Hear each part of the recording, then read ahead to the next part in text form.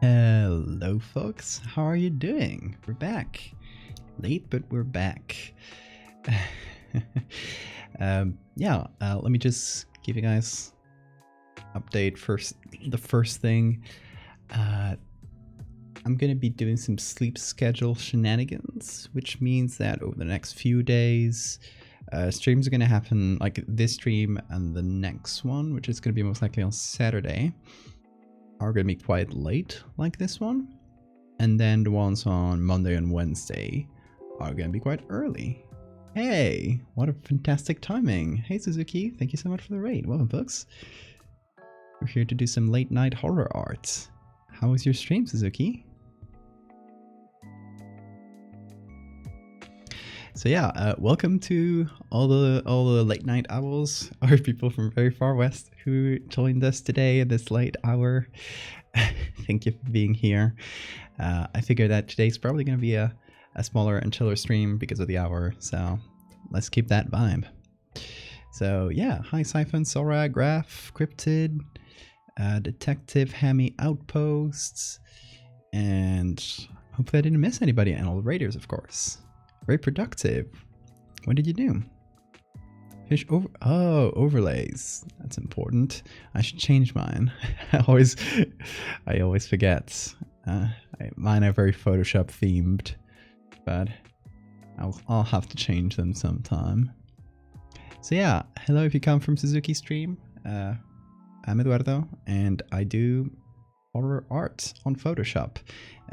Today's theme is glitches. We already have a couple images done for this. I want to aim for 4. So yeah, the theme is glitch, and the really quick like story for it is, it's going to be barely a story. The idea is that, oh, at this specific day, this specific hour, the laws of physics glitched out and suddenly everything just for a few seconds went wrong. So we got 2 images. We got this one,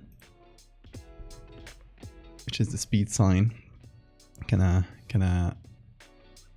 going integer overflow error, and it goes to a negative number.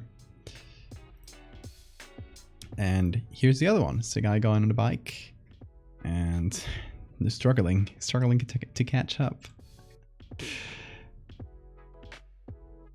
Did you watch what I sent you? You mean Animatrix? Not yet, but I'll get to it whenever I can. Oh, do you get more layers for the streak?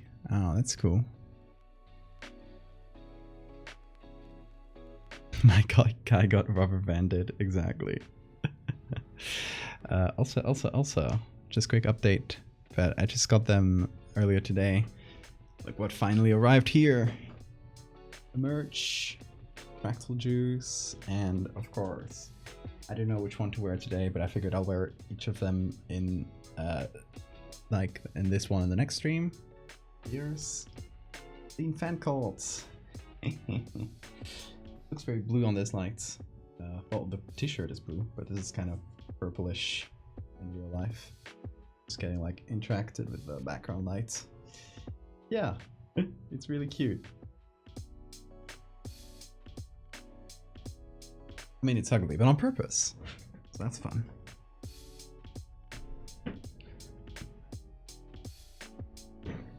Yeah, this one's really comfy. I use a different, it's a different like shirt type than some of the others I got in my store.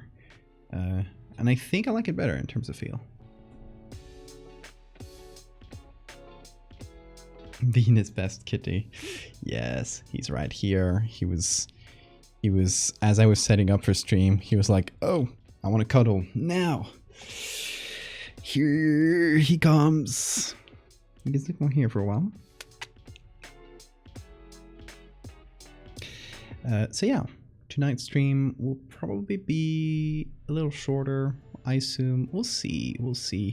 I'm not in a huge rush, so we'll probably just either have a short stream, depending on how long we take for these images, or if we We got some energy. It's a feather boa when you have a cat. Exactly. I have the best little scarf.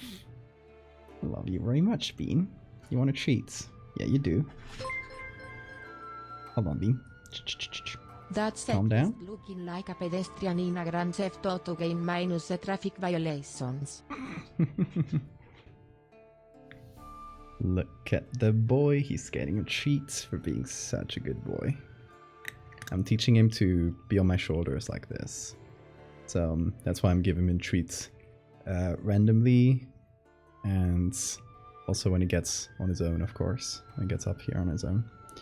Which he'll probably do over the stream. Because he's been doing it just on his own. Sometimes he wants to cuddle. And he doesn't do the full movement, but he gets like 2 legs up on the shoulder. So he's starting to get it. He's a cute boy. Oh shit. Alright, I changed the bots. The streamer bot thing for the socials, but it seems like it sent everything on the same message.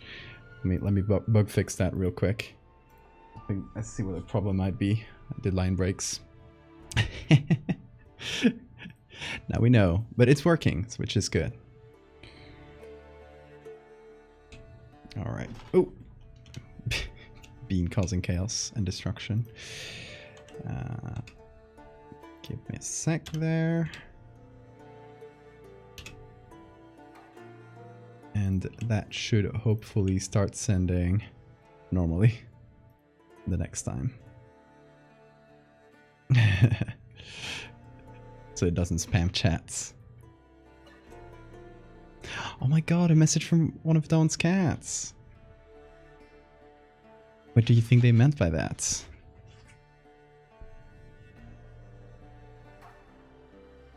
Yes, he reaches for the treat. It's really cute. Oh, Bean, you're such a good boy. You're such a good boy. He's like lying down right here, actually. I was doing some like streamer bot things, which is why I set up the new timer command. So hopefully they shouldn't these new timer commands shouldn't like happen at the same time, which they kind of spammed themselves in the chat before. So now they should happen like every like each interval, but one after the other. So yeah, we got Kitty Cam here. He's showing his ass to the camera, but that is fine. That is fine. You're a good boy. Yeah, you are.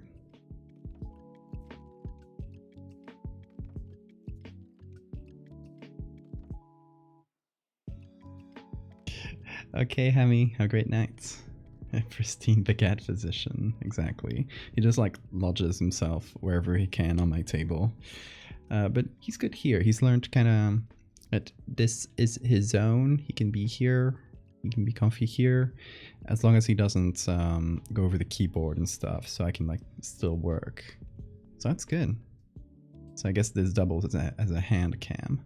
And I can also, I don't know.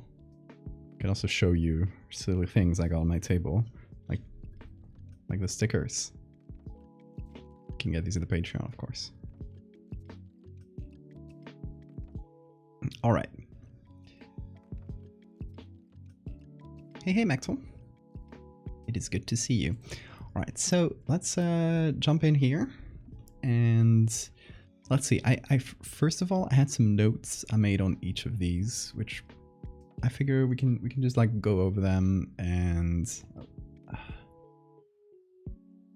we can just go over them and fix up those little things so they don't bother me anymore, and then move on to the third and hopefully fourth images for this, depending on how long they take. Maybe they'll take a couple streams. Hey Rubiki, cat indeed. His name is Bean. Little void beast.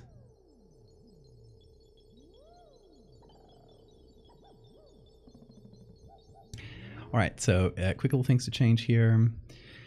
I figured maybe this like over error here. We can make it a little bit smaller so it fits inside the frame. Or even just remove it. I don't know. I want to hear you guys' thoughts. Let's see.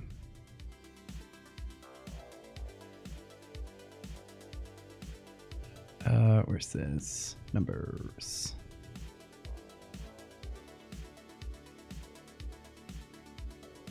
Oh yeah, I separated them in RGB.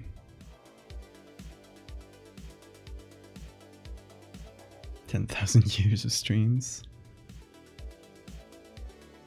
Okay, so initially it said overflow error. Where is it? Whoa. Hi. Why is this? Oh my god, completely new type of bug. Whoa. This is dope. Alright, get out of there.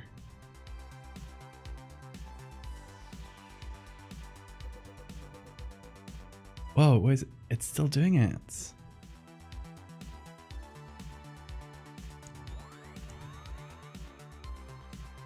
Oh, the fonts are missing.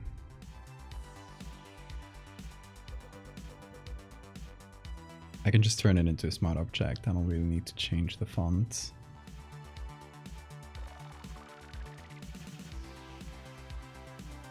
That's why the error was happening. I didn't remember deleting the font, but oh well. Can you rasterize? No? Why?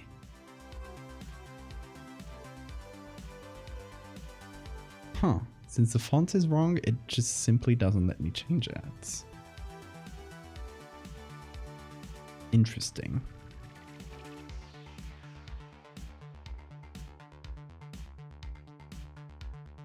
No, okay, this is a different type of bug. Huh. Wild.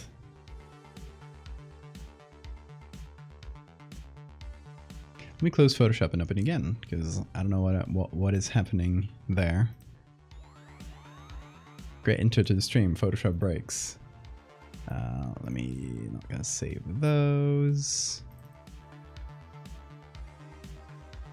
Photoshop went hard on the prompt. That's true. It is on brand. The prompt being glitch.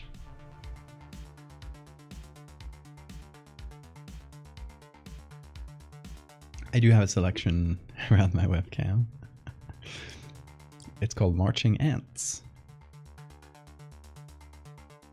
Also, I'm wondering why it thinks I don't have the font, because I should? I didn't uninstall it. Pulled us into an ARG.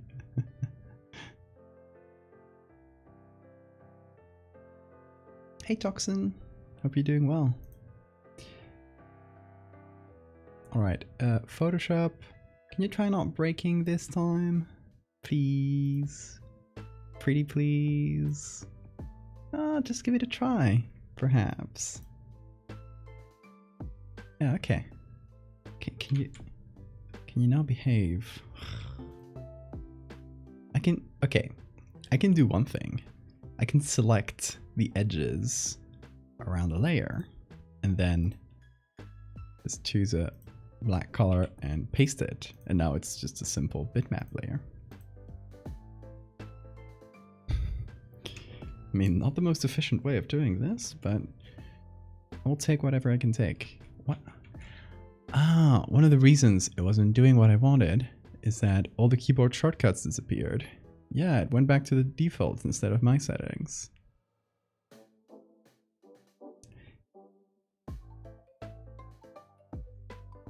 Why did Photoshop like wipe itself to factory settings? Are my actions okay? Yeah, my actions are okay. Another mystery for today. Who knows? Photoshop woke up and decided to be silly. Like literally, Photoshop will sometimes just reset itself to not totally factory settings, but all the keyboard shortcuts, everything you have, like the toolbar sometimes, but it's mostly just the keyboard shortcuts. For the menus, I don't have a change to those. I just use the defaults. But the shortcuts, thankfully, I the second or third time this happened, I made a save, like an exported version of my modified settings, so that I could just like load them in whenever this happens. So thankfully we didn't really lose a lot of time. Oh, Photoshop. So silly.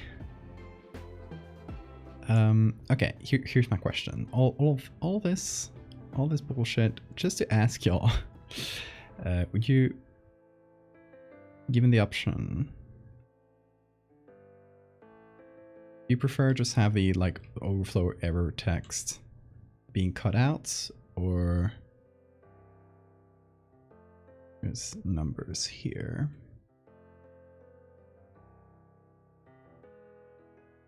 Or have like a smaller version of it where we can read the whole thing. So it's like de-emphasized, but we can read the whole thing.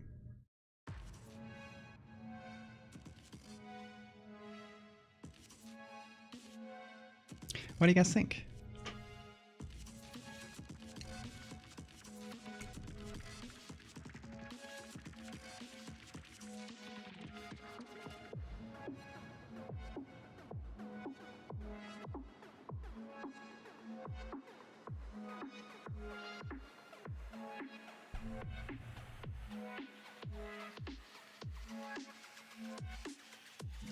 Would make sense that we're trying to include it all in the frame. On the one hand, fair. On the other, I imagine like the text would be scrolling and it would be changing constantly. So they just got like one millisecond of the text. So I don't think it would be like they would have time. The photographer would have time to intentionally like try to cover the whole thing, because it would be constantly changing. Cut off aesthetically, yeah, I think me too. And I don't think it's very important for people to know that it's an overflow error. Like those who know this number, they'll know it's an integer overflow.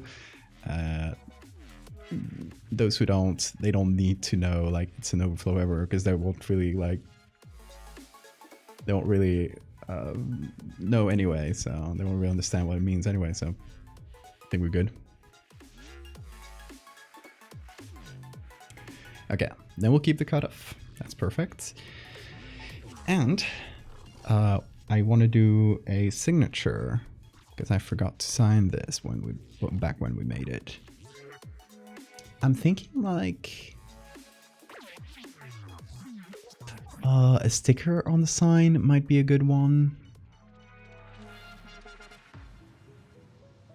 Imagine giving birth during this 15-minute period. It's just baby shoots out.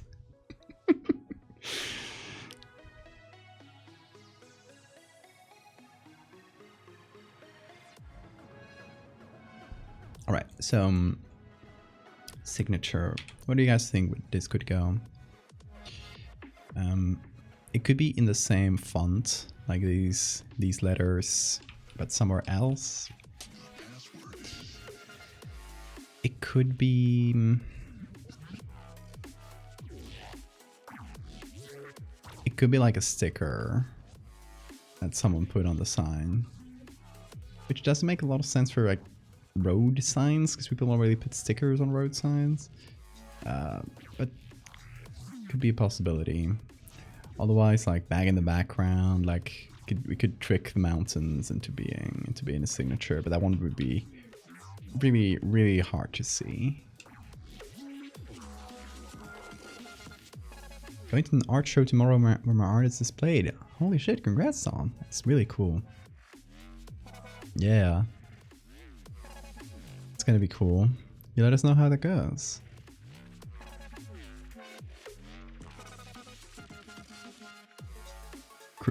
Krij? Is that how you'd pronounce it? Thank you for the follow.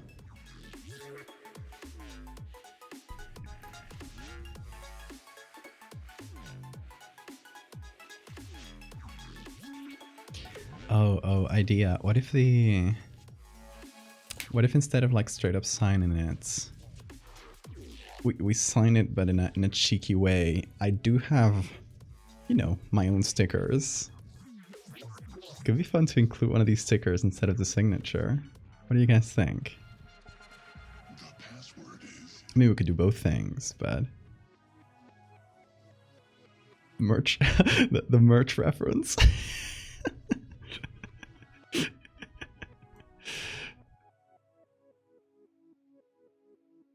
All right, let's go for it. Let me get my sticker sheets.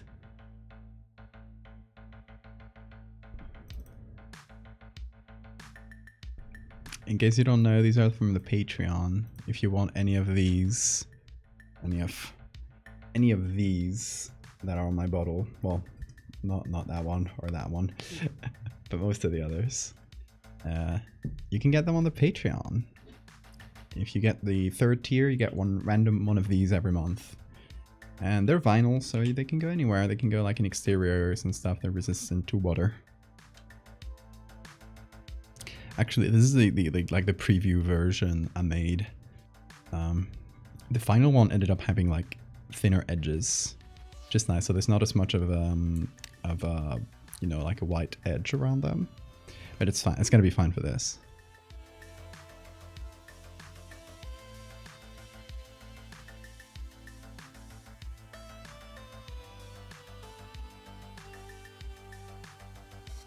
They are set, not separate. Do googly eye sticker, true. Yeah, I like the scratches idea. Should we do this one? I think this is my favorite of the sticker sets. And also it's like a pretty well-known edit for me, so. Okay, let's use the magic wand. Whoa. Use the magic wand. Don't break. Then invert the selection. And then just do like a rough cut around it, so it's just that sticker. There we go. And now we're gonna go below this. I'm also gonna keep the soft light below the camera filter. Should hopefully look better. We're gonna keep this for comparison's sake.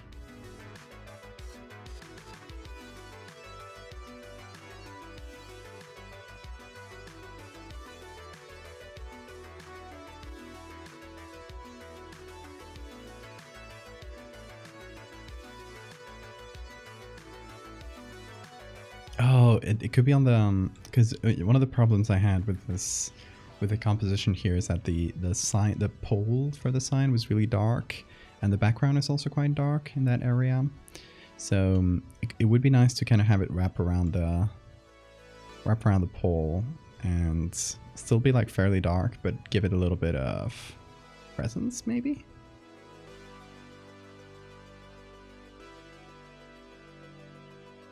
Either that or here, where I scribbled the thing before. That's... okay, what is this layer? Empty. What about this one? Empty. Why do I have empty layers around the place? Here it is.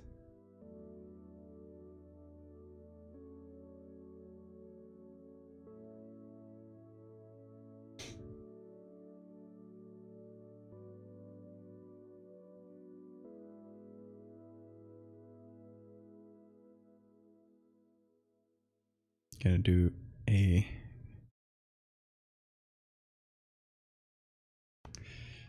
this in a group, do this, there we go. That way I can move it around. It's gonna like wrap around the edge a little bit.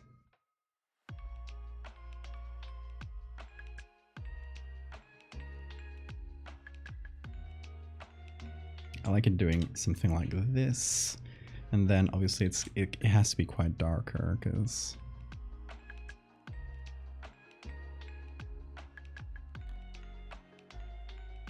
the sign is pretty dark on itself. So I think this has to be basically as dark as the sign behind it. It's also going to go below the noise layer, below that levels layer.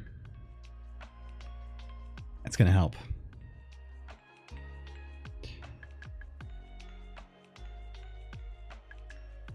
It's also going to get a Gaussian blur, just to match the base layer.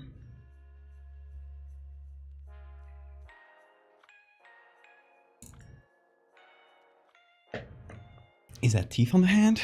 Oh yeah, in case you're not familiar with that piece, let me pull out a quick link.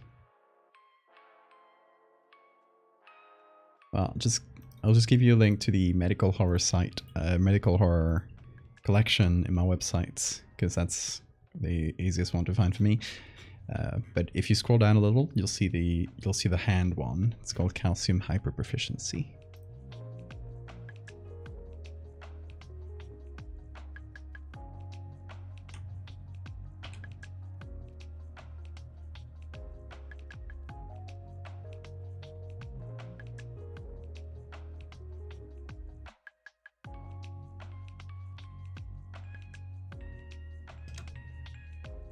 Oh, okay. Blur that.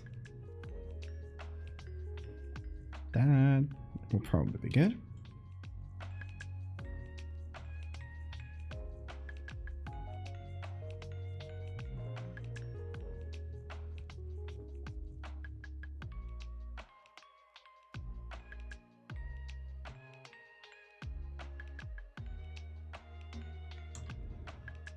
I wanted to take like too much space. I'm trying to find like a good zone where it's visible, but it's not like the protagonist of the image, if that makes sense.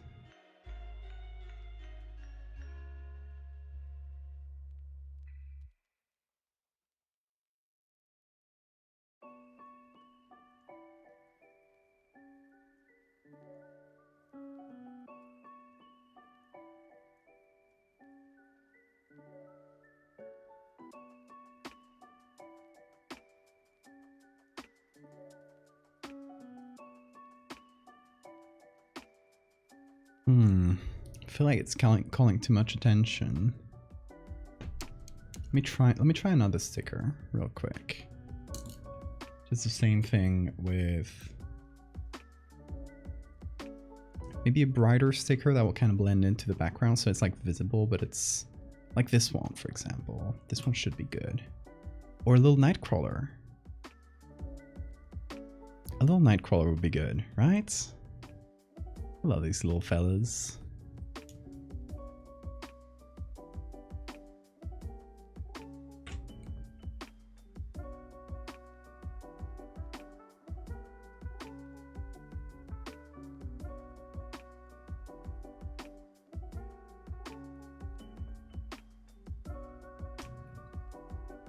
A single nightcrawler.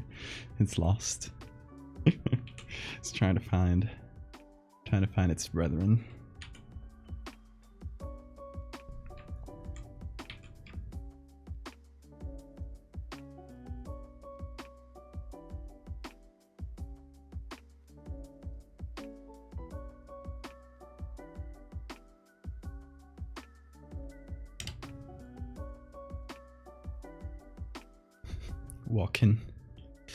Walking. I like it.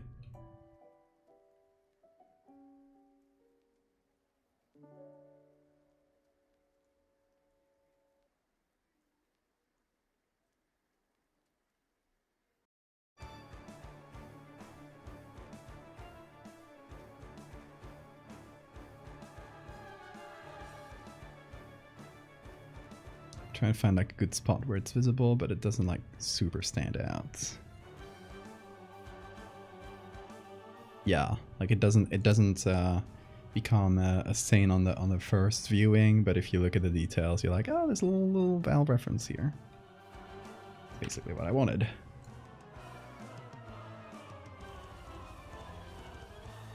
Get those nightcrawlers in the chat, please.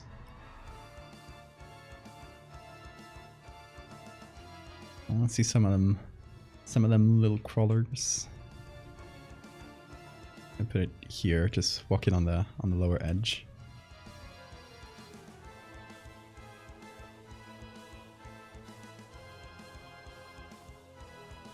Yeah, look at them go.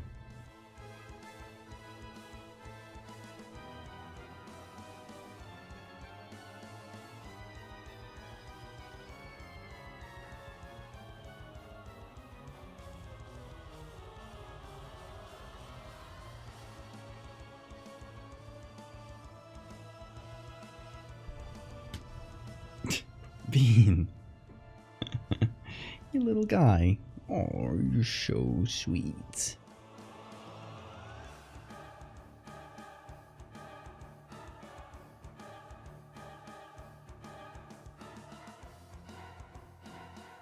Okay, now we can scratch a little signature here. Have chicken. I'll take the chicken.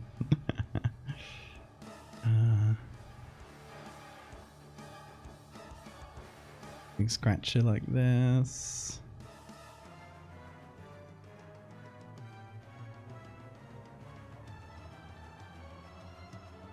Too scratchy. I'll give it another try with another pencil. Try this pencil one. Oh, too big.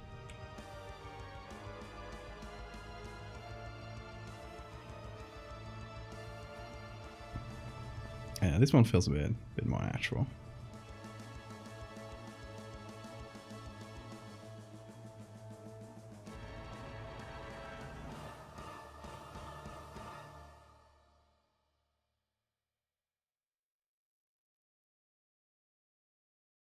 I'm gonna put it under the crawler. There we go. So they're intersect a little bit, and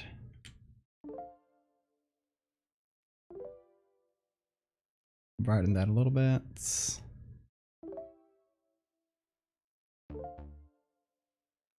There we go. Just a little corner Val reference.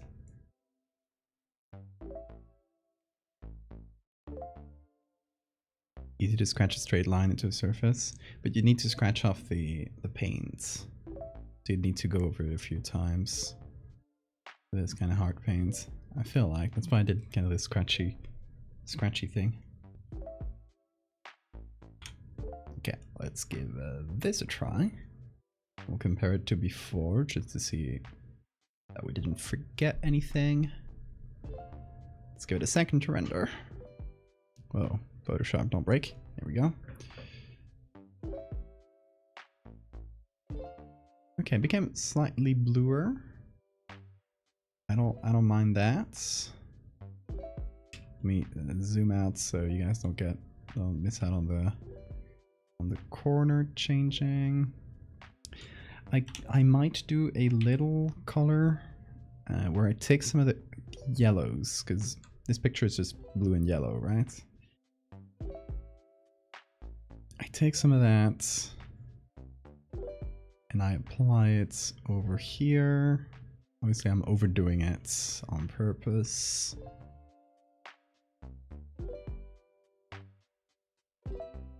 And then reducing that a bunch.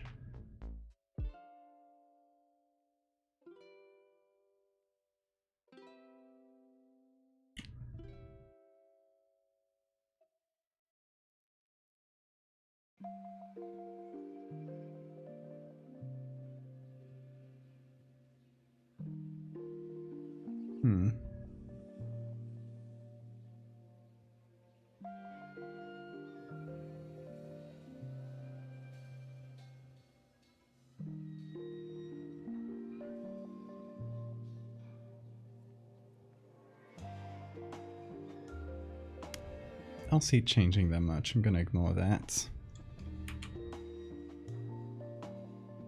Getting lost in Pinterest. Oh, I really dislike Pinterest. It's so full of stolen stuff. I actually think one of the reasons one of my older images from like 2019 got stolen so much. I think it appeared on like 15 or more album covers.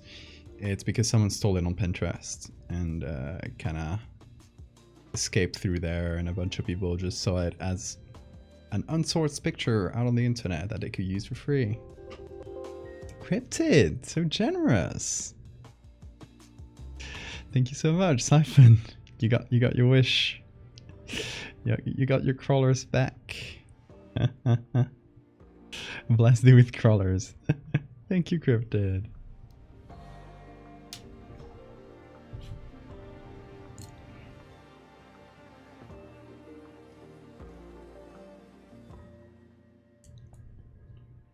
we got all the little things I had noted down. This was just a silly sketch. And oh, Bean. Bean, you're pressing on the keyboard. That's no good. That's no good. You're gonna Alt F4 me it someday. One of these days, I swear. Okay. I'm gonna put you here. Let's see. Let's see. Oh, you're so soft. Just a floppy boy. I figured since he's tired, he was probably not gonna resist.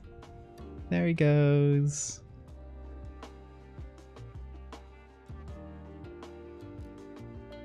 Sleepy man.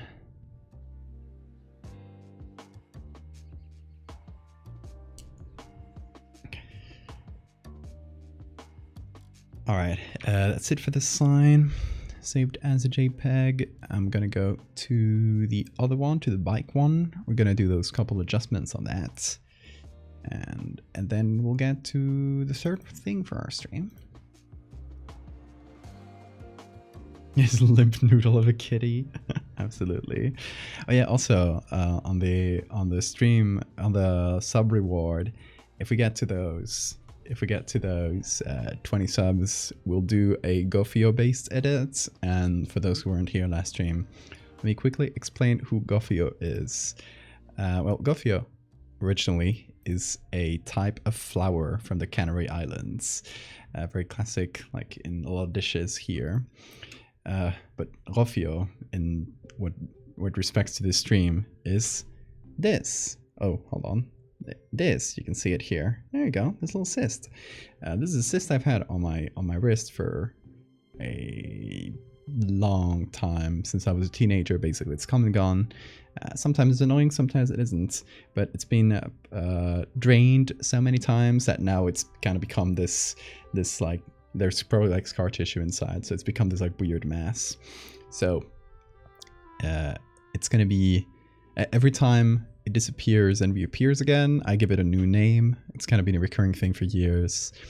And the last time it appeared was really close to 1 year ago. It appeared around mid-May last year, just when I got here too. So since I was just like moving to the Canary Islands, I named it after this really typical thing in Canarian food.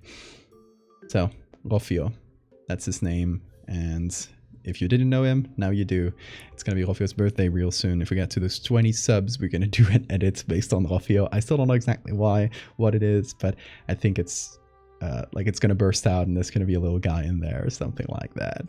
So if you guys want to see me figure that out and celebrate this horrible little being thing birthday, help me get to those 20 subs. Happy birthday to the lump. Nearly. Around mid-May, so about next week, someday next week will be its, I guess, its approximate birthday. It doesn't have an exact birthday because it doesn't just pop out from one day to the next, but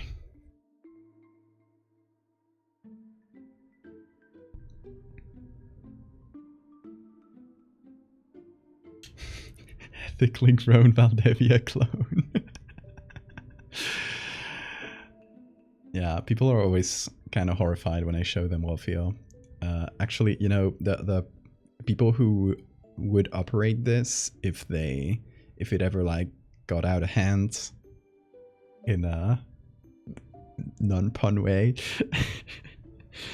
the doctors who would operate on it are plastic surgeons, and my girlfriend is currently studying to be a plastic surgeon. So I actually showed it to all her co-workers, and they were like, "Oh shit, I've never seen such a big one." They were all like super like impressed. It was funny. But hey, now I know people who could take care of it, who could remove it if it ever starts hurting.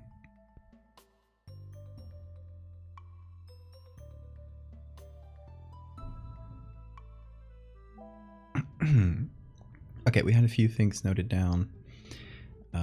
Okay, some lights on the top of the bike. there's a wonky part there. We got to sign it as well. And we got to remove these shadows because those are shadows from the bike. So let's get to that. Well, the original photo, in case you're curious, is this. So we separated both things, and then all the parts that intersected we had to remove. So on the guy, for example, there was a bunch of things we had to redo, essentially. Thankfully, it was a silhouette, so that removed a lot of work. And then same thing on the bike. The bike had needed a lot more work. We had to combine a few different bikes, actually, to make it look half decent. What training did you get through to get one to such high level? It's a high level cyst. Normally it's a good thing when your girlfriend's friends say, I've never seen such a big one.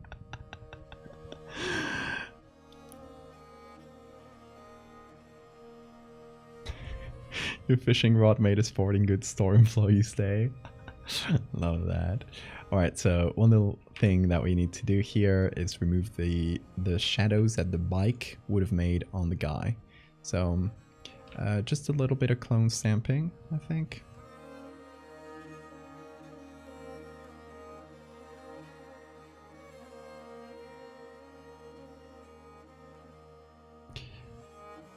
Nothing too huge. Just like removing the shadows that clearly were from the bike. Here, it's probably from the bike as well. But honestly, it can also be from the arm and stuff, so I don't think that one is as important to remove. And then there's a logo on the helmet, which we could remove and use to add my own signature, for example.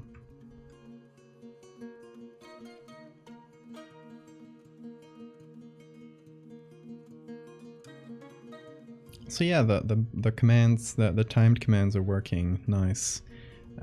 Go listen to Chat Valdevia, who's definitely not a bot, and join Discord because it's a really cool place, and we're actually refurbishing the place, adding some new cool channels. There's now forum channels, which are really nice. We got a bunch of collaborative writing projects, like the UCR, which is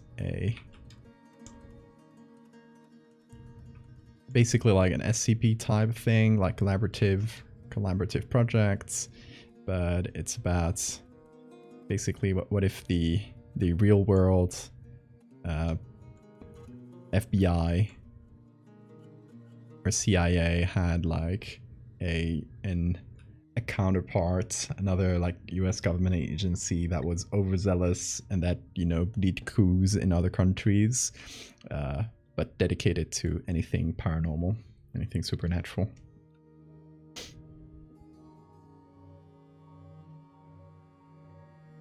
Well, GPT, no, I wrote that message.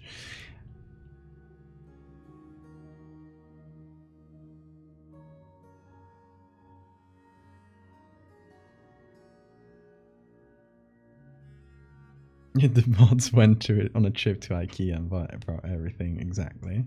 Thank you for the same reminder, Don. Also, I'm glad to see that folks still made it to this very late stream. I was worried it might be a bit too late, but it's good. It's good that obviously, like, I don't know, probably less folks than usually.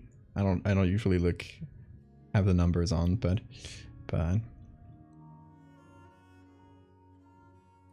it is good to see y'all.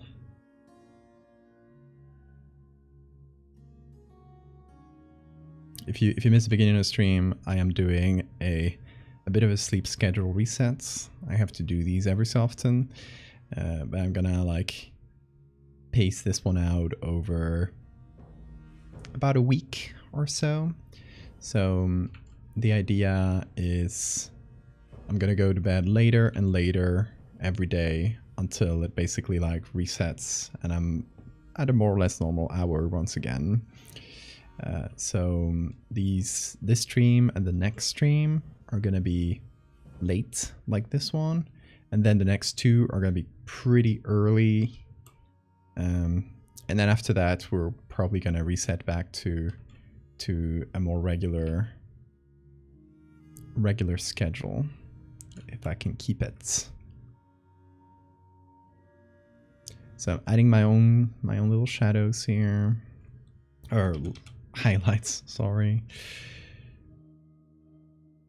Because now we don't have like a guy casting shadow all over the place. So I gotta figure that out. Just a bit of my own lights. It's still like a black bike, so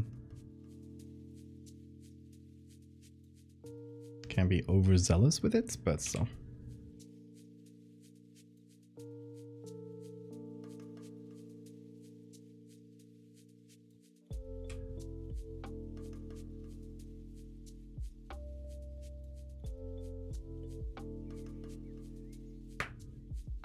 Isn't exactly what the CIA does. Yeah, but in a world where like actual paranormal things exist. A lot of the inspiration behind the project is like actual things that the US government did, like Project Blue Book, where they would like seriously look at UFO encounters. I guess they're still doing that in a way. They just changed the name to UAPs, but they were actually at least bringing it back. There's also Project Stargate, where they try to have people, you know, like do like see things from far away just through their minds, stuff like that. They even got Uri Geller involved in that, which was funny. The guy who bent spoons. I don't know if anyone remembers that guy. If I ever miss a stream, I'm either driving or dead.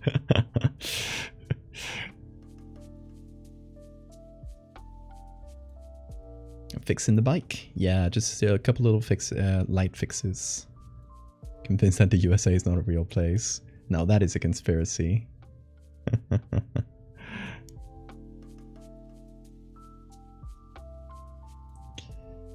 It's, you know, there's a lot of SCP DNA in it. But it's more of a like lawful evil place. They're not doing anything for the good of humanity. They're just doing things for the good of themselves and the US interests, or what they consider to be the best interests of the United States. So they are assholes. And as opposed to the SCP, it's a lot more grounded. Like things that they find are more. It's much closer to like real life paranormal things.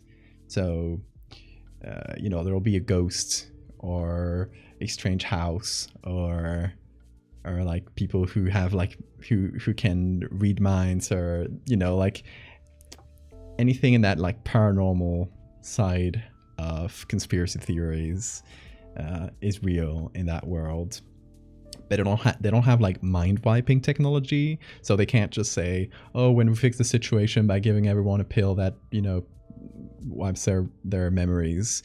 No, they actually have to kind of cover their traces by creating disinformation campaigns, by rounding up all the people who saw too much, and either like making them through, you know, manipulating the press into making everyone think they're crazy and they're quacks, or actually like like trying to wash their brain in a very like CIA way. So they don't have like special technology. They just have whatever people actually had in like the 70s and the Cold War. And it's also very historical focused. The SCP is not like super focused in like when things happened. In most SCPs, it's mostly like just modern. The UCR's thing is that it all happens in a storyline. So if you want to do a story, you got to pick carefully like when it happens. because in the early days it's like, oh, just some like crazy group of people just going to hunt cryptids and deceive the population into thinking they don't exist. And slowly, during the Cold War, they start like a big rivalry with the counterpart from the USSR, and they're like kind of fighting in the international stage in like different countries, fighting for like weird artifacts and that sort of thing, but it's all covert. So there's a lot of that. There's a lot of Cold War stories. And then you get to like early internet era, and they start some like old school forums called the Fourth Eye forums, where they start like, you know, disinformation stuff through the internet, but like early internet stuff. And then they're really never really advanced. Like they're very much like a US federal thing where it's a little bit stuck in the past technology wise. So it's definitely not the SCP in a lot of regards. Anyway, sorry for the tirade. During MK Ultra Cold War spies shenanigans, exactly. That's the whole concept of it. If you guys are interested in the concept, just taking a look at things. It's a project that's it's gone through like waves of activity. It's been dormant for a while, but now people are picking it back up. So I'm excited to see what people come up with. I have done a couple stories, but I'm more like in an advisory role. I like to review what people have posted, and we have like a little like mod group. It's in universe. It's called the Consensus Reality Division, and the idea is that, you know, people can upload anything to like the UCR canon, any like documents and stuff. But this little group gets together, reviews all of them, and if they consider one of them non-canon, the idea is that this in-universe section of the UCR, this division, just looks at all the archives and finds objects like artifacts that have been misplaced from other realities. So when they find something suspicious to have been from another reality, they just stamp it, like saying like, oh, this is not from our consensus reality. So that's kind of the in-universe way of saying like, okay, this is canon, this is part of the timeline, like an official part of the timeline, or this is just like a little side project that kind of veered on its own direction, and you can still work on it. It can still exist, but it's going to be just like documents that slipped in from a different dimension or from a different timeline of the story. So if you want to do stuff that involves like time travel or like really crazy stuff, you can have it in your own little like branch of the universe, if that makes sense.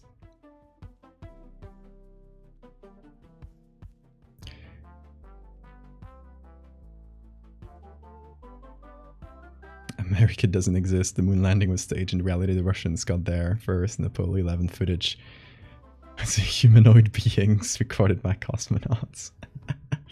As you see our reference, the Russian dog hoax. I don't think I'm familiar with that one.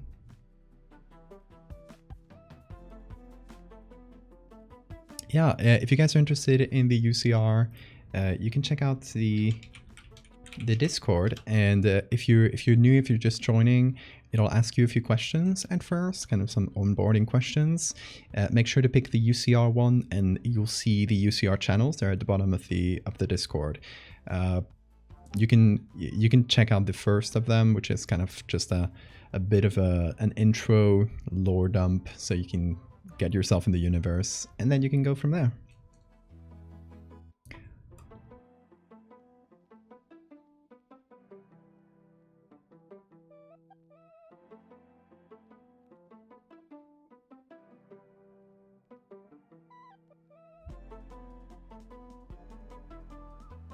Alright, so now we got the lights, we removed the shadows. This was apparently wonky. I'm not seeing how. Oh, I think it's maybe just the color.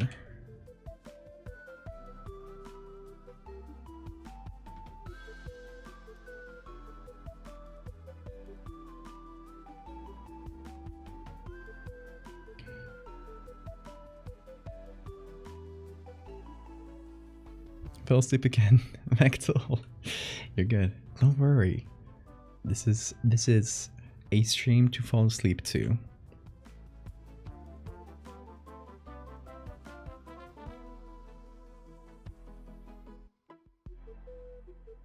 Gonna make that light a little bit blue.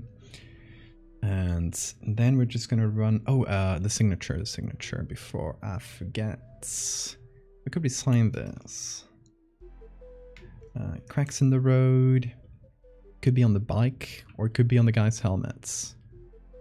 Although the guy's helmet would be like a really small one. It would be equivalent to this. Could be on here. Again, it would be quite small. Okay, Mechtel, you sleep well.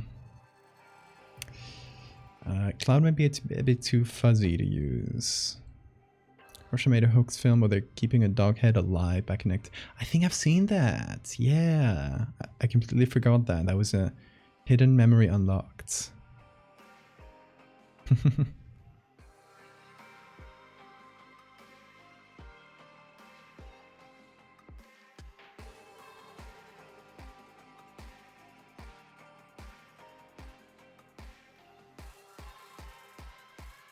Okay, I think cracks in the pavement might be a good one. Hold on, is this empty? Yeah. Here we have a nice crack we can start from.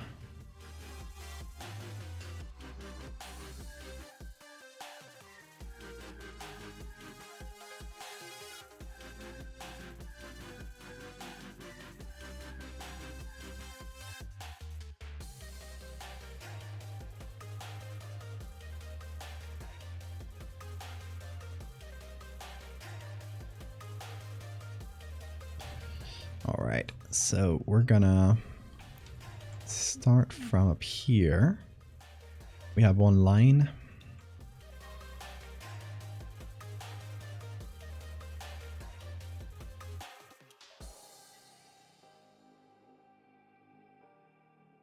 Then we can get this one here.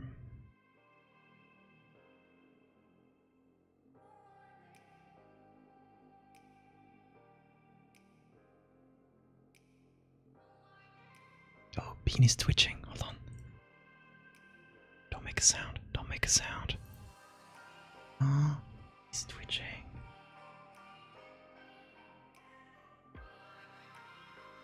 What did you think he's streaming about? Stream broke on your end? I mean, if it broke on anyone else's end. Seems to be stable on my side.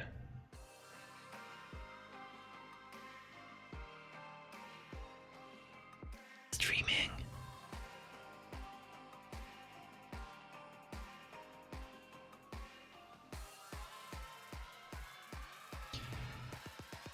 I need to explore an idea about an ARG. Roleplaying our humans interaction with nature, Earth being fed up. Just fucked up and found out. I like that.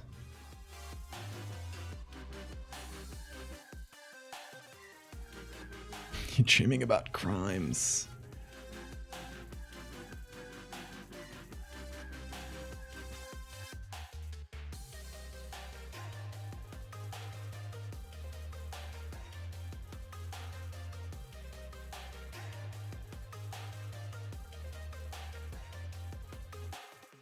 Okay, so we got 2 cracks.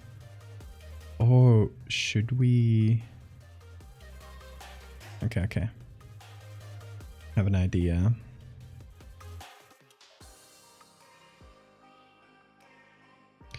We continue the cracks.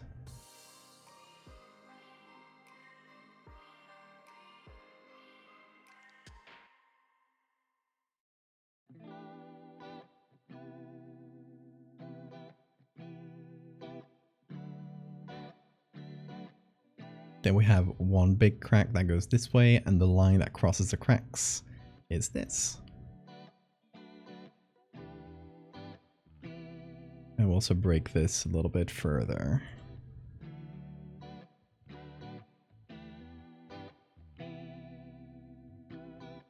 I wish we had more cracks, but we're basically painting them at this point.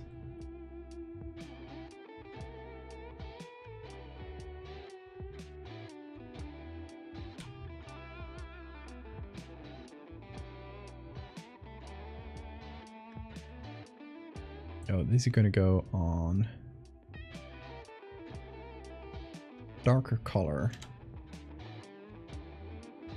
No, wait, they gotta go on normal.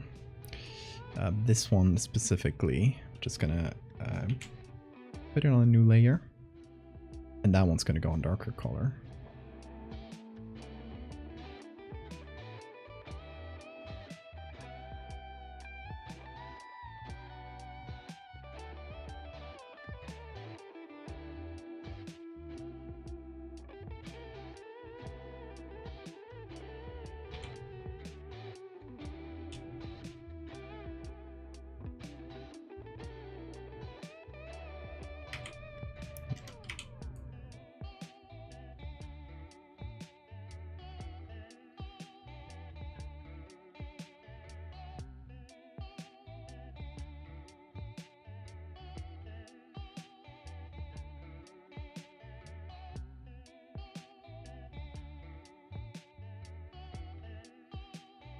And if I manage to connect that here, okay, I need to make some of it darker.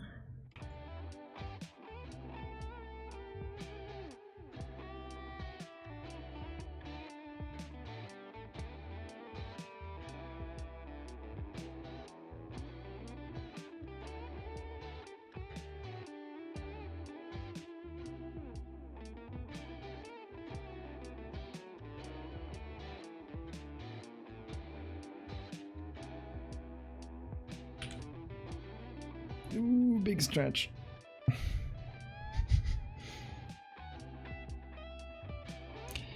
Based on the glitch prompt, I thought of a horror series idea where a person stumbles across IRL glitch on accident, falls into a rabbit hole of documenting them, figure out the media is hiding the glitches. I like that. I think all the glitches you see in TV are real.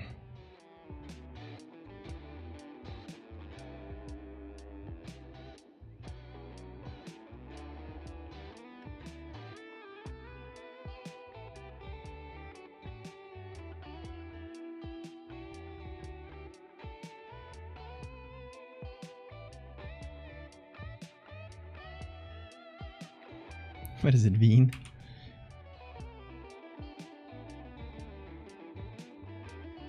What's up? You awake? You up? Yeah. Oh, falling back asleep. Falling back asleep. There he goes.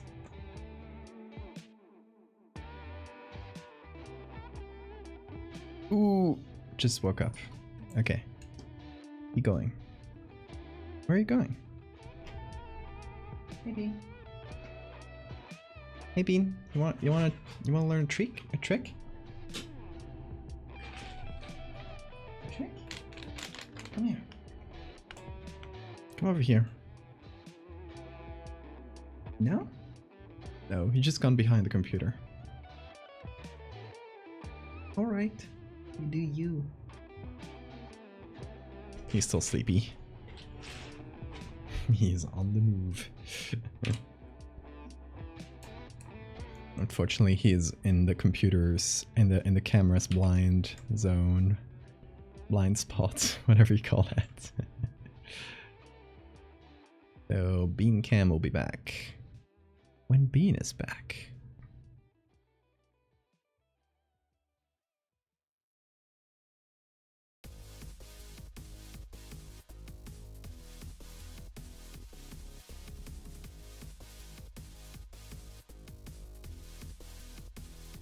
Alright, so this is signature. Kind of a convoluted one, but it works, I think.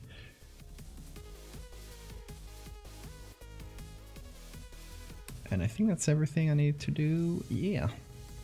Oh, not everything. I want to change the colors to match the sign picture. So instead of being blue and this kind of purplish, I wanted them to be blue and yellow. Let's see at least. Oh, and I also want to run them through... Yeah, hold on. I want to run them through one more thing before. I'm going to make 3 copies of the layer.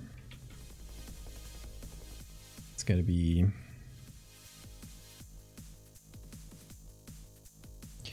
RGB. The beast is breach containment. He is off. He's just behind the computer.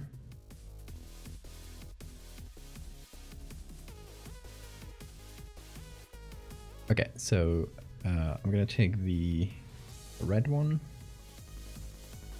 and I'm gonna just distort it a little bit.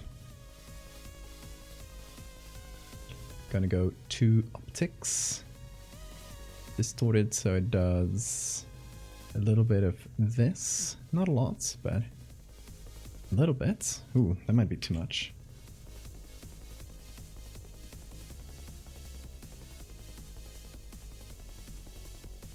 Yeah, that's way too much.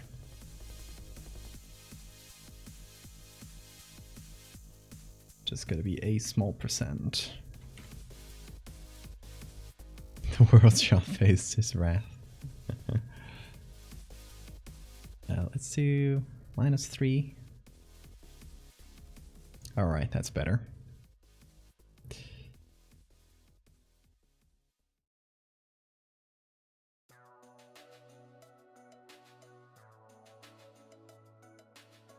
What if I...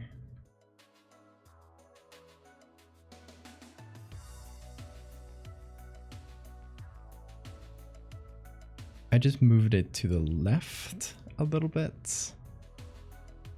And this kind of gives it this like after image.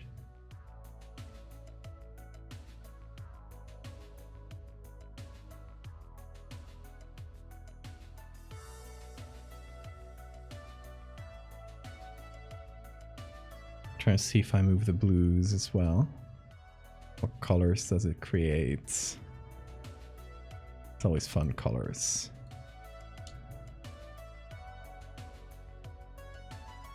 Okay, I don't want it to be too exaggerated, but this should be good. And now I'm gonna crop it to this new size.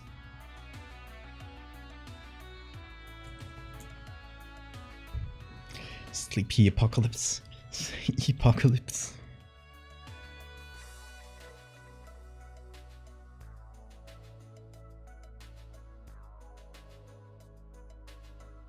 Alright, now we run it through the camera raw filter.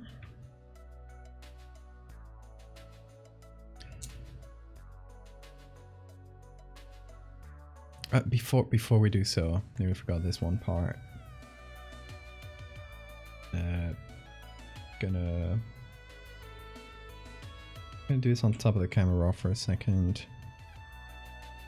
It's just my classic blur plus sharpen. You guys know I do it a lot. Too much? Maybe.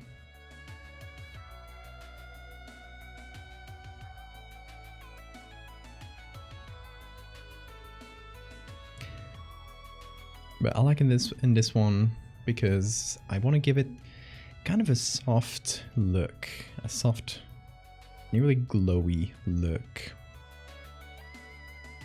Because, you know, it's slightly like dreamlike imagery. And I want, see, I want this, like, imagine the rules of physics breaking for 15 seconds. What would really happen to the world if this happened? I want it, instead of feeling like chaotic and crazy, I want it to feel nearly calm.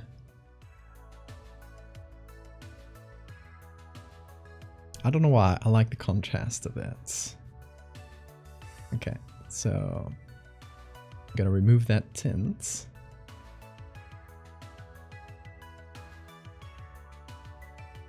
We're gonna try and keep a nice blue to yellow gradient. So in the curve, we're gonna go to the blues. We're gonna emphasize the blues on the sky while de-emphasizing them on the ground, and this should give us a nice little blue-yellow combo. I also think there's some color grading I need to remove. Oh yeah, definitely. Let me remove the color grading first, or just re-emphasize the same thing. Always blues and yellows.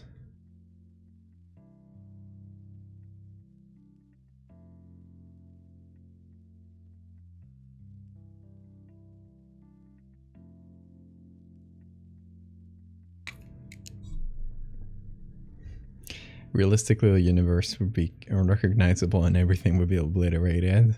That's no fun, exactly. You know, there's a certain amount of magic that has to go into this.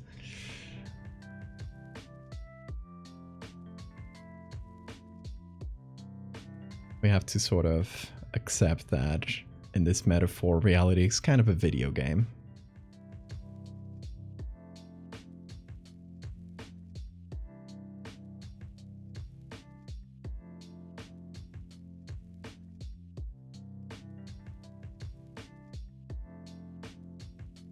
So this removing clarity here gives us a kind of a glowy look.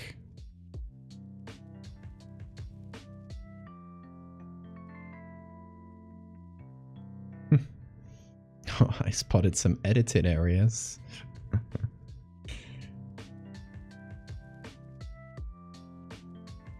You don't have a health bar on screen all times? You should get that checked out.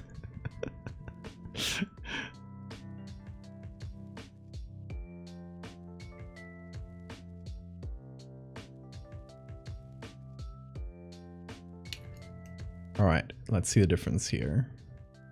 We went from this to this. A bit more natural tones, and more than anything, I think a good match for this. The tones match pretty well. I might like switch them further at the end if I want them to match a bit better, but this essentially brings them much closer. So I'm gonna save this one over. Gonna save here the PSD itself. And then we're gonna start a new one. And here's the idea we thought about the other day. I'm just gonna do a quick little sketch of what I was thinking, and then we'll see what we find in terms of images. So the idea, really briefly, what's this low opacity? There we go. Really briefly is to have a lake of some sort, and all the water, well, these being the edges of the lake, all the water is doing, like it's going up into a huge bubble, basically. It's all rising up into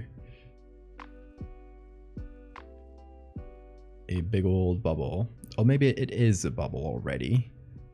Like maybe the bubblification is done and the lake bed is dry.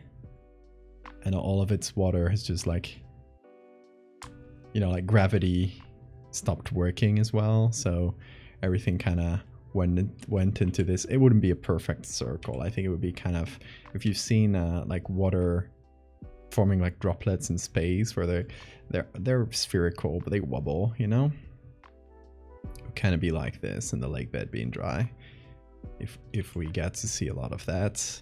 And maybe like a little boat that got stuck in here. That's my shitty sketch.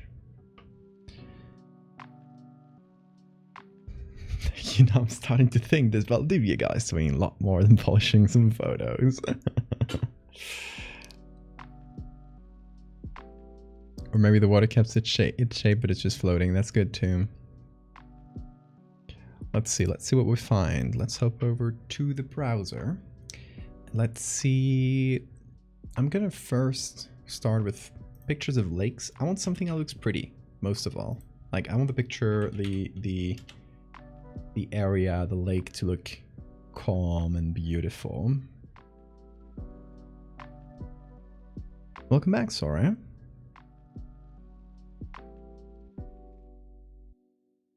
This one's nice if we want to look at it from above.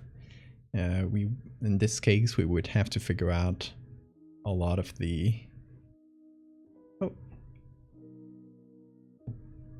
bean just dropped down like this, and the whole table went wobble.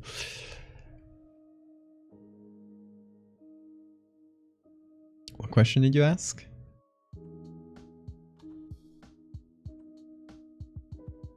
Oh, one thing we're gonna have to do is reflections. We're gonna have to figure that out. That's gonna be fun. Not yet, but I will watch it whenever I get some time. Probably will over the next few days, because I'm gonna be postponing sleep for a good while. Oh, this one's nice too. We don't get the edges though, so it's not really, it's not as lake-like.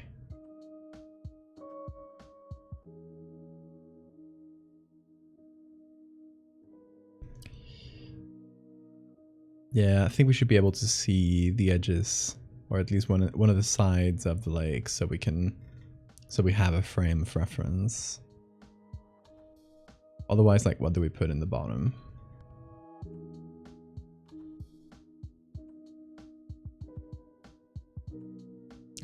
Photos of dry reservoirs. Oh, that's a good one.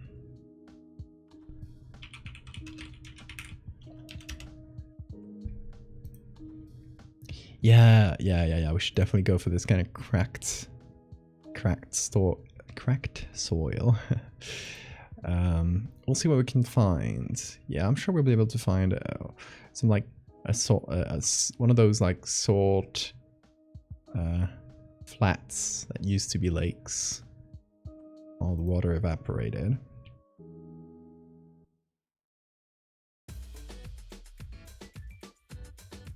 Okay, I think this one here is my favorite because we get a lot of the...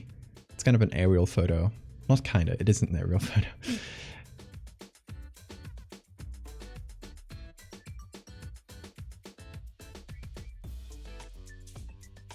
This, let's see. Yep, that could work. Hopefully we can find one from like much further out though, so we can do like this looks good. Aerial photo, yeah. Aerial photo of dry land. This one's really good because it feels further away. I don't really know what the picture is initially, but oh, where did that go? Oh, there it is. Okay, pixels for some reason. There's some like web thing that covers the picture or the download button, so I have to reload and then hit download real quick. Very annoying. So we'll see. Combining these two should be fine enough. Let's see what you found. Ooh, really good. Yes. Okay, let's see if we can download this one real quick. There it is. Let me save all of these to my little collection. All right, and now let's see a bubble. We're gonna need some, not a bubble really, droplets.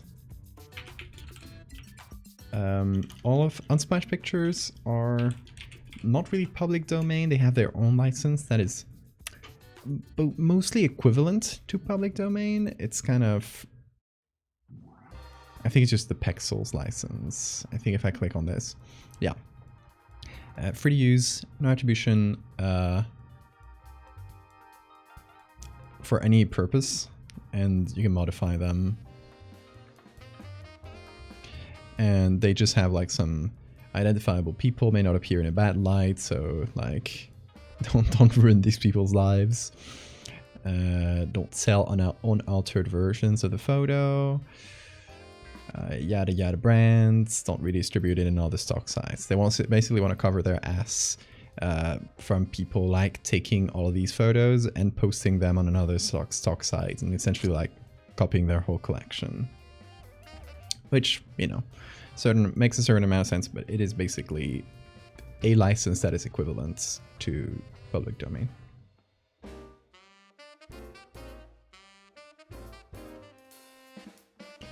Oh, that was good too. Thank you, sorry.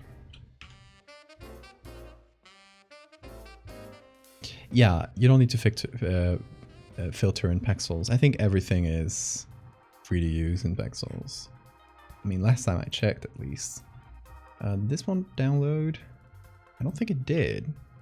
Let me hit it again. There it is. Now it did. Alright, let's see droplets.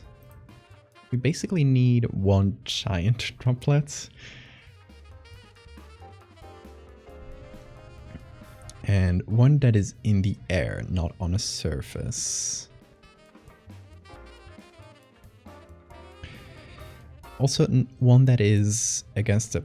Oh, okay, there we go. One that is against a pretty simple background, because we are going to need to add our own reflections to it. Okay, see you, Barango. Dry land with plants, bushes. You think you might need that? I don't think so, because we wouldn't really have a lot of like bushes under a lake. I guess, would it really be dry? I guess it would still be wet. So I probably use the this one. Yeah, maybe it would probably be muddier than dry, because the water like just lifted up seconds ago. This could be good too. This feels like, you know, there's still some water at the bottom.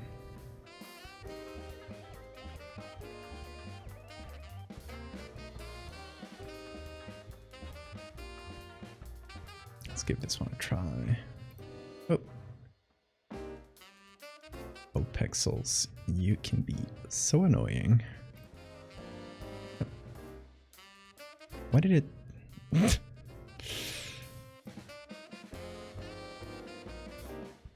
Come on, website, work, there you go. Okay, back to droplets. Something like this, let's see. Could it still be dry, but I think mostly the perspective here is different, a bit too different from this.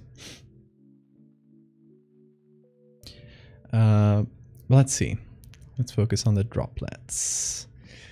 This one could be good because the reflections are simple enough, but it has a very narrow focus, like a very narrow band of focus. I mean, the texture of the thing. Yeah, the texture is like that cracked ground. Probably not going to use that because I don't think it would make sense for it to be, you know, cracked. Oh, this one might be good. It would make sense for it to be cracked if the water like literally just lifted up, if that makes sense. Yeah, this one might be good. This drop here.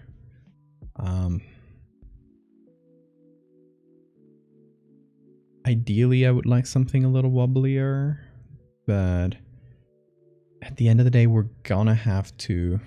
Oh, this one could be good.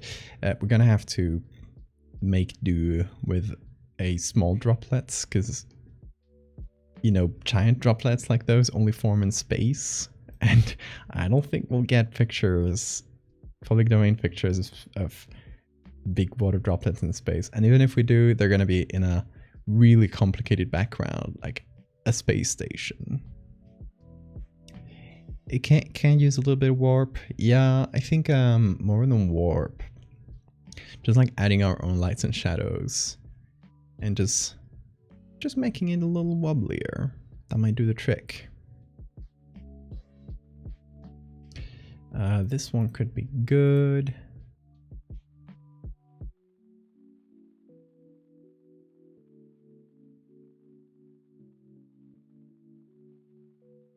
This one is really simple. which might work in its favor. Oh, this one does have its own little wobbliness. It's reflecting some tile here, which I don't love, but it's nice. It's in focus. It has a lot of what we need. This one's a bit out of focus, unfortunately. Get a little wobbly with it. Let's see. Nice lime. Oh, this droplet? No, I want like a free-floating droplet mostly. Something that's just floating in the air.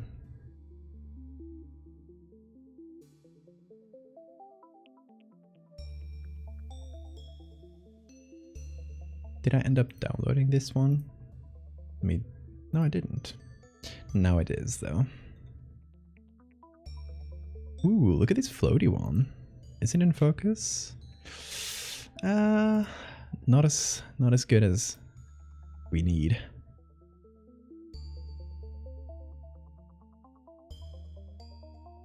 Yeah, easier to cut, and most importantly, I think it's gonna be the reflections.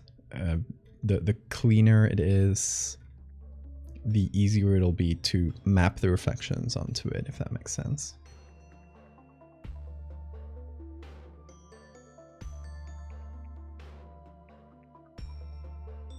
Because we're gonna need to, since it's a sphere, let me think about lights. I'm looking at the examples here. It's gonna flip things horizontally and vertically. Like it's gonna flip things both ways.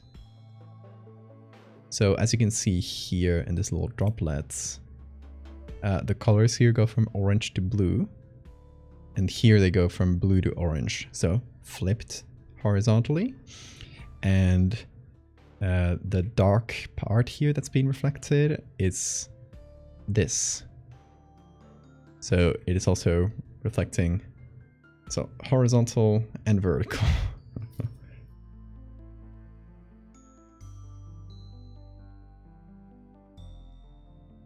Little fly. Oh, so cute. I love a little fly. Okay, let's see if oh, this one's kind of wide. It's a little bit wider.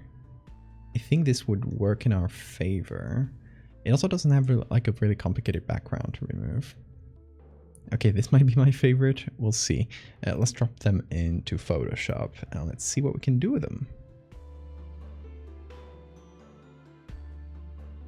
Let me go to my downloads. Put this. We'll start with these two in terms of the background. And then let's start with this one for the droplets.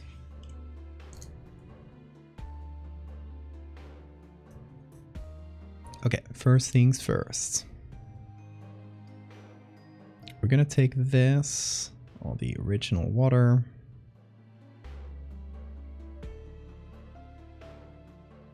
I'm just freehanding this one. Okay, we will cut the trees from it later, or like cut them back in, essentially.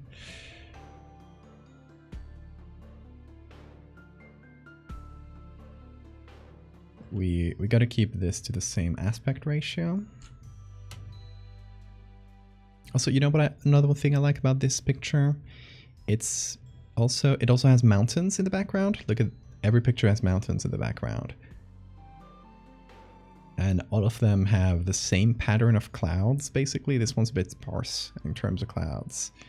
But you could theoretically believe like, oh, it's all the same area, right? We're just seeing like this little corner, this little really calm corner of the world as everything's going to shit.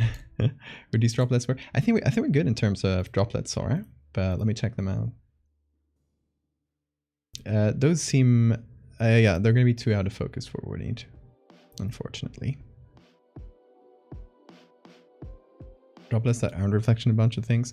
Yeah, I mean, it's really hard to take pictures of droplets that aren't reflecting that much, because those pesky little things, they do have a tendency to reflect. Okay, let me do... Hold on.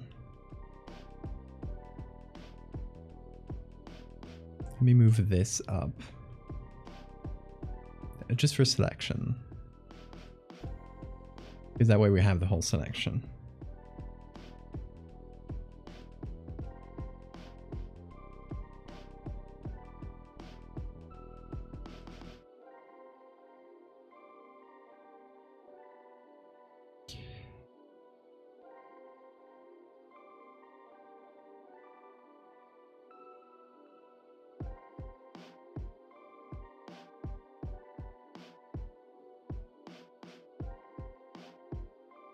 All right. Now we're gonna... Hold on, let me check the greens. Green. There we go. I'm gonna also do a copy of green. Because it might actually have a better edge. Just the opposite, right? We gotta brighten up the edge, darken this.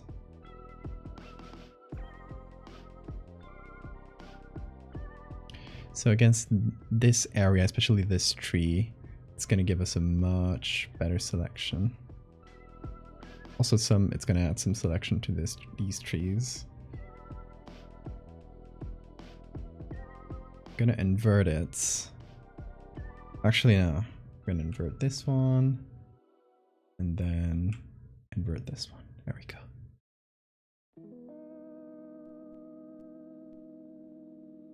Can I... The layer is locked. What are you talking about?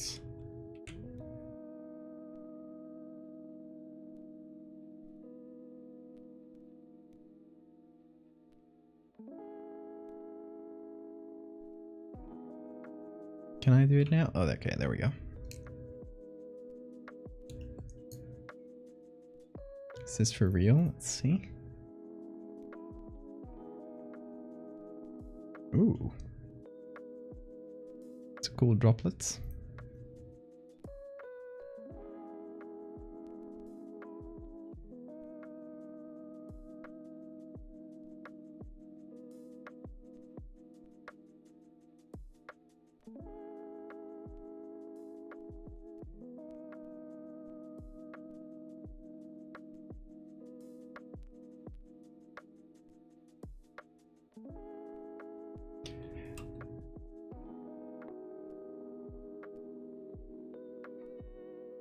Okay, so what I'm doing here is trying to set like a good edge between the trees and the water.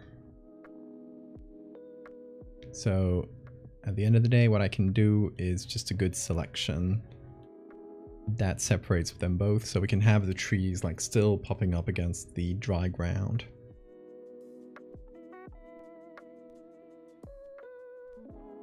Ideally, if we manage to get it working. It's a complicated selection, but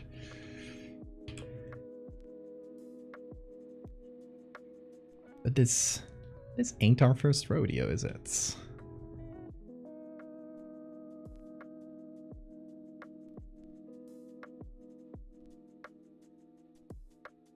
This is still part of it. Yeah, okay.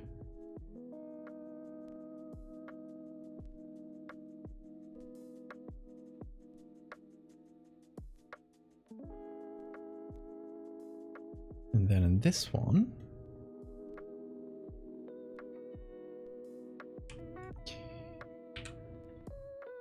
I'm gonna do basically the same thing, and then we're gonna just combine these two selections together.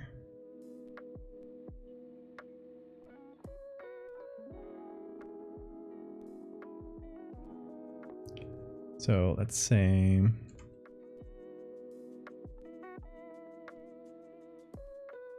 we just want these, and now we do that now. There we go. See, that's not bad. It's a little bit of an edge that popped in. But the white that you're seeing there is the selection, so the more accurate that is to the tree line, the better we'll end up. The less we have to fix up manually. It's a fancy way of selecting things, but it can really do wonders. Oh wait, what is this? Let me dodge. There we go.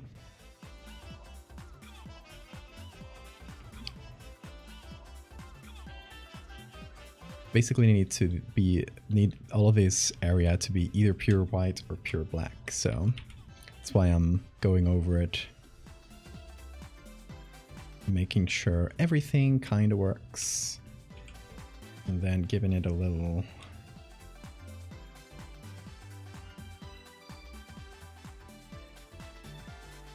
contrast, because any shade of gray is just going to get partially selected.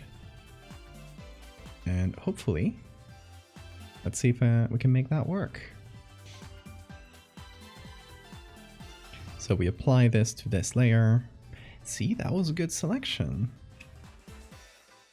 What we got is, now we can comfortably remove that whole chunk of ground, and the trees are just gonna pop out against them. Cloverly Artists, thank you so much for coming here. Welcome.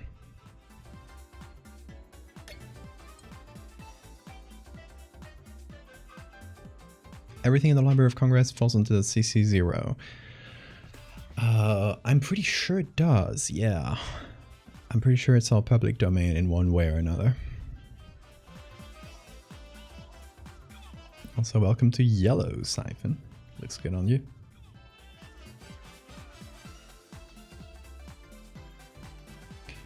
Alright, we'll probably have to fix up some other edges here, but it's already a good start.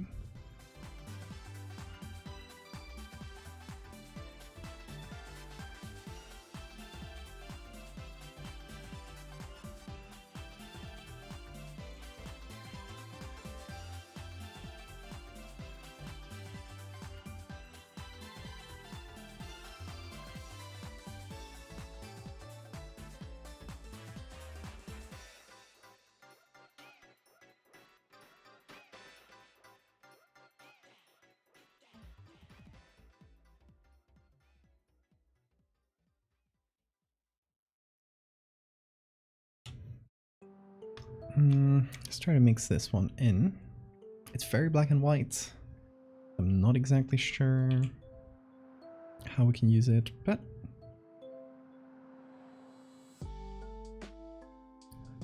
I like this. That little drop. It kind of just makes sense for a dry lake, right? For it to have like a bit of a slow start like this and then it drops down.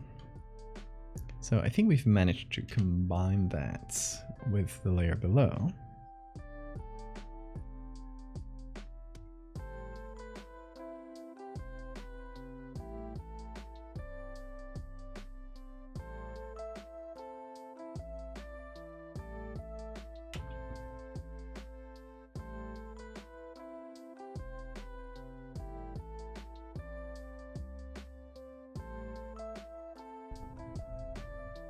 Okay, Dawn.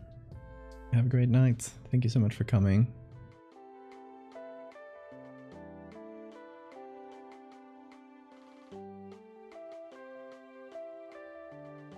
Oh, that's gonna need some blurring.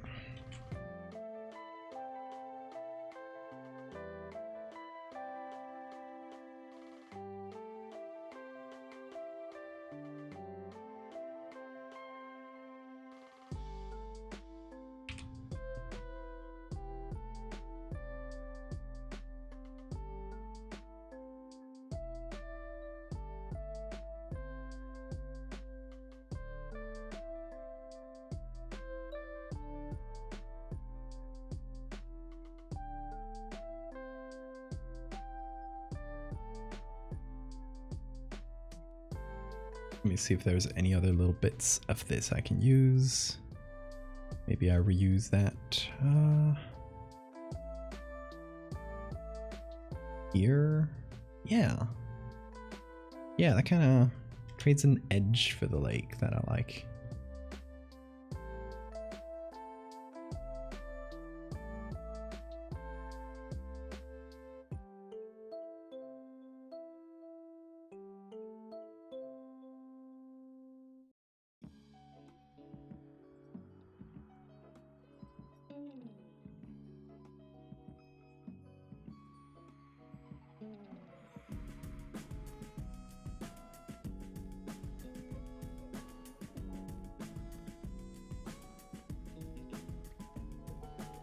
Let me move everything down. I just moved all of it up because I wanted to get that selection right, but I'd like some of the sky to still be visible.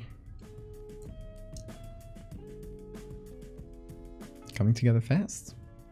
Yeah, sometimes you find the right pictures and everything just connects. It's nice. I love when that happens.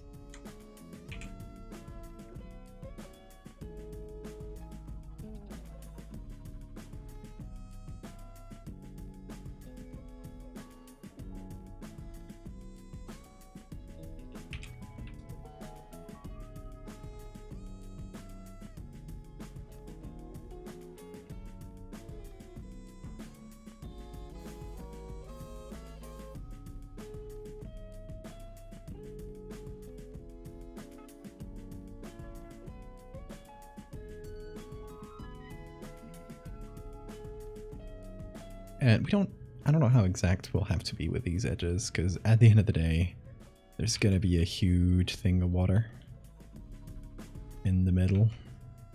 So for now, we'll just kind of make them a little bit fuzzy here. Hope that they work themselves out a little.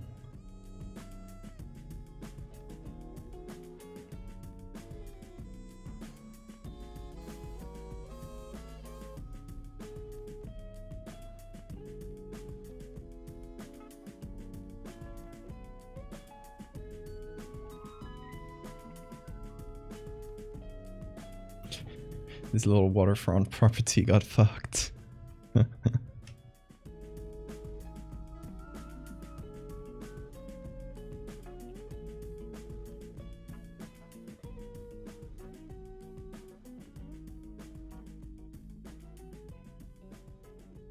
now I have a big bubble.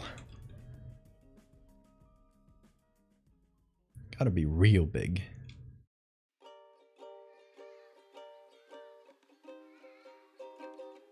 Okay, let's hit this with the select subjects. That should hopefully start things nicely. Yeah. The selection has to be fuzzier though. We're gonna feather that a bit. Smooth feather. Oh.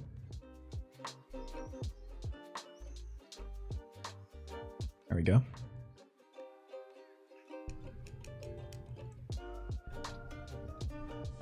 An image is still subject to copyright if it is blurred to the point it is unrecognizable. Or is that considered fair use? Okay, so fair use is specifically an American law, so it won't work anywhere else in America. And it's kind of an exception to copyright, carved out for artistic use, for education, commentary, you know, critique, and parody. So I don't think it covers just blurring a picture out. That would help in like the copyright holder not recognizing it or having a harder time finding it and then suing you for it. So I guess it does help in a way, but it won't be perfect.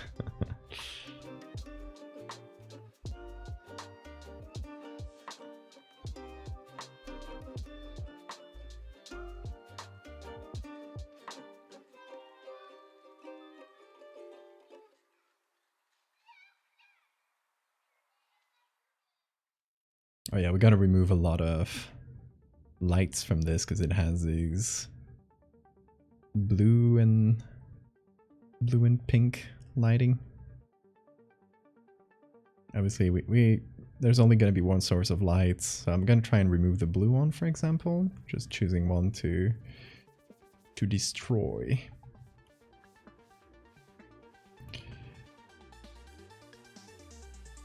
Or just covering it in dark. Yeah, it's good. And then we take the whole color scheme of this and switch it to something.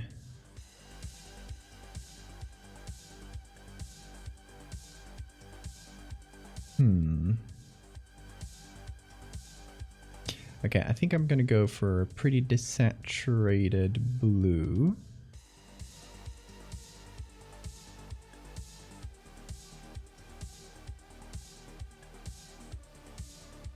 Like size bubble? Yeah.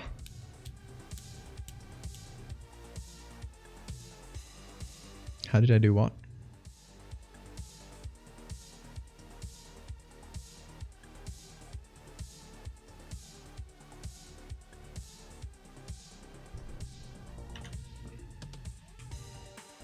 Okay, I'm gonna change the purples to greens. Because that's, you know, that's most of what the scene has. So we want a nice natural color palette. We want some blues from the sky. I'm actually thinking, okay, a bubble should reflect things and flip them both sides, right? Flip them sideways and hold on, let me look at more. It's not bubbles, a droplet, you know what I mean. Let's see. That one's reflecting the ceiling, right, of this room. Yeah, that's the reflection of the water, that's the reflection of the ceiling. So yeah, droplets will reflect sideways and upside down. So we want the dark part to actually be here in the upper zone. So we're just gonna flip this entirely. I think that makes sense, right? Because that would be reflecting the ground, which is darker, and this should be reflecting the sky, which is much brighter.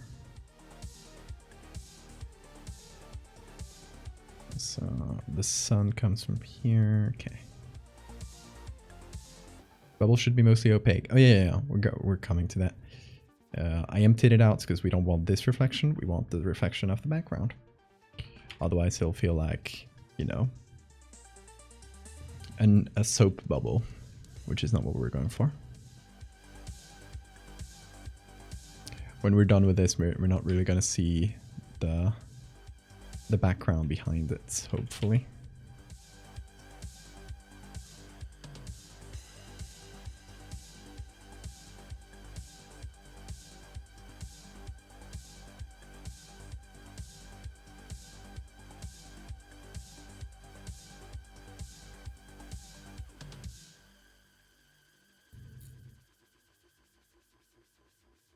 Let me create, just below the bubble, a copy of our background. And I'm also going to create... I'm going to get the original layer. This one. And...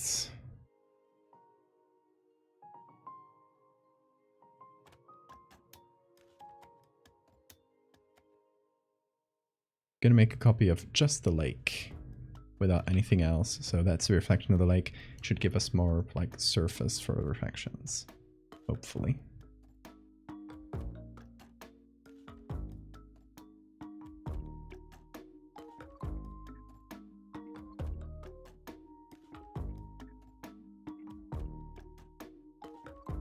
So I think this is how it should work, more or less.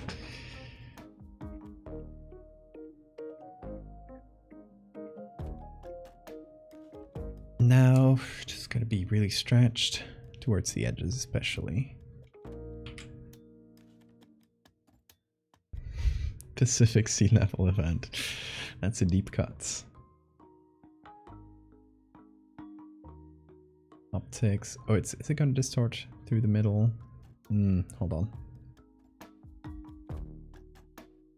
Make this work. I gotta focus it on the center because we're just gonna edit the layer on its own.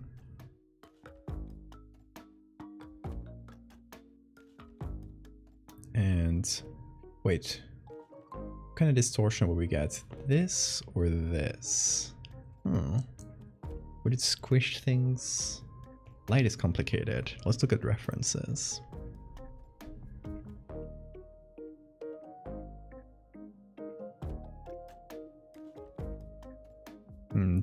This one does not help. But we got plenty of, oh, not being cam, plenty of references here.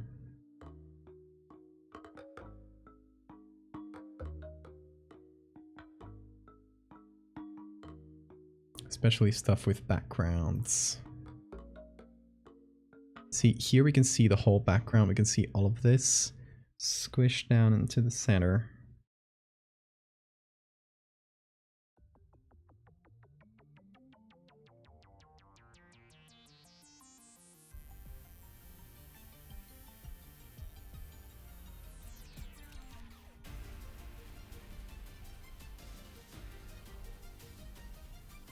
Let's see one with a clear background.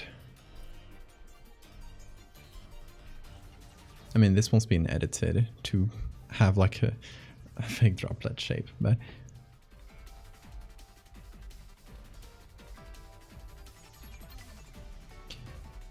okay, I think it zooms in on the center area and it squishes out all the edges, but it covers like a lot more ground. Like it's reflecting stuff from outside of the camera's field of view in the edges.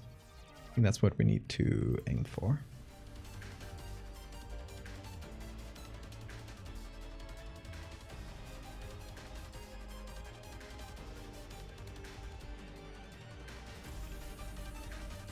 So zoomed in the center. Let's see if this works.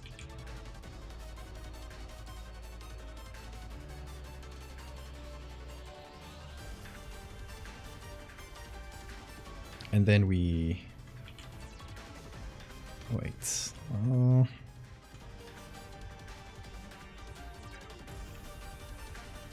Warp it even further. Kirby music, yeah. Knowing way too much about mouse work.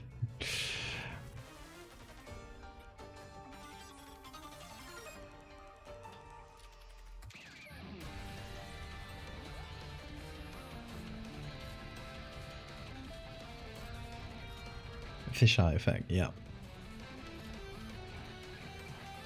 Although I think we're seeing too much of the ground.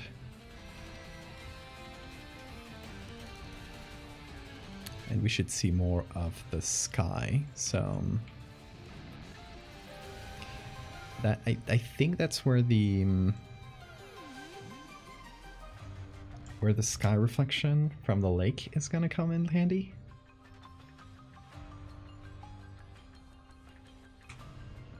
Also, let me get a new selection of this real quick. Select subjects. And then we can use that to put it in a group, put it here, blur it. And then anything we put in this group is just gonna exist within the bubble. Or I guess not exactly. It's gonna go out the edges a bit. Oh, there we go. We gotta fix it up.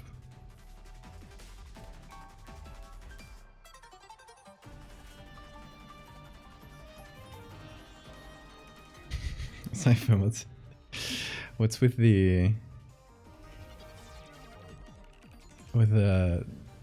hiding tiny things into the image?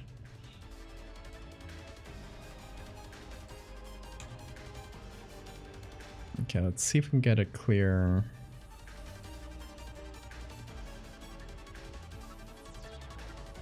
shot of sky here.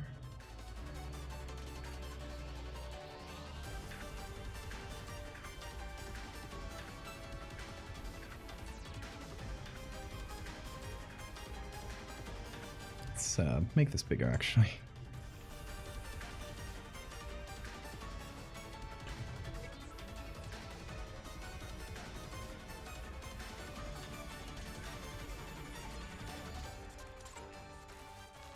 Oh, we're kind of run out of mountains here.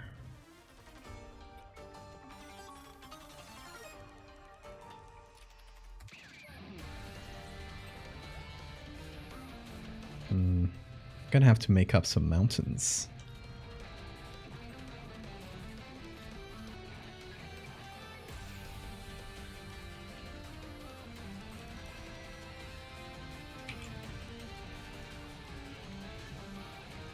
Just squeeze them.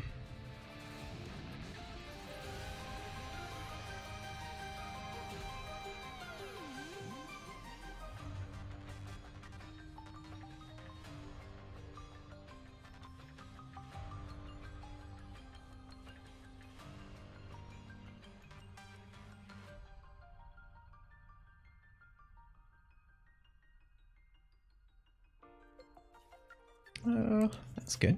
I think that'll be good.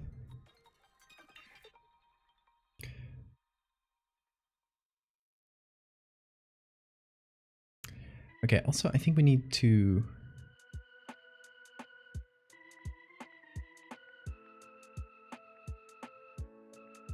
Let me see. Just see this reflection. It has some greens in it. It has some wobbliness, obviously, from all the water moving around. So we need to impress that into the droplets.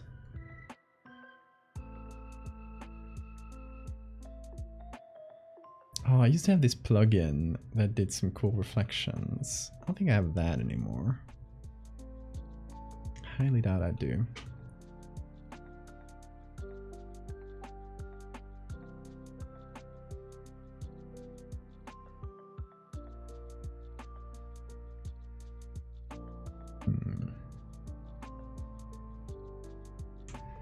Let me see something real quick. I kind of like the shape of the bubble more this way, but obviously we would need to remove the dark part here, but I think I'd rather do that.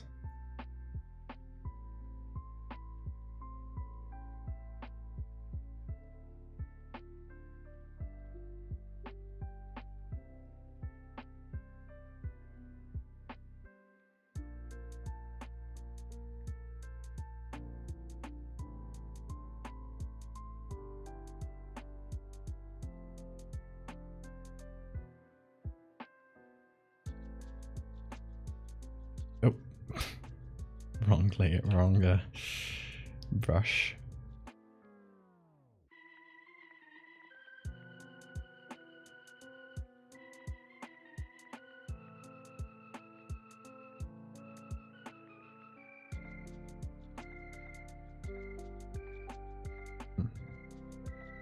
Why did I hide that?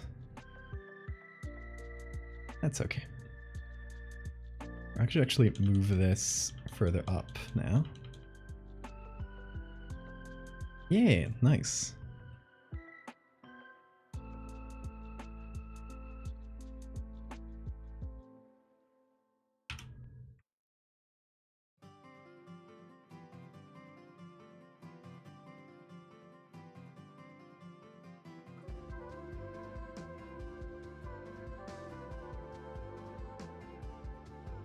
I want to do some quick changes to the layers below.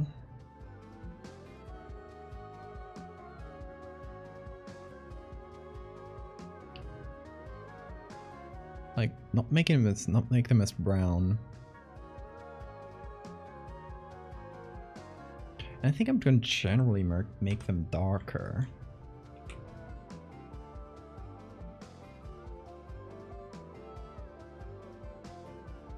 Obviously, we need like a big shadow for the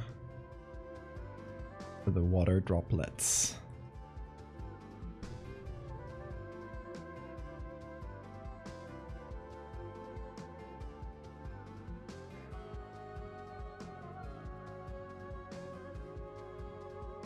Nanny! Hello. How are you?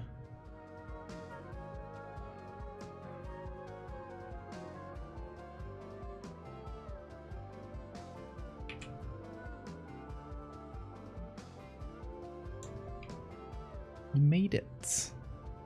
Yeah, y'all should check out Nanny's art. It's really cool.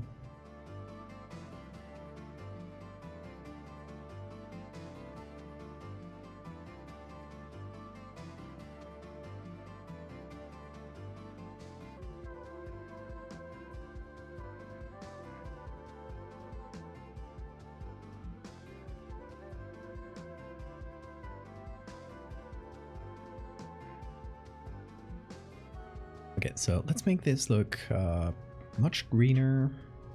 Let's just start putting filters on the reflection.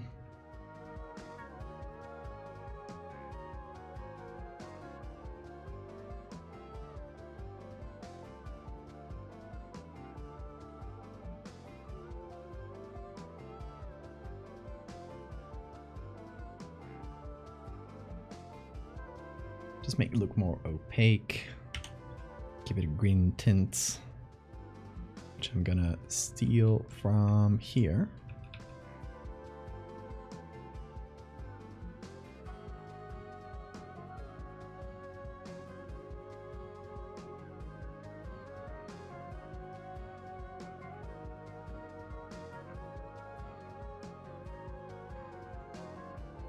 You just switch more. It's all good, as long as you made it. Yeah, I'm doing great.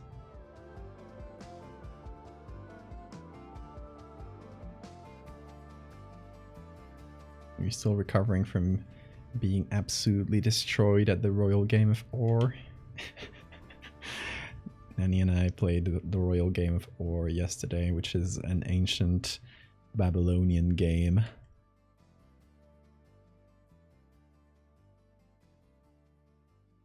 Really fun too.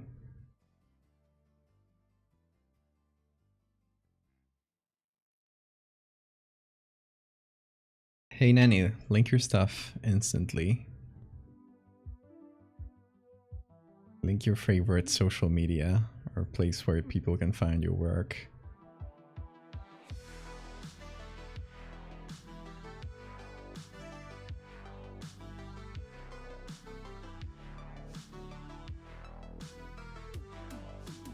Hey Rakut!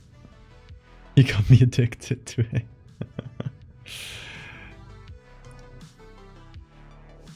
Yeah, there's this video from the, I think it's like the British Museum, where they get the guy who deciphered the rules to this like 4,000-year-old game, and they get him to play against Tom Scott, YouTuber. And it's a really fun video.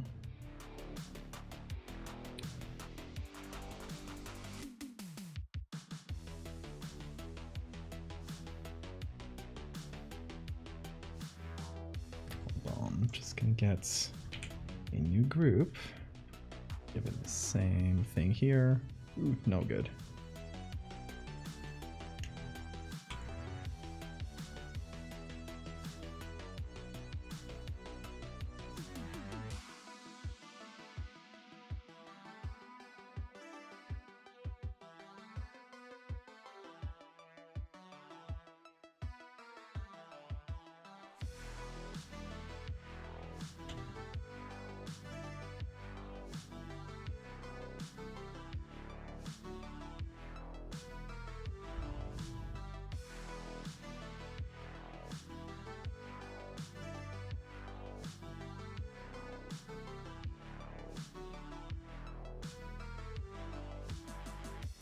$4,000 game. It's really fun to play. It's one of those games that are really simple to learn, like just very simple rules. But once you get into it, it has a lot of strategy to it, and it's kind of self-balancing in a way that the person who's winning, like the more you win, the more in danger you put your pieces. So it actually balances the game in a really natural way. I don't know. Something to be said about Babylonian game designers, I guess. Is this big rain? This is part of the glitch little series I'm making, and oh wait, transforming. It goes with these. It's gonna go with these two. So it's like gravity stopped working.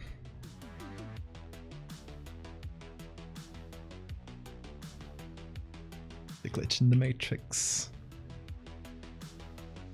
Big rain. In other words, or the words, big rain.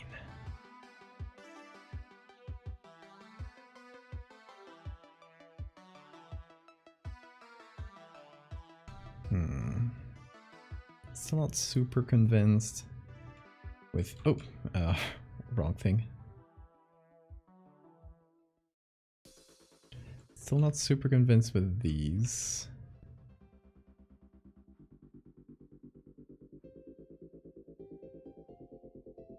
Huh. Why is this?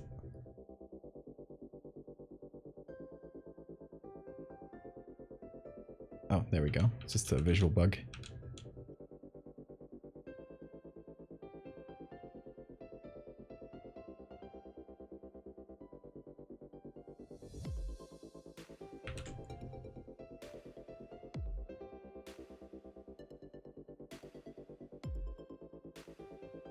Gotta try and stretch these out. The good thing is we don't really see what's in the background, so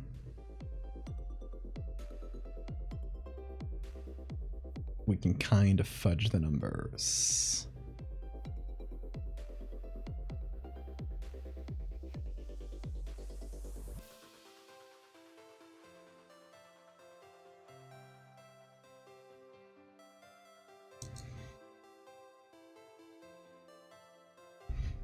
Yeah, you guys can play the game at royalur.net. Actually, maybe when we finish this edit, I play a game against someone random in chats. Like I just put the link, and the first one to get in gets to play against me, the master, who has played the game like a handful of times.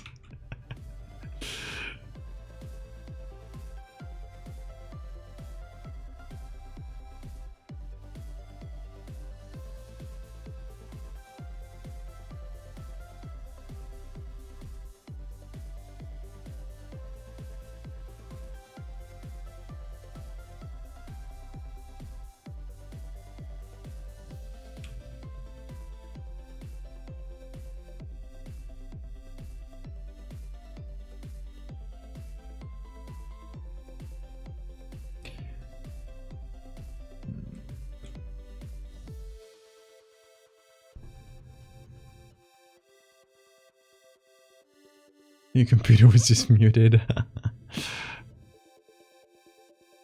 Something that happened, exactly. It's just one thing that happened. Everybody was fine, mostly. For what it could have been.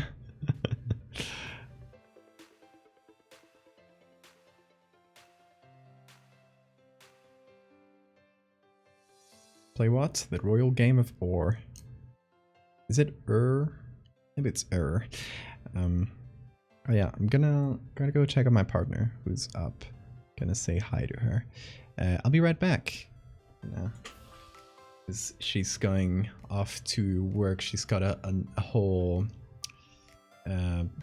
like day and night shift, you know, a whole 24-hour shift. So gotta wish her good luck. Be right back.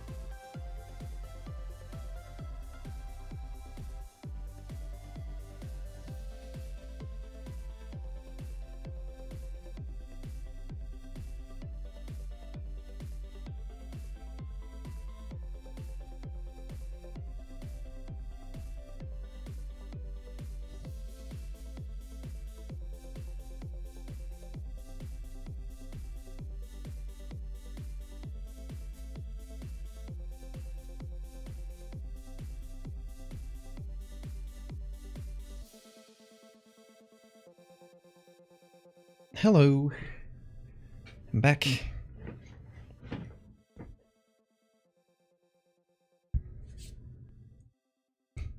Jupiter teleported to the opposite side of the sun for a bit, but hey, no one got hurt exactly.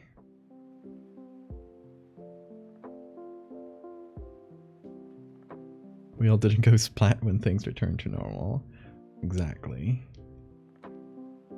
It broke just the right amount. So we're all good.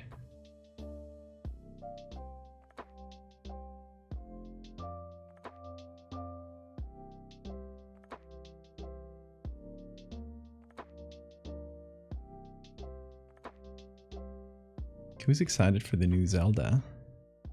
It's gonna be playing.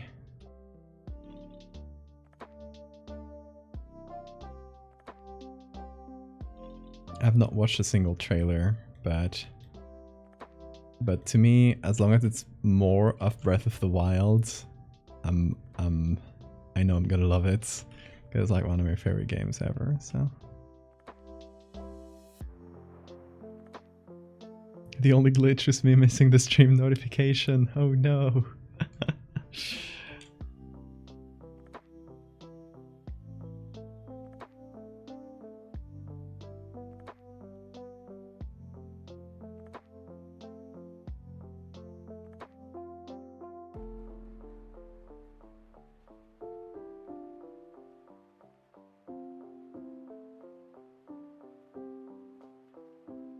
You loved a specific thing. Is it Ganon being thick? I know that part. I've seen a lot of fan art.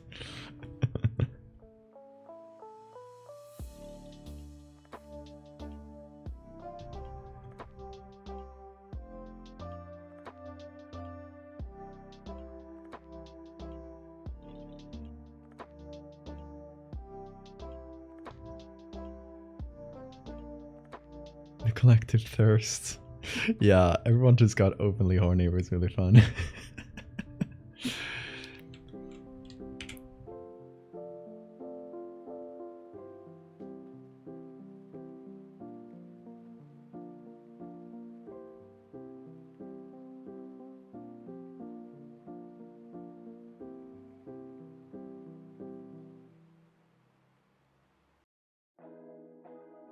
Gonna clean up the edges a little.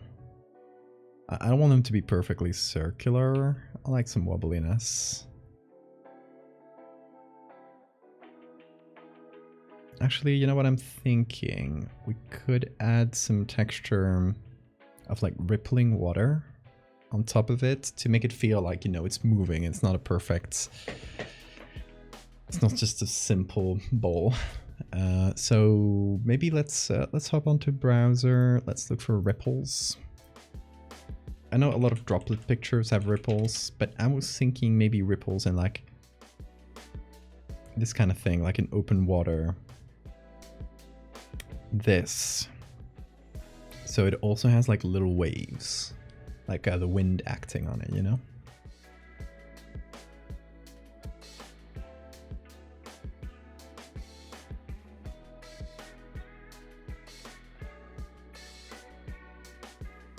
Ooh, this is good too.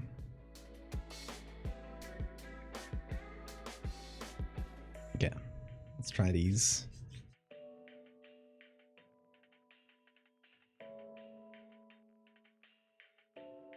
It's gonna be really easy to guess what it is once you play the game. You're gonna look at it and go, oh, sorry, I probably meant this. I will let you know if I see it. I probably won't get it like at release, because my problem right now is my Switch is broken. So it's broken. Like several things are broken to the point where I just gotta suck it up and get a new one. So I will just go to local store and get a new one and get Tears of the Kingdom at the same time, I think.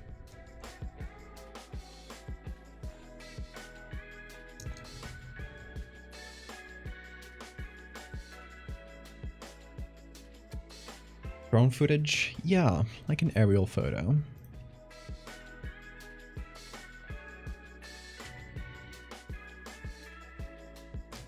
It's already out? Oh yeah, it is 12.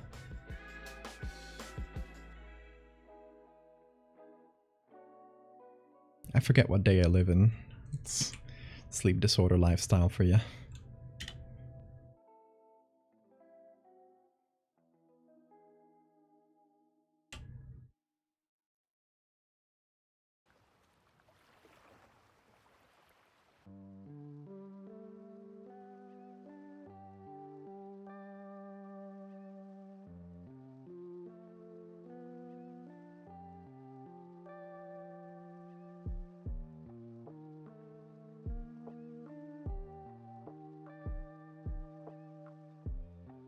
Let me return the opacity, smart objects, and then warp pitch. No, not puppets. Let's just do regular warp.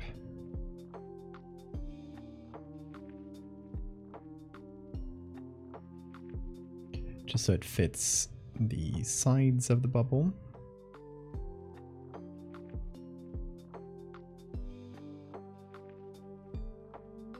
Now we clip it on.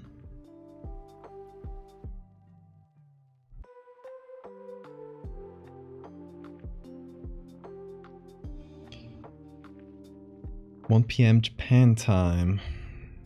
It's been available 12 hours. Streamable for the last 2 hours and 25 minutes. Sounds good. Yeah, you know what? I might get it today. Still waiting for a payment on one commission, but I think I got just enough. Okay, let me do maybe hard lights with a high pass filter.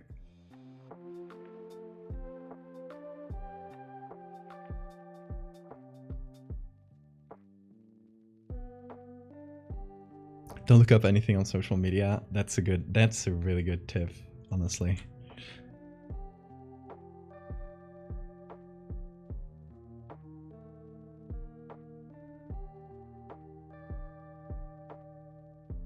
Oh, let me do something. Okay, let me first put in all the wobbles, ripples, etc.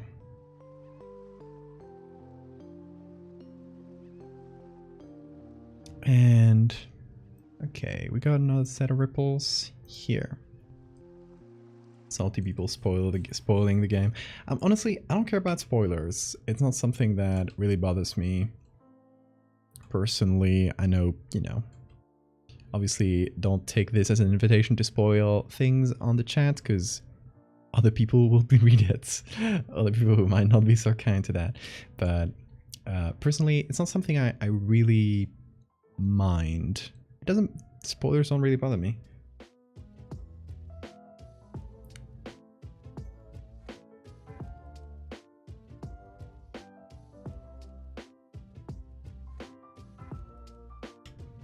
Okay, I want to use this twice, I think.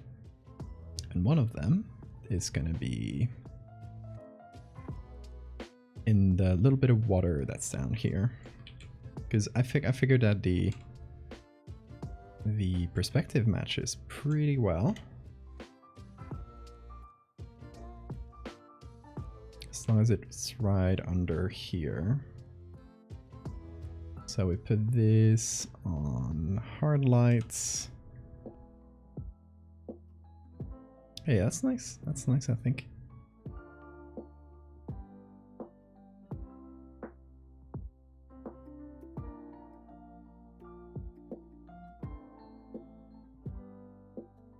Just like the rest of the water, still rippling.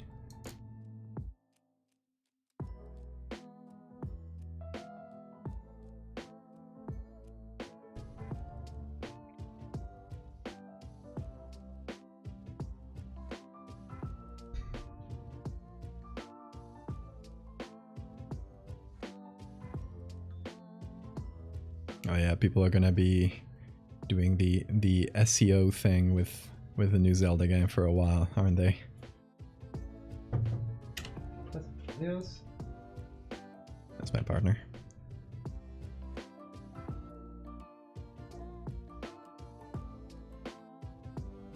too badly.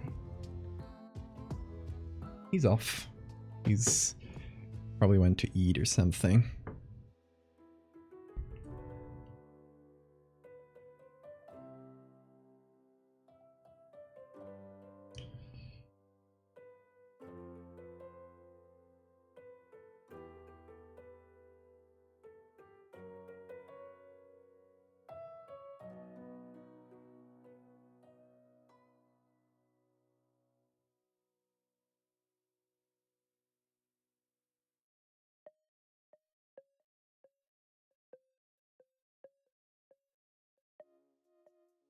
Okay, let's see the ripples here. Come on, load you layer.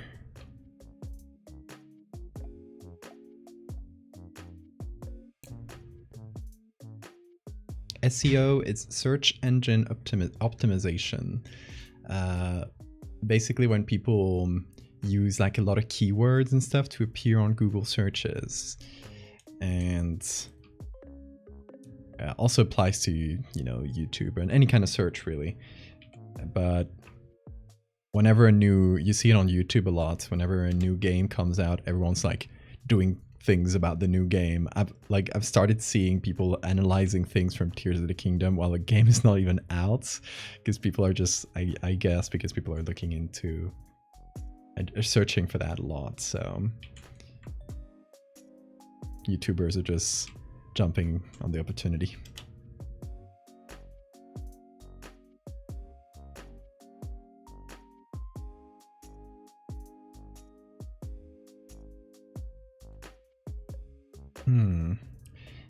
These ripples feel too regular, like they just center in the middle there.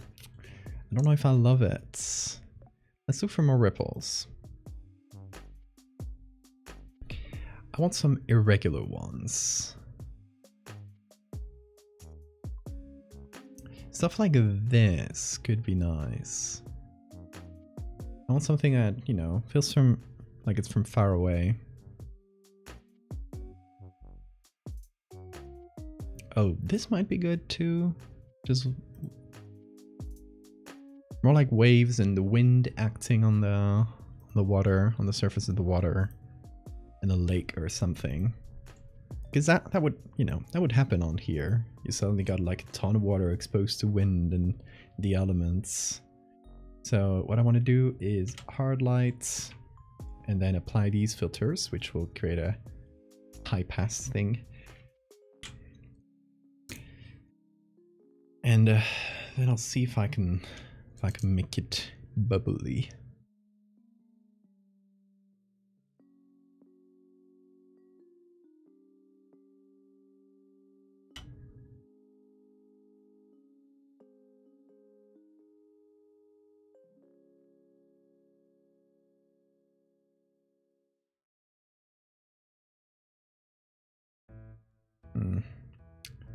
Still feels like too close.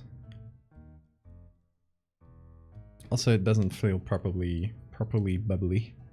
So let's ignore that one. Let's go back here.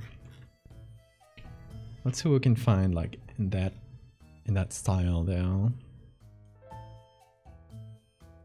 Now this feels like it would be closer to what I'm looking for. This one is lower contrast and it should work better.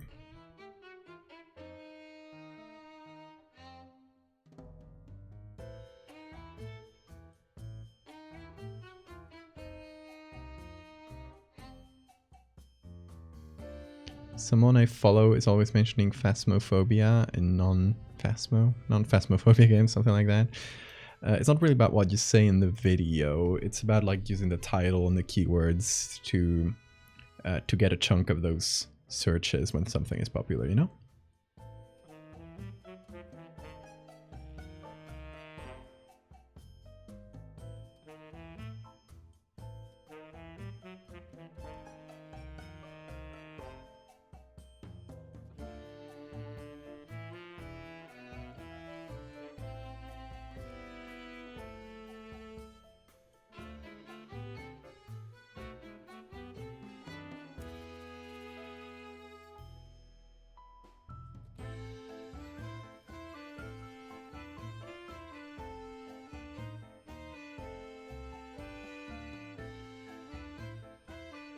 Let's see what this looks like.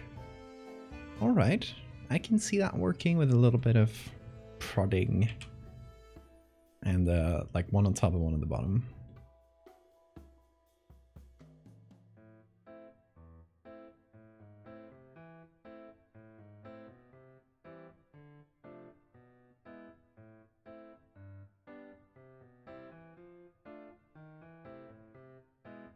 What? Warp transform has been applied.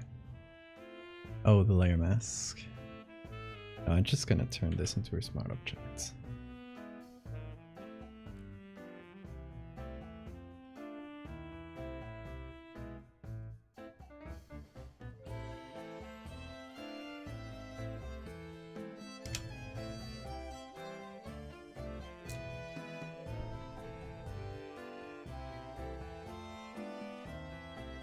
Algorithmic version of clickbait. Yeah, basically. Clickbait really factors into it too. You want to appear on the searches, and which is kind of tricking the algorithm and then trick people into clicking on it. That's the big two of spam. Oh, you know something I noticed recently? Someone has used people, you know, the fungus infection stories I have. It's the mycelium infections of 180, I don't recall if it's 05 or 06. And a lot of people Googled it because they were not sure if it was real. So what happened is some spam websites that sells you like plants and stuff saw that, I guess some robots saw that it's a term people search for, and they included my photo and the one with the old lady and some like keyword, basically stuffed an article full of keywords so that it would appear if people searched for mycelium infection 1806. Don't do it, by the way, because if you do it and search for that article, the more you do it, the more importance it will give it. What you can do is search for mycelium infection 1806 and click on my links. That should hopefully tell Google like that those are the real ones, and the others are just some shitty dropshipping websites doing spam.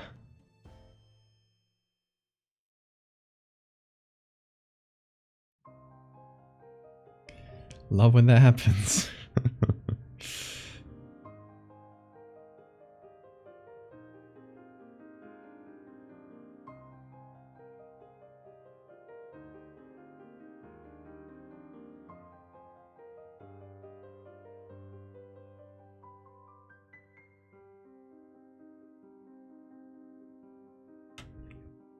You so silly, algorithm.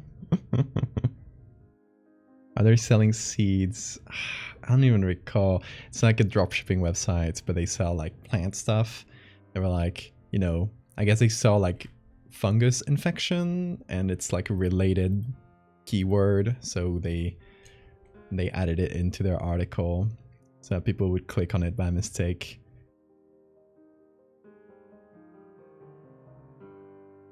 The smart fuckers.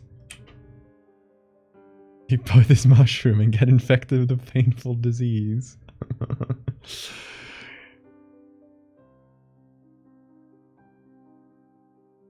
Okay, here's something I want to do.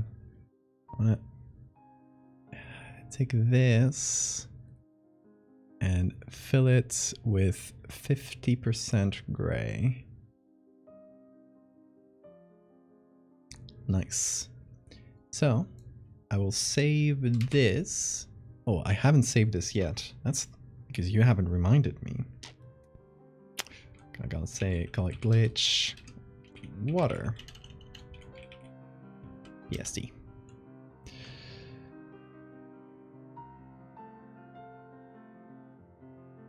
Now you do the save reminder. Too late. YouTube for kids video. Mycelium infection is real and calls me on my phone. Hold on, I made my own parody. I think it was from like April Fools. PSB? Hold on. Gonna get to the bottom of this. Why this is a PSD. Gonna simplify some layers, I guess. Oh, let's check out my initial sketch. Beautiful. Oh, how beautiful. Hopefully that should now save correctly. Let's see though.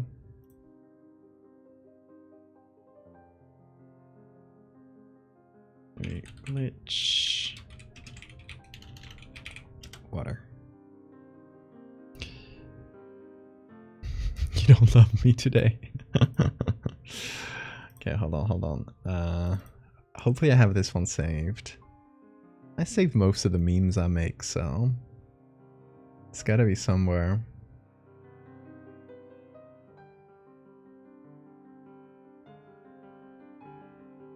Just throw them in a big folder.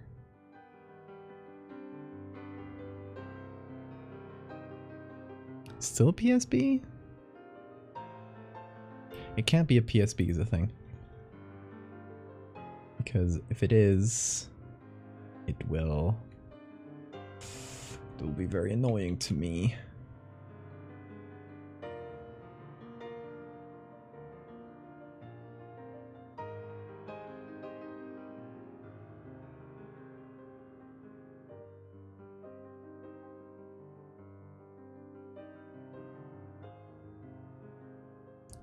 Just gonna F3 this one. Okay, please save as the format I want you. It needs to be a PSD because of the thing I'm about to do, which requires a PSD document and not a PSB. But it turns out it's too big.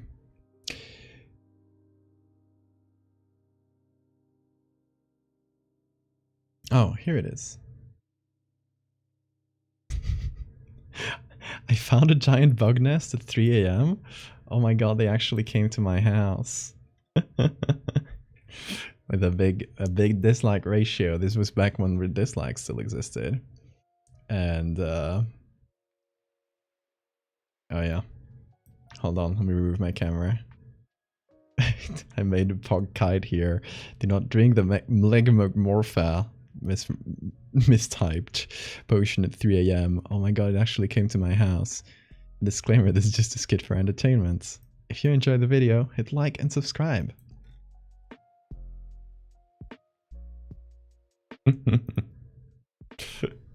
No way, real? You guys think this one's real? I don't know, looks pretty real to me, y'all.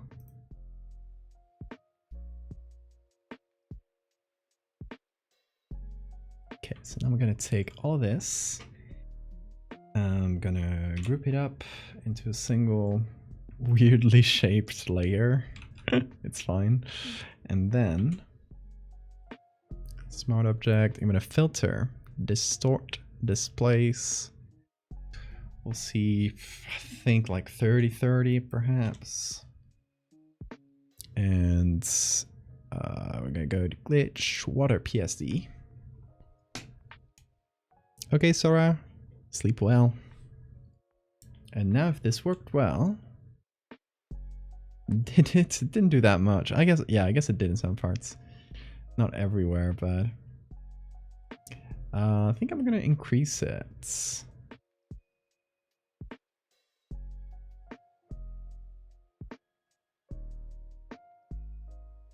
Glitch water PSD.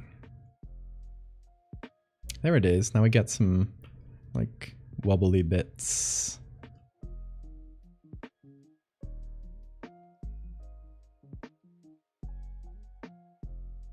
And now it should follow all the ripples and stuff, so the reflection is not gonna be perfect, you know, it's just gonna be a big mess.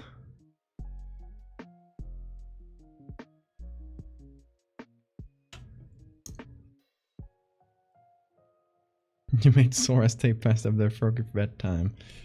That's so evil. Hey B, don't do that. Hey little B, he's back! The king is back! Return of the baby. Okay. You wanna go scarf mode? Perfect position for kisses.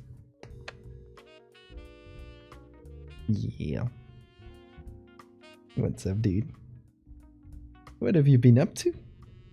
What little adventures have you been up to lately?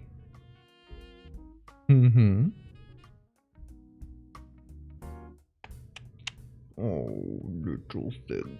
Yeah. Hold on. You're getting your customary treats. So you get... Whoa, whoa, whoa, whoa. Don't go wild. Just wait for it.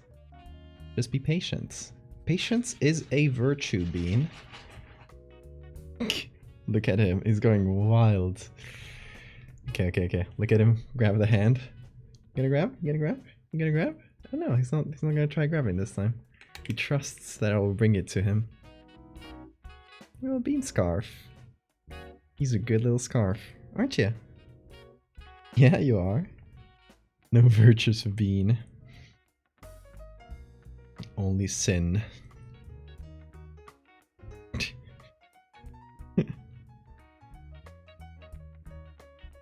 Best Kendrick Lamar album in my opinion. I don't really listen to Kendrick Lamar. I can't tell you much about him. Ooh, he's purring. This is my best album. My favorite album. Bean purrs 24 hours. I don't know if it's strong enough for the mic to pick it up, but since he's next to my ear. Look at the tail. It's just whipping. I got my personal little whip. You want to try getting up? See if you can do it? We're gonna try treatless. Alright? Okay, y'all. I want you all to watch this little bean trick. Okay. You go down? Do you want to go down? He does not want to go down. Oh my god. He's staying. Oh, there he goes. Bean. Okay. You listen to me? Come on. Up here. Come on. Come on. I'm trying. He knows what he should be doing. Okay, I got a treat ready for you. Oh, he knows. He's sitting here. He knows what goes next. Okay, I'm not gonna have the treat in my hands because I don't want you to. Come on. I want you to go up treatless, and then I'll give you the treat. How about that? Come on, up, up. He's learning. Because with a treat, he does it really easy. But come on, dude. I know you can do it. I've seen you do it. I've seen you do it before. Come on, come on, come on. Okay, I'll present the treat to you. Oh, he'll do it real fast. See? Here, it's here. Come on. Yeah. He doesn't do it like always without the treats. He like gets in position to do it, and sometimes he gets like 2 hands up, and sometimes he doesn't entirely. But usually he'll just kind of hesitate for a bit. So I'm trying to teach him. What's up, Blue Bean? You want to try again? Come on, treatless. You can do it. Clicker training? Yeah, I should get a clicker. Come on. Come on. You got this. You know what you should be doing. Come on, come on, come on. There you go. You got this. Little push. Little push on the ass. Go up him up. You know what? You know what it is. You know what it is you should be doing. Come on. Alright, let me get the treat out. His brain is going, he's thinking. He just sits there in position and thinks. It's here. You know where it is. Come on. There you go. hang on for a minute. Now you wait. You wait, be patient. He's training me, true. Patience. Be patient. Stay there for a sec. Give me a little kiss in the nose? No? Okay. Stay there, stay there. There you go. You're a good lad. Yeah, you are. Okay. That's gonna be it. That's gonna be it. That's a lot of treats already. You've been treated. Now he's hearing the bag, and he thinks there's another one coming. I'm just putting it in its hidey hole. There's no treats. There's no treats. Yeah. You're so sweet. You can go. We're learning You're learning fast, Bean. Okay. Now I'm back to working. I'm back to work, Bean. Who's training who? Good question.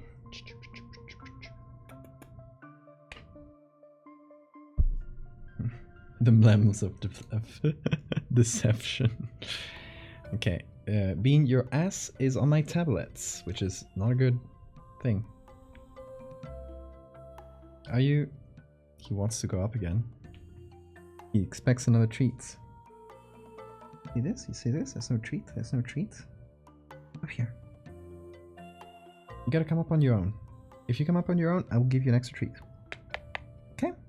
How does that sound? And you gotta be proactive, Bean.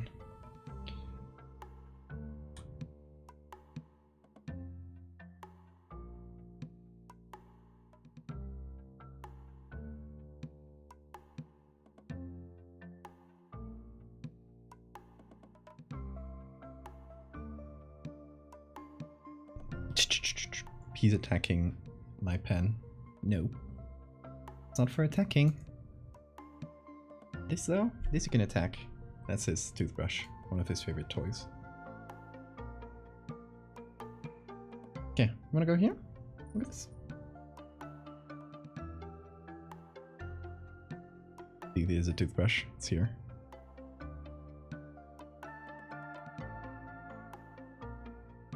It's hiding from him.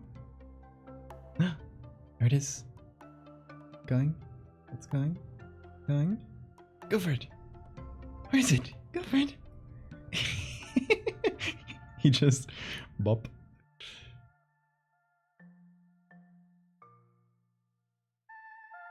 There it is. It's going.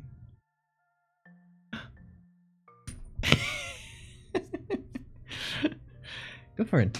Look at it. It's right there. It's hiding. It's hiding from you. Go for it. Come on. Come on. No? Alright.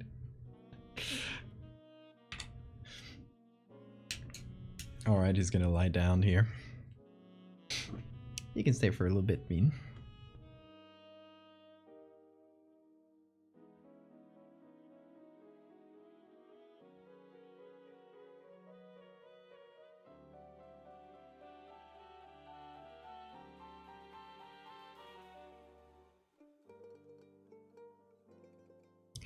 I guess we should do like a really strong light source, like a big shiny thing from the sun, right? This part should be dark. This part should be bright. But then I guess the sunlight...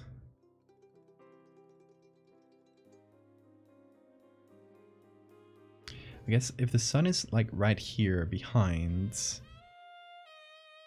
it would be reflecting it here, right?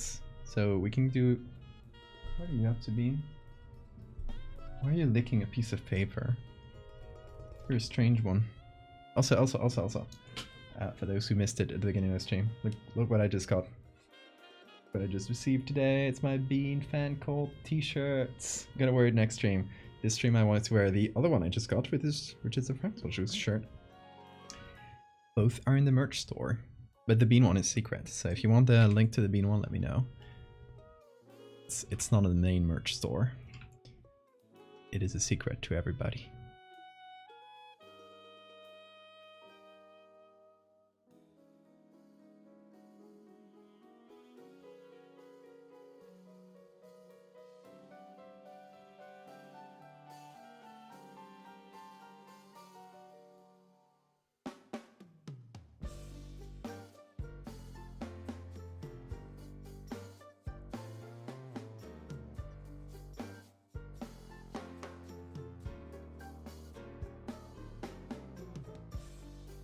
Gonna reduce the contrast in general. I don't know why, it feels more right. Oh, that's too much. There. Your bird eats paper.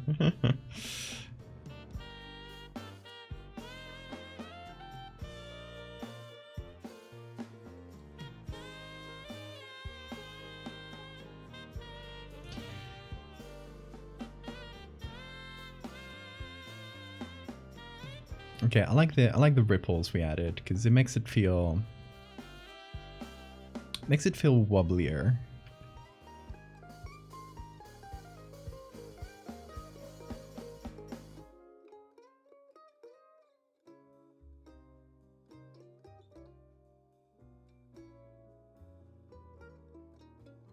So I guess it does need some actual shadow because it is an opaque body of water. It's not a really like a super transparent thing. It would be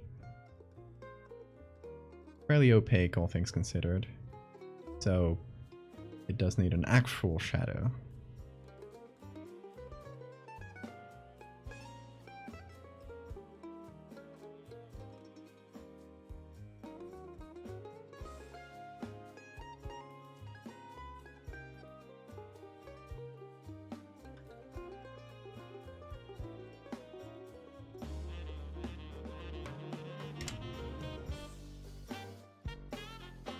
What do you guys think so far, by the way? Because this is, like, there's going to be a lot of trial and error with this, and I'm probably going to go back and forth on a lot of things until it looks, like, as realistic as it should to me. So, this is one of the most complicated effects I've done in a little while. A lot of lights, a lot of reflections, basically all of one big reflection, honestly. Getting there? That's good.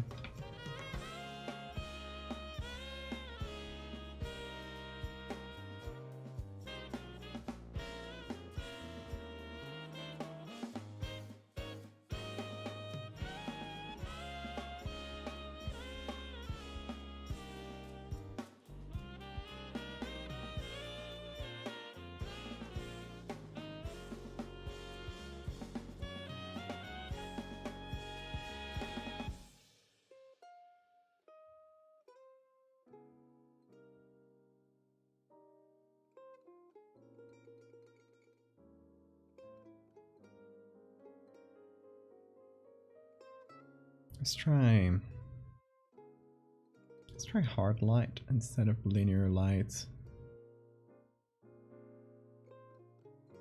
An overlay here.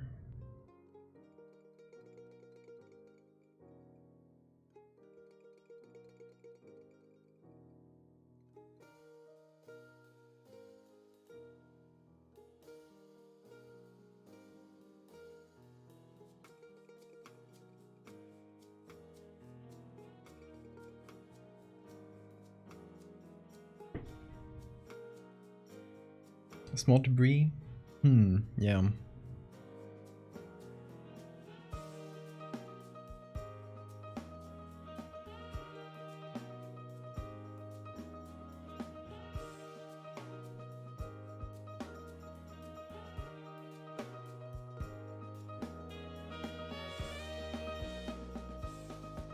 Like little things poking out from behind the surface.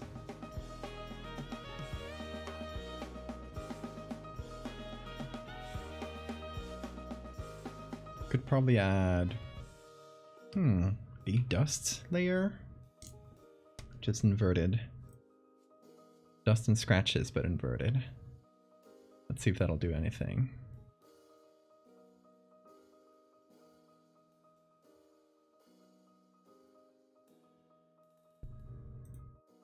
That's this kind of texture.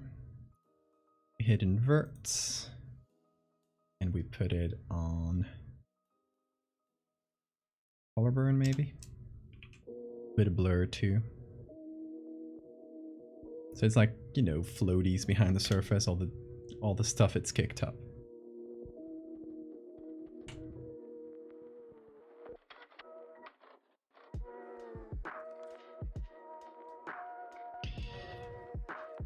A little bit of dust can do a lot. Okay, another thing I want to do is see this water below it. Well, first of all, this guy looks like shit.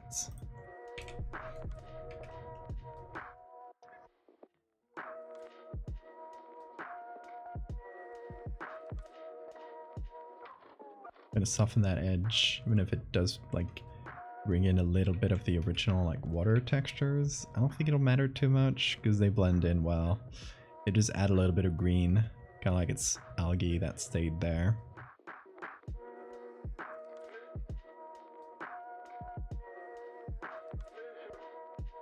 And then I'll take a reverse of that layer.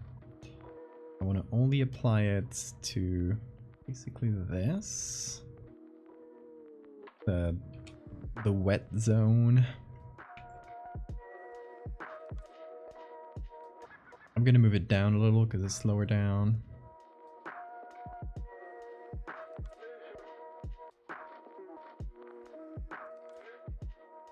And then I'm gonna apply that hard light, maybe. This gives it that bit of color that'll make it match the big bubble. Bring them closer together, make them feel like they're the same thing.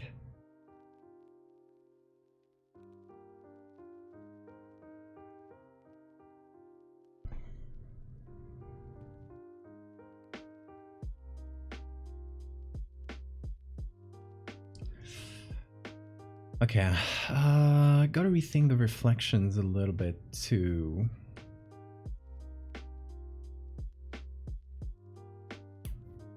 No, you know what I'm getting wrong? I just realized this.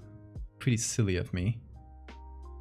What I'm getting wrong is that I've calculated the reflections of the background based on a drop, like a small droplet of water that is completely translucent. So I'm actually calculating like as if we were looking through this big thing of water that would probably be mostly opaque, really. Like it's a lot of water. Light doesn't get through all of that. Also, it's not like super clean water either as a lake. So we wouldn't be seeing it like a lens. We would be seeing it like a big mirror ball. So the reflections would be exactly opposite of what we have. Does that make sense?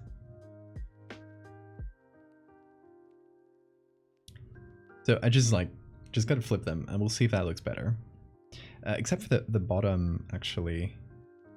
The bottom would be reflecting this water. So it would be pretty dark and also reflect some of the ripples. We'll see about that. But thankfully it's all live. We haven't like flattened any of the layers. This is all inside here. So we can just get this. Get all of it. And let's not forget the ripples.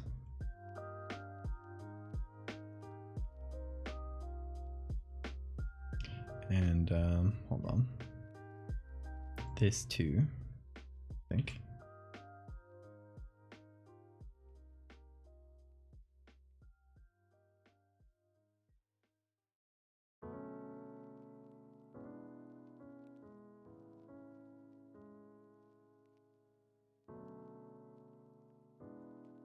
This makes more sense, right? Give it a second. Now it's got to process all this. But now we're seeing, I mean, I know what we're seeing technically is behind the layer, but we would be seeing kind of the other coasts, this part, and we're just missing this little part here. So I'm gonna do something real quick. I'm gonna get this as a single layer.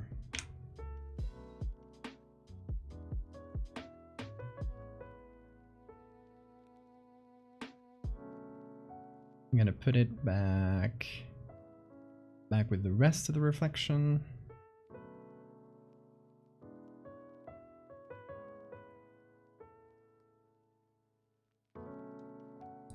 I'm gonna flip it here. Oh shit, wait. It can't have the trees on top of it. Hold on. Let me redo that. But hide this layer. Hopefully that'll work better. Let's see. Because the trees are a foreground element, so they wouldn't really like make it into the reflection. They're in front of it.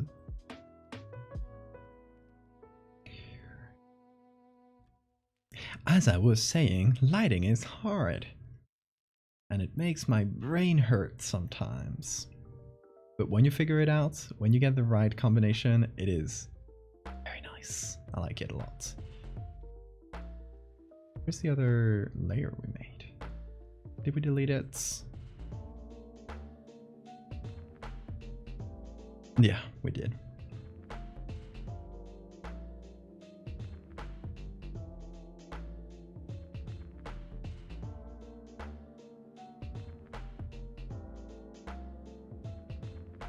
And now we warp it. Because it has to reflect, you know, all the area around it. But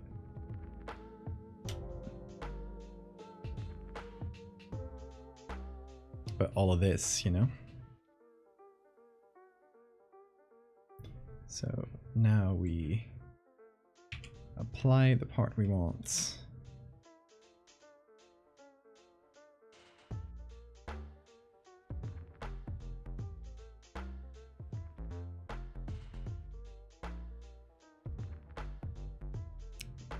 There we go.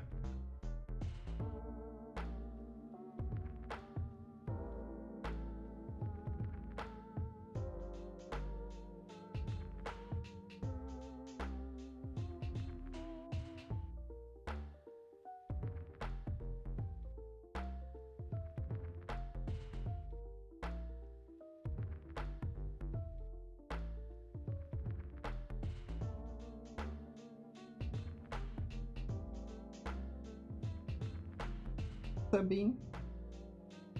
How you been?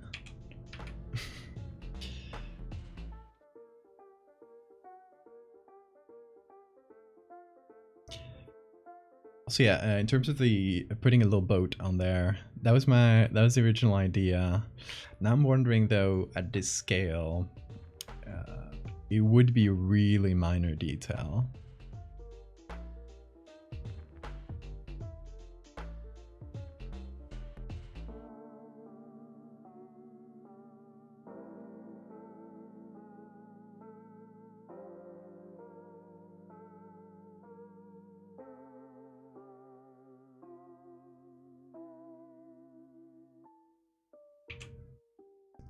Let's see if I flip this. Just moving things around, seeing what they do.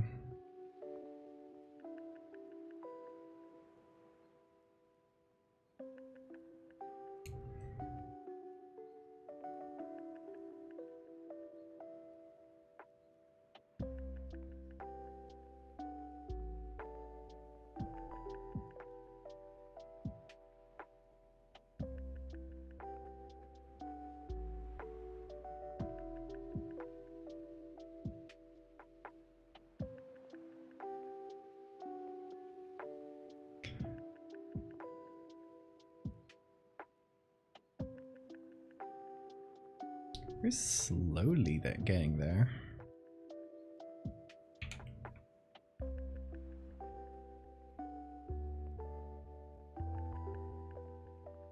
You know, other people would have learned Blender and then done like a lot of light simulation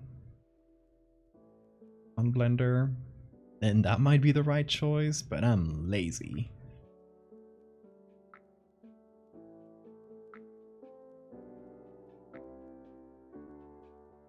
So I'm just doing everything manually.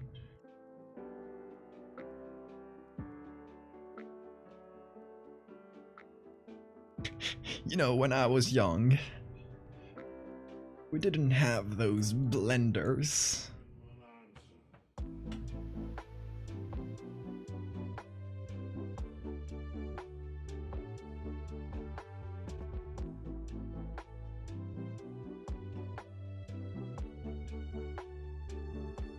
Sit down, kid. Let me tell you about the Photoshop days.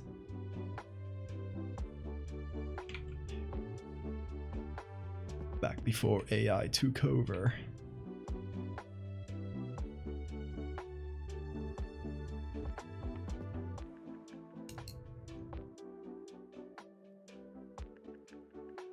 At this point, it's just become draw a sphere, which, I mean, yeah, kinda what we're doing.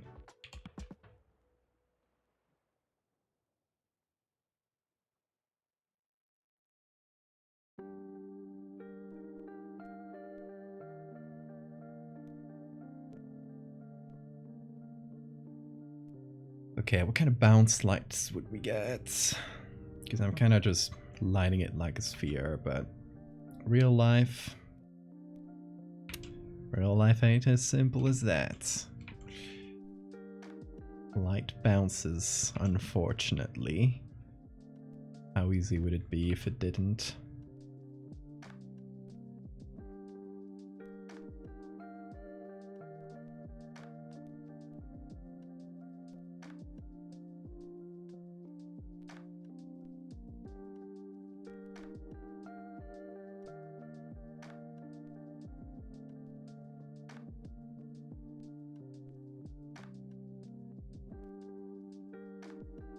You know what? I want to lift it up a little.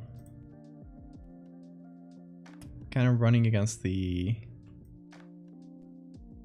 edge of the canvas, unfortunately.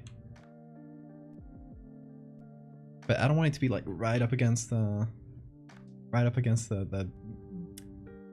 water touching it, right? It's like, oh, it's floating up.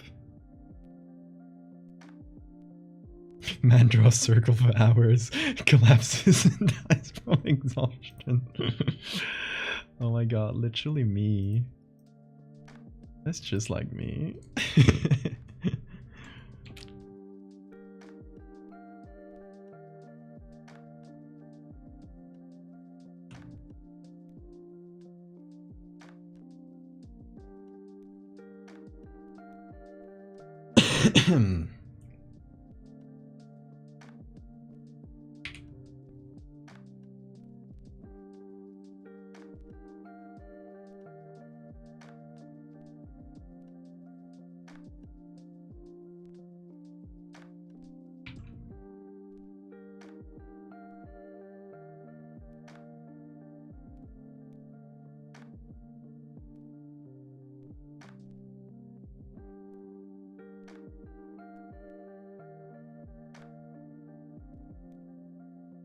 This kind of did nothing, adding that specific like ripple reflection. Maybe an add.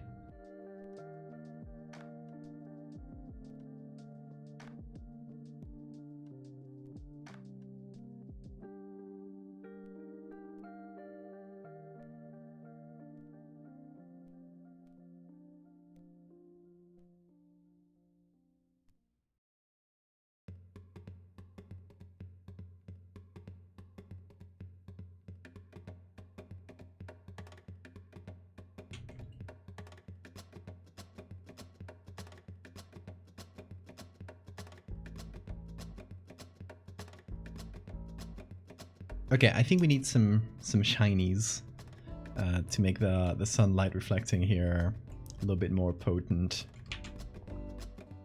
And with some shinies, I mean lens flares. You guys get me, right? You get what I'm saying.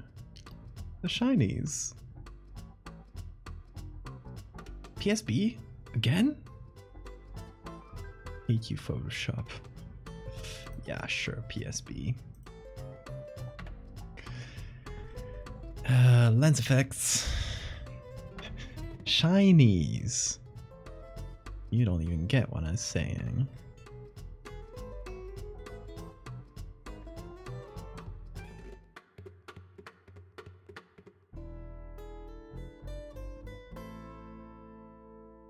Flares.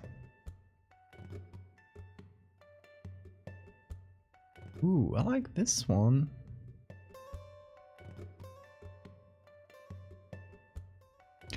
Ooh, this blue flare.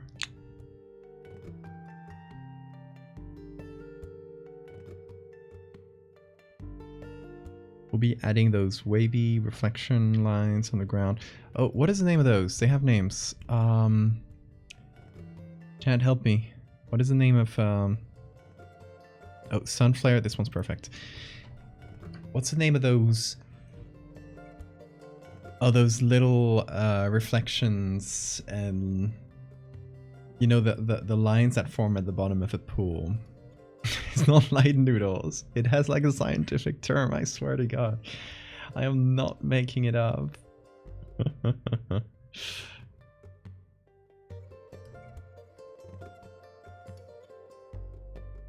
Actually, we might have some on here because they have some like nice shadows. If I can remember the name, I can probably look it up and we might find some. We might find some of them.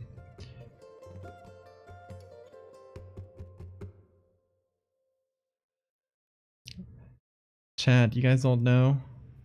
Caustics! Yeah! Thank you, Laos.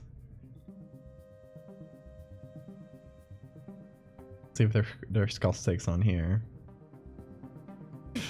Also, Lemur and Roof, you guys made it right after, so thank you as well. Let's look for caustics here. Oop. I would have expected more. No caustic textures. Pool. This.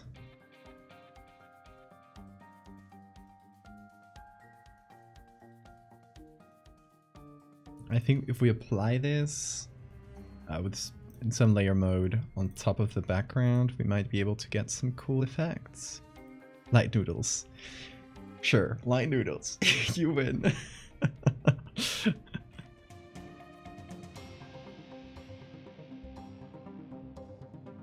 It's true. Like light noodle sounds better.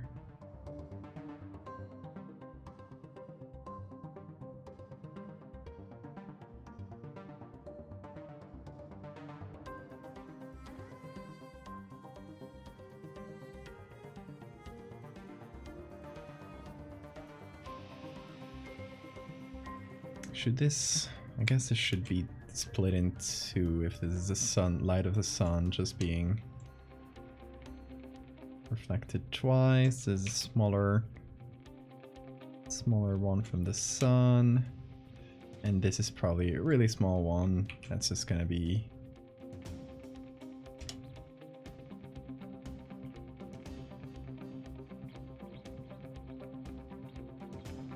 you know, that way the sun does reflect better. Does what it should. It even gonna let it go outside the bubble a little bit. How does that look?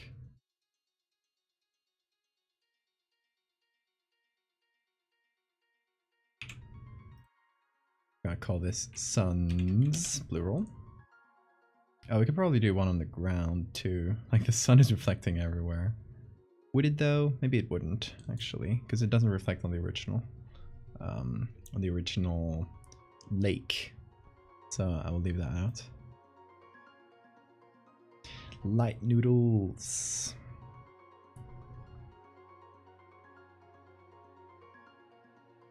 Let's see how we can apply this in a way that makes sense. Do high pass. Gonna create some funky little things.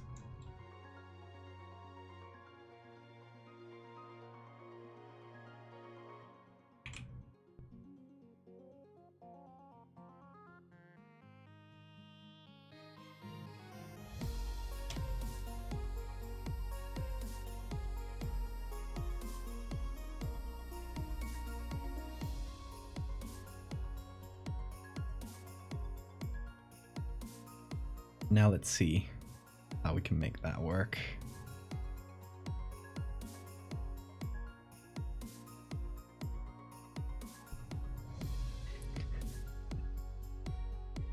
Light noodles, like the actual word, or just like a literal translation of light noodles? If it's a literal translation, it would be fideos de luz.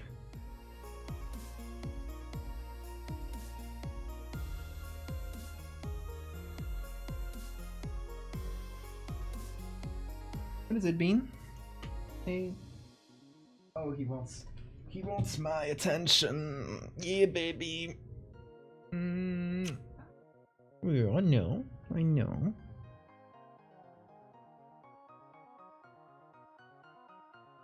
Oh, you're talkative today. A little talkative boy.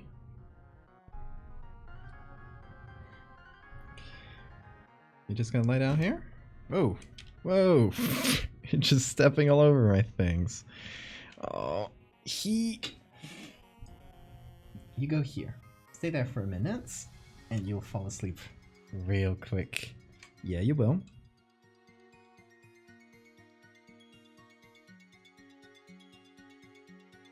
You got a camera all of your own. How about that? How about that deal?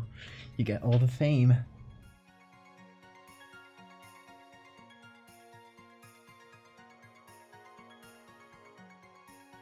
How about this, Bean? If you stay there for a while instead of stepping on my keyboard, I'll spend all the sub money from the stream on treats for you. How about that?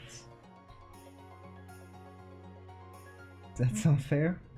You're gonna get a new bag of treats? Maybe 2 even.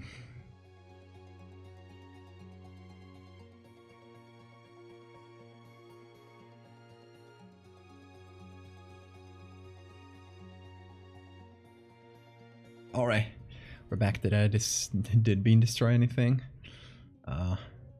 Some brushes. Now that's good. All good. Ooh, vivid light makes some wavy textures. I like it. Okay, let's actually bring this under. Okay, group 3 here is the bubble. And this is the light noodles. Light noodles are gonna go under the bubble. And actually under this too. So that the foreground elements stay in the foreground.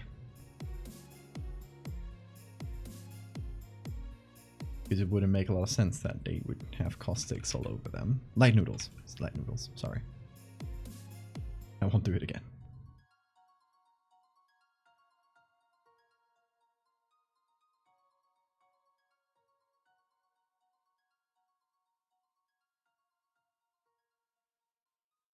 What do you guys think?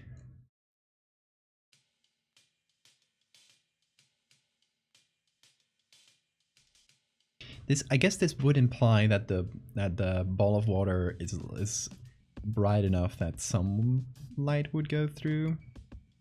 This one would probably be softer because it's more like reflections. And I think this one I would make bigger because the ripples are generally bigger, so good. Good. Let's go with it then.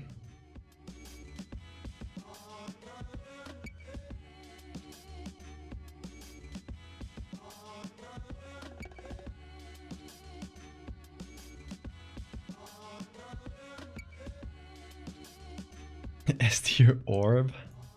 I'm glad y'all are vibing with it. I'm really. It's starting to feel right, so we're definitely on the good.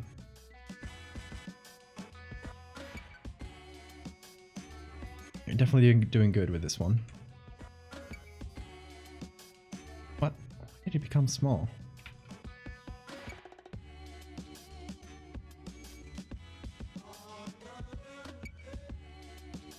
Gonna emphasize some of the ripples because I move them around, so all the work I did before to make it feel wavier, just manually like this, kind of went to waste, but it's fine.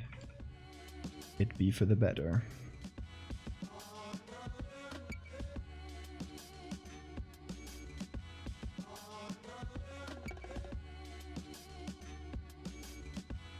And okay, with all the sun reflections and the caustics, starting to feel like we should get some. We get some slightly yellowy lights. We should get some light that traverses all through the bubble. Set fire to a tree. Oh yeah. I guess if this lasted more than 15 seconds, it would definitely cause some major damage. But if the light of the sun is coming through here, right? So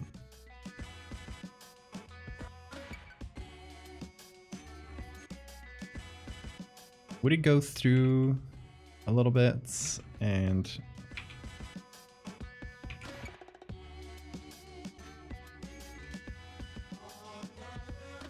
mess with its own shadow below it? So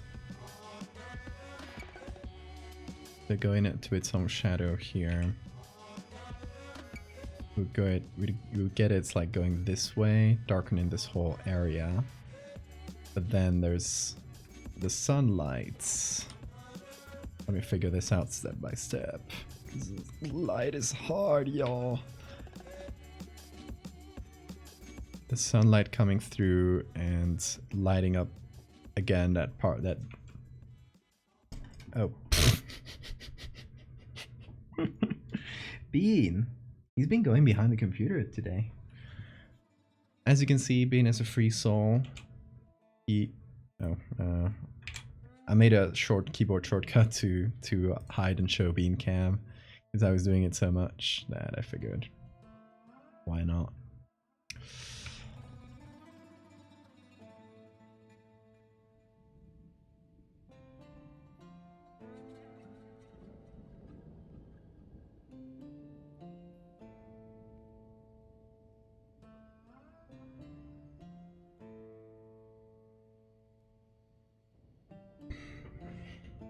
Did you put fish in the warb? I put some. I mean, you wouldn't see much at this distance, but I put a lot of small stains in it. Oh shit, hold on. Now that I'm getting close, I'm seeing that one layer here. This one.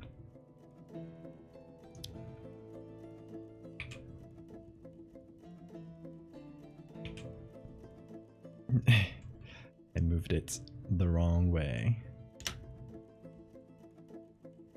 Yeah, I put a lot of like little dust particles, I guess. Ooh, I kind of like it a little bit darker like this. What if I scooch it over?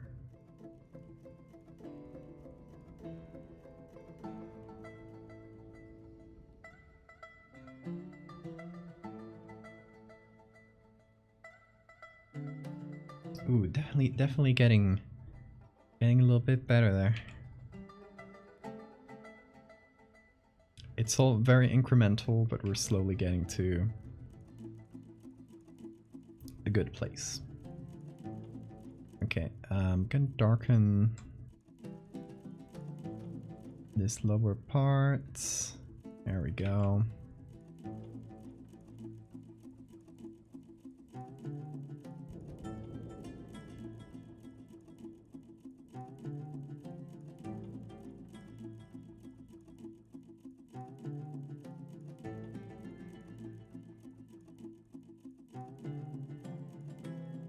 Actually, over in this part, in the top, and I guess in the bottom, just on the sides in general, gonna remove the dust because it doesn't make sense that would be as visible when we're seeing the water like from the side.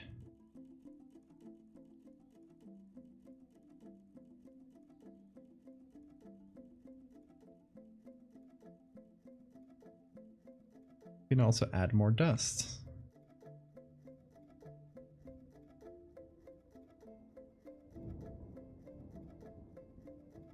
Just a little bit.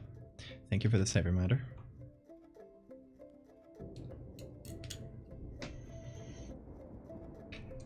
Alright, how's this going? Are you guys... Are there any parts that like bother you a little bit, that feel a bit too fake still?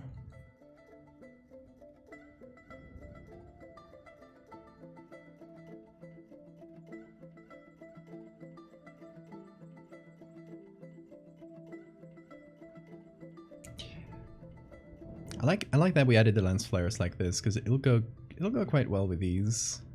It's just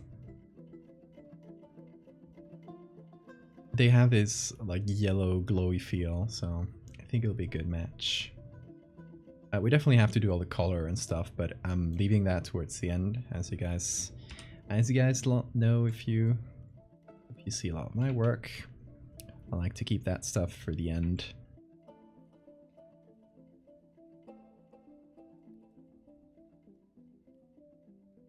Final touches, if you will.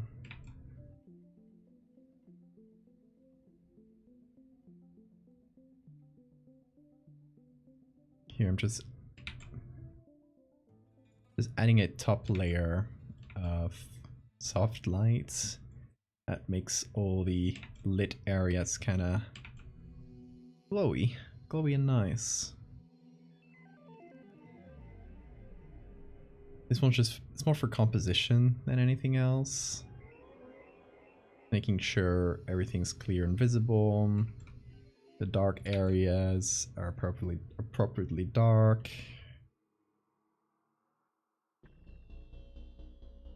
It's part of the glitch, yeah. Eurovision, have you been following so far? Not at all.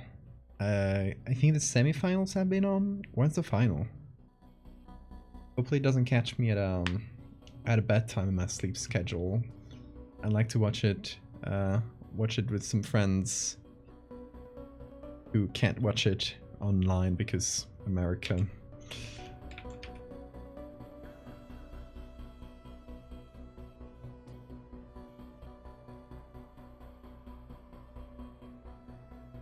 Saturday? That's day after tomorrow, Saturday. All right, let's see. I might be up for it.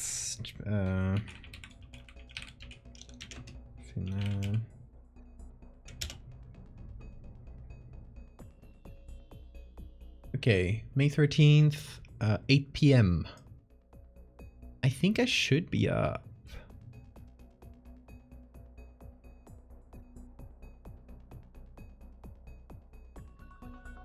We'll see. It depends on how my sleep schedule over the next few days goes. Otherwise, I'll have to watch it after.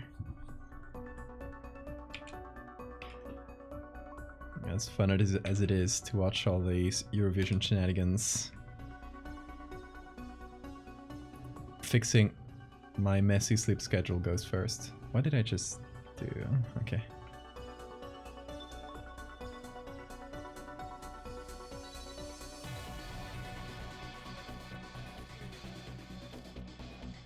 Tomorrow now. Yeah, true. I don't even know what day I live in. That's how bad it is.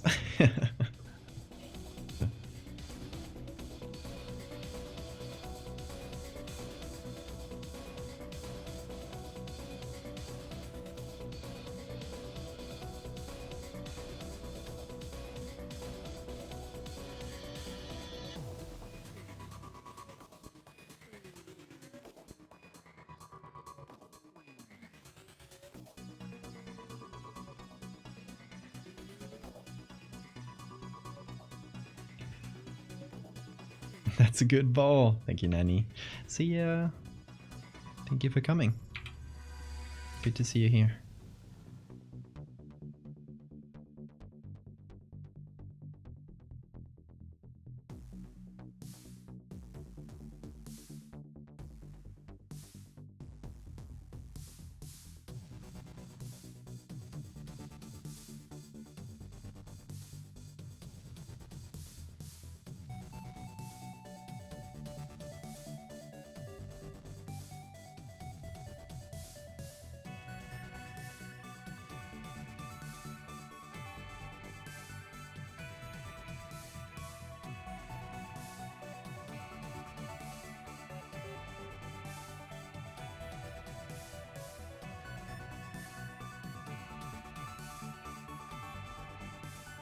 Okay.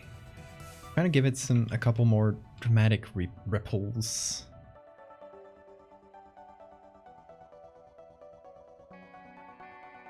I wanted to feel like this whole thing is very unstable and wobbly. It's like about to crash down, but for this single moment, it's calm and peaceful and kind of beautiful. All right. Let's try out some effects. Also, let's figure out where the signature should go. What do you guys think would be a good place?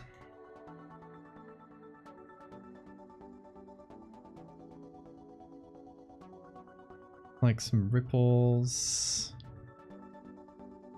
Could be in some ripples, but might be a hard one to impress here. Maybe in the caustics, in the light noodles, sorry. Light noodles. So we have like a couple of light noodles. I do this and just cross over in a way where it's like fairly easy once you start to search for it, but it isn't like super obvious at first glance. Light noodles. Let's go for light noodles, yeah. Okay, light noodle layers, where are you? Here. Alright, so I'm gonna just delete a chunk of the layer.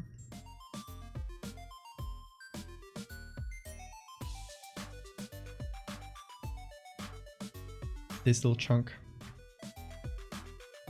I'm gonna add this on, what was it? Vivid lights? Yeah.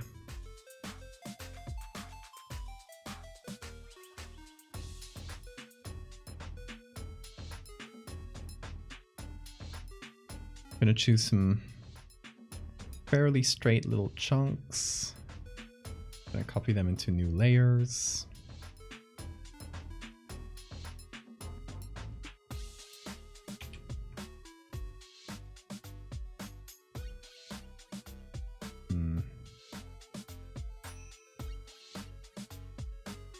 I can do the V. Give it a sec. There it is.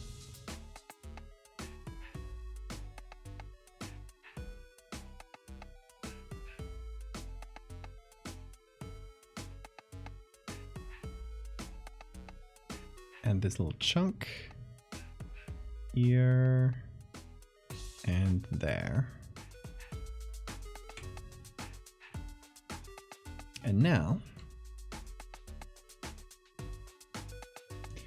we have our little noodles. Those should be in the hard light, I think. Why is it? Oh yeah, I'm silly.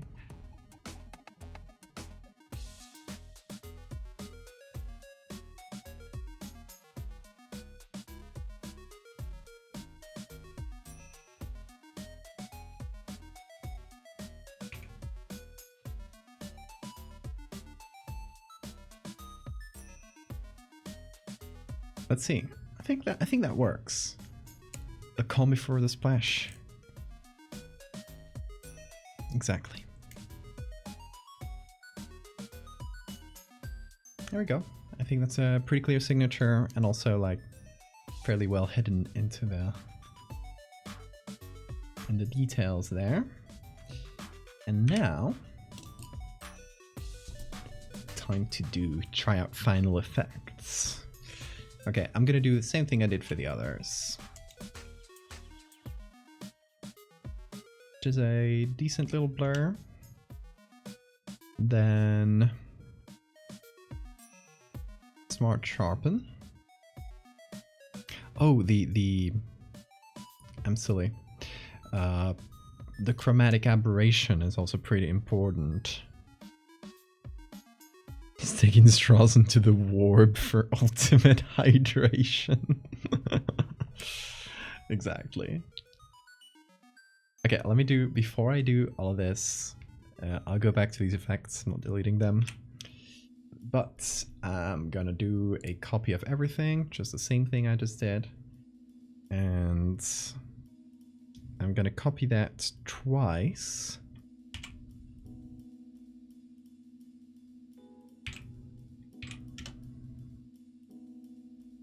Do the channels thing. I guess I should do an action for this. I do it often enough. Oh, I don't know. You know, when you make an action to automate a specific set of steps on Photoshop, the main consideration is like, do I use that set of steps enough that to justify like spending the time to make the action?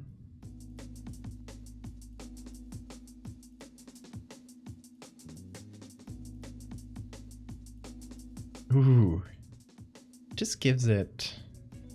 I think I went a bit overboard on there, but I think it's the right look.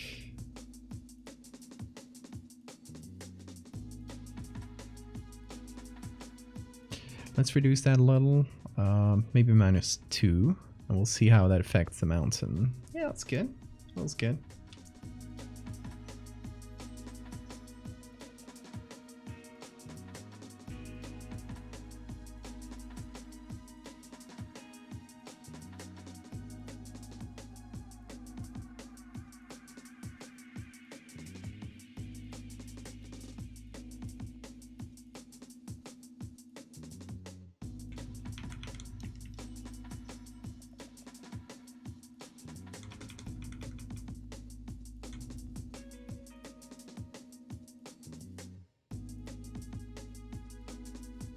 Oh, it does a number on the noodles though. I'll keep it like this. I'll keep it kind of soft.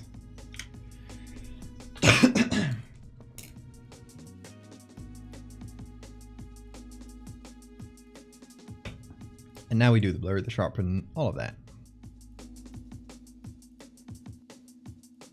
Yeah, this little series has a lot of the same DNA as my old surreal stuff, definitely.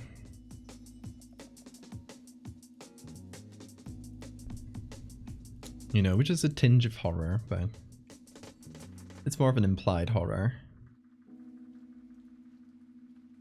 It's nice. You gotta change up the vibe from time to time. Can't let people get used to things.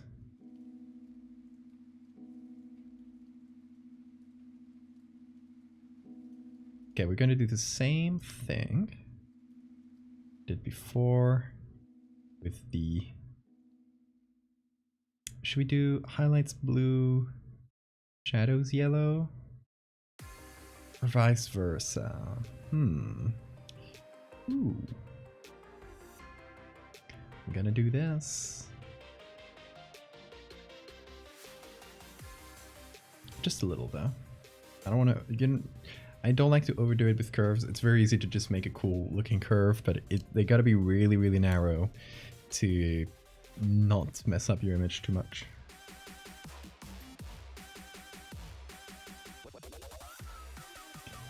Gonna give it some nice little grain, of course.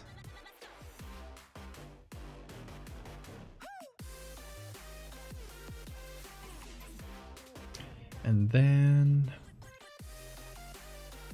go to the color mixer. See how we can do with the blues.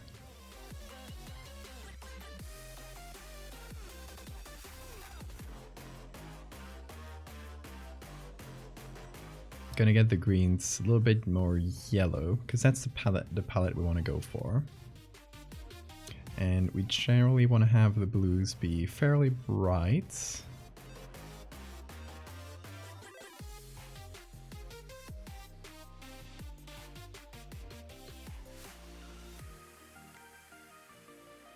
Okay, looking pretty good so far. And now we get to these edits here. We're going to reduce the clarity a little bit, again, for that glowy feel.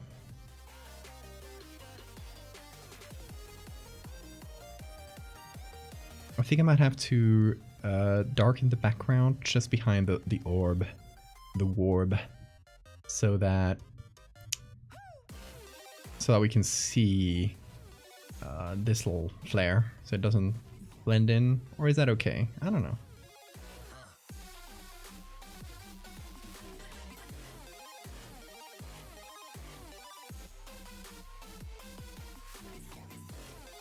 I can do this too. Just like reduce the highlights. But that would...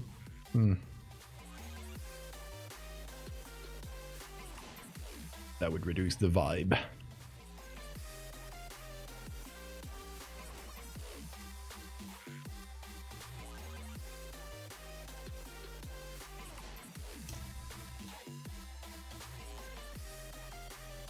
Yeah, I think I'm gonna do that.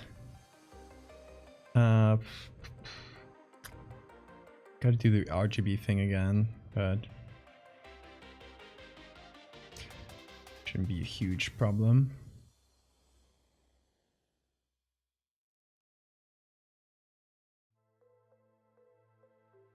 Oh wait, that's not in the correct area. Should be over this layer. Yeah.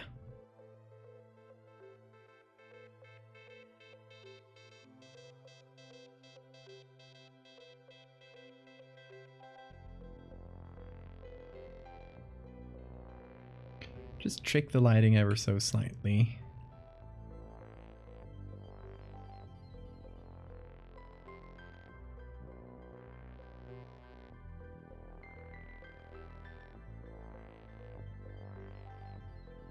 That little bit of contrast, it's nice.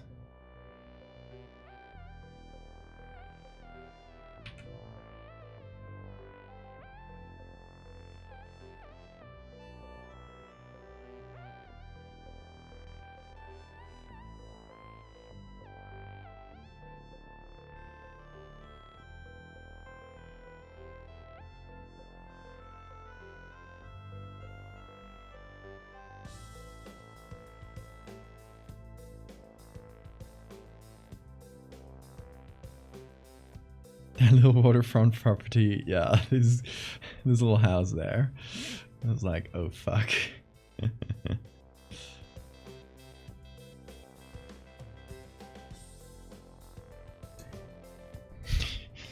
Best view of your life before your imminent death.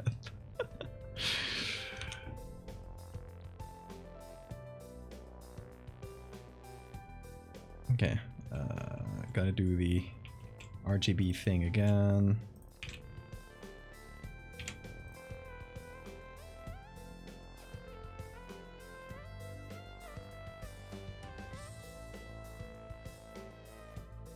If you ever want to do chromatic aberration on Photoshop, this is definitely the way to go. Because that way you can adjust it much better. Usually chromatic aberration filters will just take one of the things and just move it to the side. So the chromatic aberration will be exactly the same here as it is here as it is in the center, which is not realistic to how lenses work. Chromatic aberration is usually strong at the edges, low at the center. In this case, we're using it for effect more than for realism. So it's actually kind of the opposite. It's actually stronger at the center, like in the source of the glitch. But yeah, as a general rule. So there's a very small color thing that bothers me. Not here. There we go.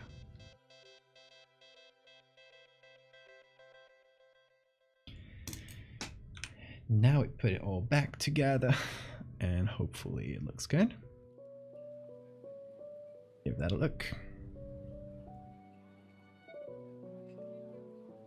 Wait for it to render. Oh yeah, also I got really bad news for people who've been keeping up with my background decor. One of the cactuses, the big one, it just straight up died. I didn't, it was incredibly quick. I didn't even have time to do anything. I noticed it like sagging a little on one side, and I figured like a fungus had gotten on in that side or some water, so it starts like rotting from the inside. I was like, oh shit, I need to cut that part out quick, because it's you know, if it's a tall cactus, you can just cut out that the top part and it'll keep growing. But it's like that big wide one, and I was like, shit, I gotta cut that out quick. And the moment I cut it out, it was like entirely liquefied inside. I cut it too late, and it was just from the outside you could only see like a little bit that was sagged in. I thought I cut it on time, but I didn't. It was the poor lad will be remembered.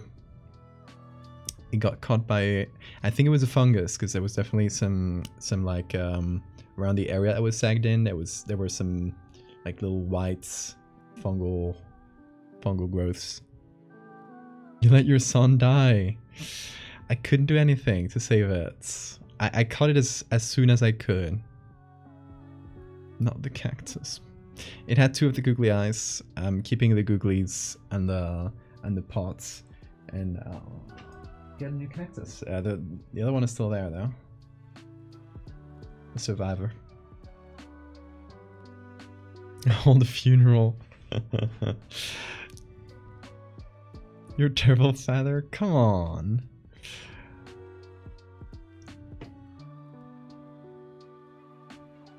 Don't make me feel bad about it, too.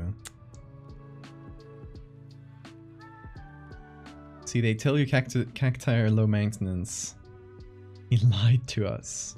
They're actually finicky little assholes. A cactus disease. I actually thought of one of the ideas I've had for a while is originally for a Cursed Files prompt, is a parasitic plant that grows inside your face. So the image I wanted to have, and I wanted to do maybe this for a self-portrait, which is why I've been taking so long to do it, because I've been lazy about taking self-portraits. But I would like it to be kind of front-facing picture, and there's a succulent type flower growing out of one of my eye sockets. I don't know. I thought that might be nice aesthetically.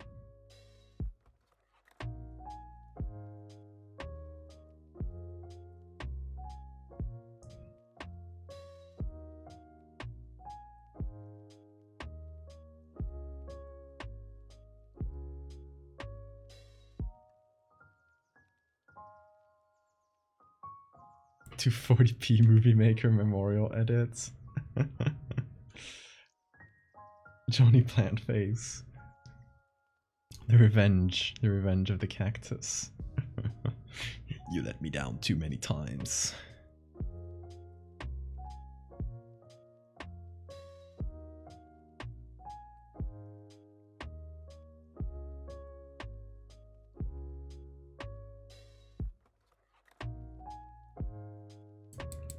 All right, I think I'm pretty happy with this. I might give it a look tomorrow and say, oh, I hate it.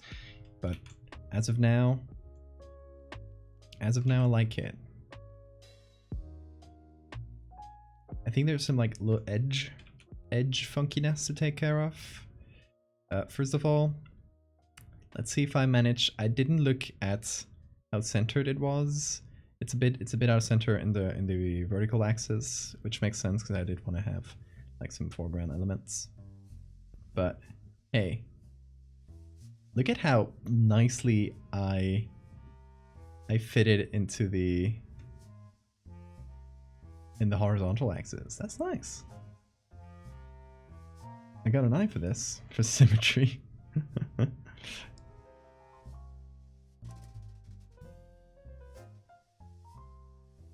The PC is currently broken. Oh no. A quick recovery to it.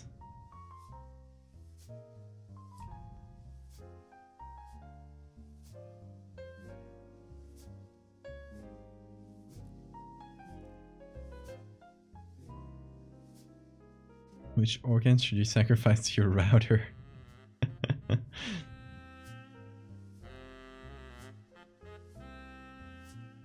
Your eyes. Okay, things that bother me at this point, I might see more tomorrow, but things that bother me currently, just gonna take some white, there we go. This edge and this edge. Specifically, maybe a little bit this one, but that one, I think that one's mostly okay. But these two parts are pretty funky in terms of edge. So I should fix those up. I think it might be a shadow thing, maybe a little bit of shadow with the edge to make it feel a bit smoother. I think that should probably fix it in that regard. Other than that, I think it's good. Let me know. You guys let me know if there's something that irks you, that bothers you.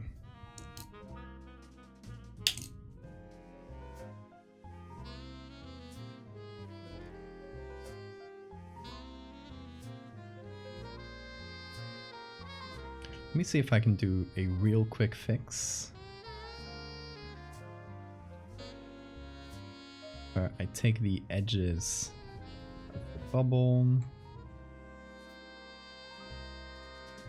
make a soft light layer with it. Just gonna like fix it on top, because it might just be a small thing.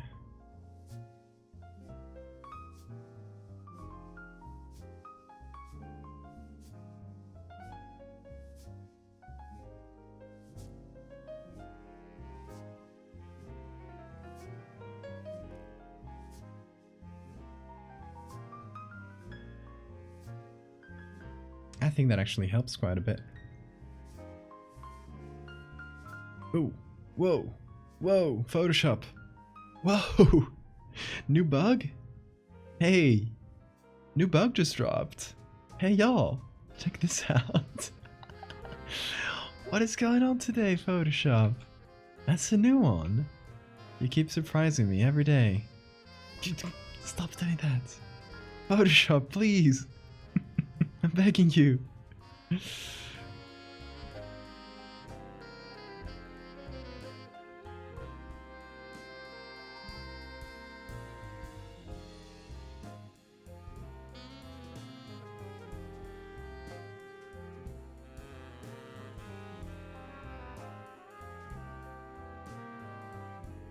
The glitch, the glitch. Oh, it's still here. Why? Is it a... Interesting. So it only appears when the mask, the layer mask is on. Curious. I don't know. I do this type of thing all the time. I don't know why it started glitching today, but it is. Let me tell y'all. Thematically, very appropriate. So this is the one day I don't complain about a glitch. It's like, yeah, you're here, you're on the right stream. Alright, now I reapply the layer mask and hopefully works. Gonna blur the edge a little bit.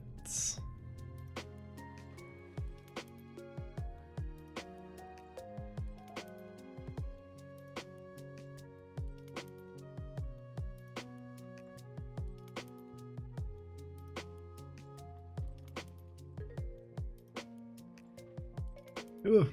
Stop breaking, please. Ah. No. Why? Why do you insist on doing that? Okay, maybe I just, yeah, if I unclip it, it's fine, I think. Yeah, it's a clipping thing. I don't know. Well, we may never know. Thank you for the save reminder. Transparent checkerboard area. I mean, that might be a good glitch to put in real life. Maybe not for this series. Okay, in case you missed the end of the last stream, which I wouldn't blame you for, that's fair. We settled the idea of this little glitch mini-series. And instead of just like general glitches, the idea is that the laws of physics specifically break for like 15 seconds. So we get these types of glitches, but it's all physics related. So we're not going to do any texture things. It's all going to be like moving things and things like gravity in this case. The concept of speed just breaks.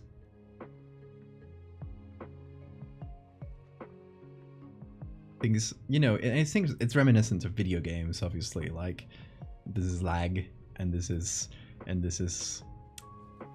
like a integer overflow error. This one's less video gamey, I would say. It still works.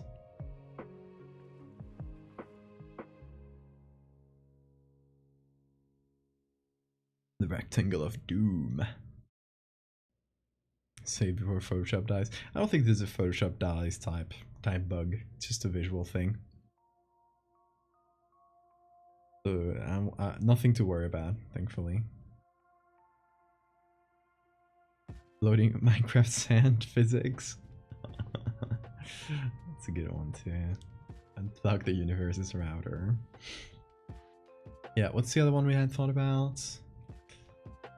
Oh yeah, it's something like a moving object suddenly up in the air. So a car, for example, and it's in the middle of the street, and the car, instead of being on the ground, is like high up in the air. Kind of like instead of going like its speed in the X direction suddenly got translated to the Y direction. So suddenly, instead of doing this, it just went. I don't know, with a car, with a boat. That's one of the ideas. But yeah, we still got one left, so we can finish this little mini series on Saturday's stream. I guess we'll do.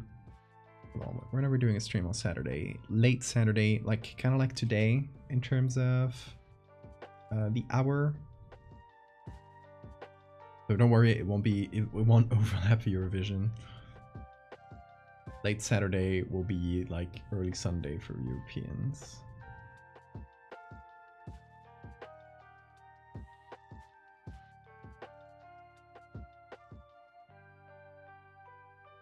Multi-story car park with all the cars floating in the air next to it. Okay, like they just moved to the side. Could be good. Cat hair in my nose. Cut it before I got in.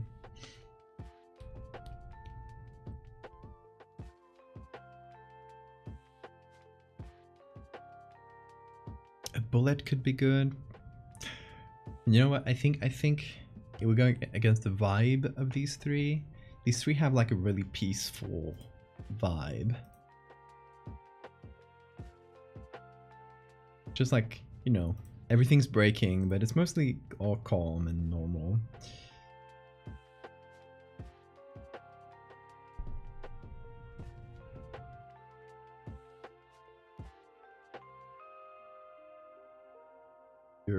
Your ending, you mean?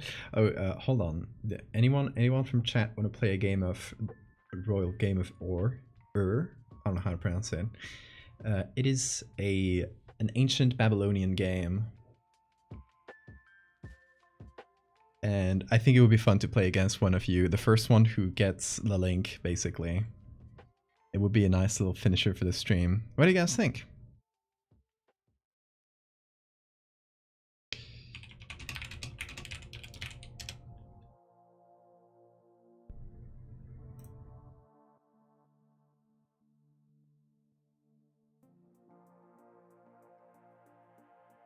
Sounds like a fun way to end off. I will, whoever ends up getting the game, I will explain the rules as we go. It's really simple, but it's easier to explain it on the board. So let me set up a game. All right. don't know how to play. Oh, you don't have to know how to play. I recommend just going in blind. It's more fun that way. The rules are super simple.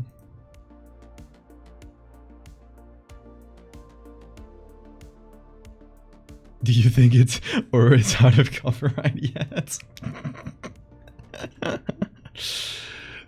All right, I'm gonna copy a link in chat, and the first one to get it is the first one to play. Good luck to whoever gets it. You're just going to click the link. There you go. Who got it?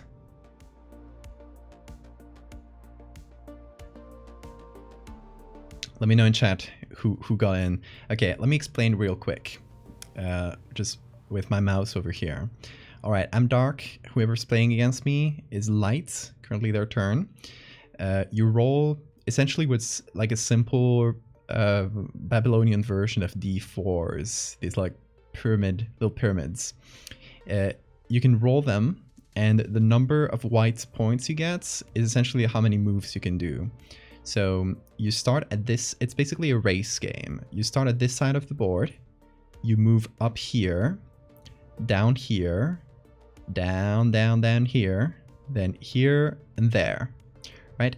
The objective of the game is getting, is it your lemur? Nice. Okay. I'll let you. It's gonna be your turn, but listen up to the rules before, so you know what you're doing. All right. So, you move this way, and the other person. So it's gonna be your lemur. You move that way. So this middle lane is where we contact. You can move your tiles. Let's say mine is here. And yours is here, and you get a 2. You jump on me, and you eat my tile, and it goes back to the start. So it's important to not only get your tiles to the end, but try to eat as many tiles from the other person as possible so they don't get to the end.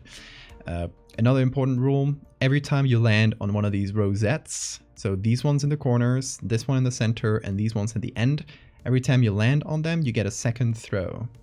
So it's really important to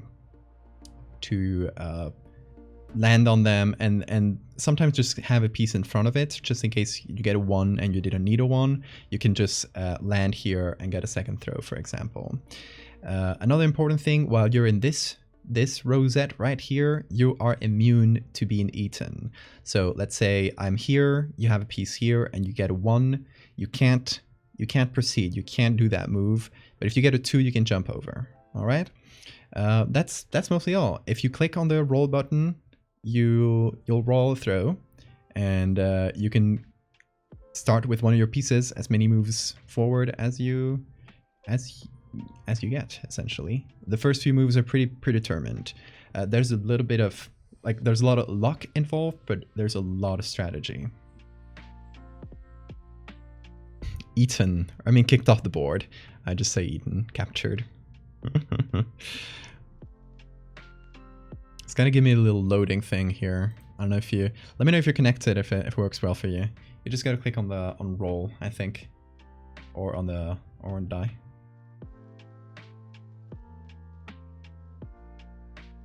If it's wonky for you, let me know, and we can start over a new game.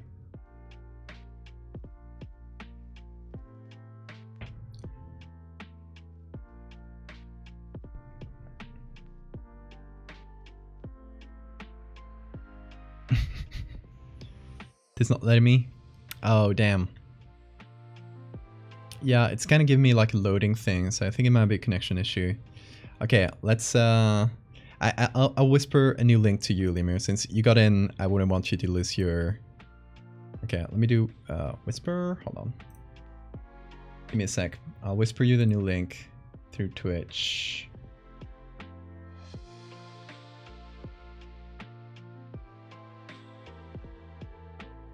Give me a sec here.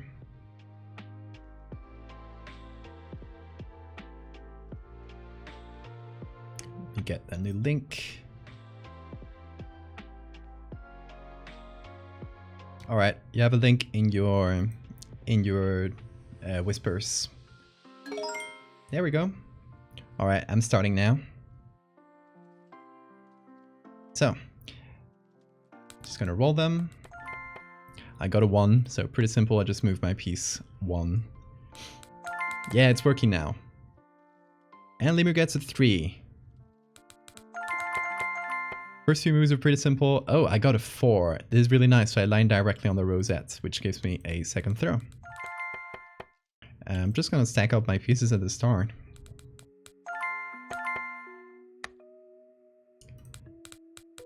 Oh, you're going in directly. It's a dangerous move, I would say. You're very vulnerable to being eaten right now. Like, now. I'm not gonna go easy on you. This is the royal game of ore. Okay, so yeah, let me explain because I talked about it a little bit before. This game was uncovered in a tomb in the Babylonian city of Ur, in Upon I left the game. Oh no, I think we might have you might have some connection issues, Lemur. Okay, let's try with another person, and whoever gets it from the chats gets in. Get ready.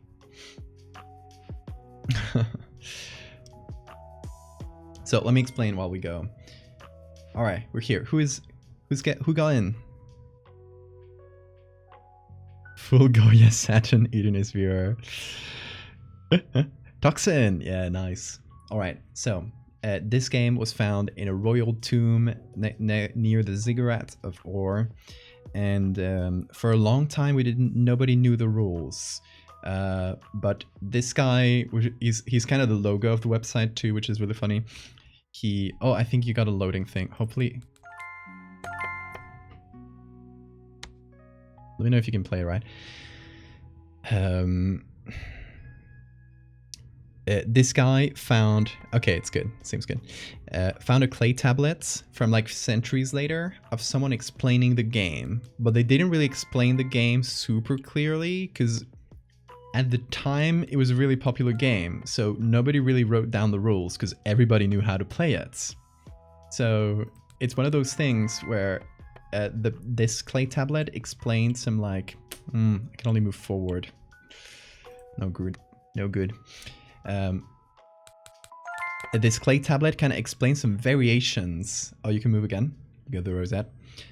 The clay tablet explains some variations on the rules, but didn't really explain the basic rules. So they kind of had to like backwards engineer the original rules of the game, which is really fun.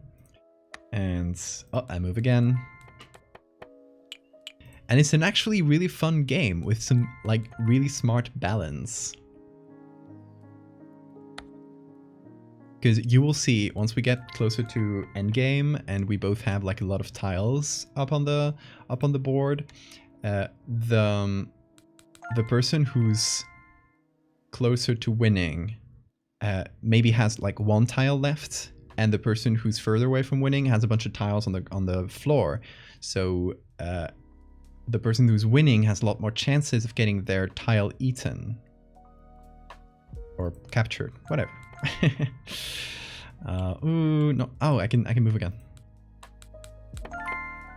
Also, little tip: this centerpiece on the board, the one I'm on, is the safest spot because you can't be eaten there, but whoever goes past you is really vulnerable. So it's kind of like the defending position. You eventually want to move away from there, but it is a really nice defending position. So right now, you're really vulnerable. If I get a 1, you get your piece eaten. You were lucky though. Ooh, lucky. Alright, I guess I'll just sally forth. Oh, you can also get a 0, which is really frustrating, but just due to how the pieces work. Okay, gonna get a second throw. They went out of the way to make the tile look like cookies. I guess so, yeah, that's true.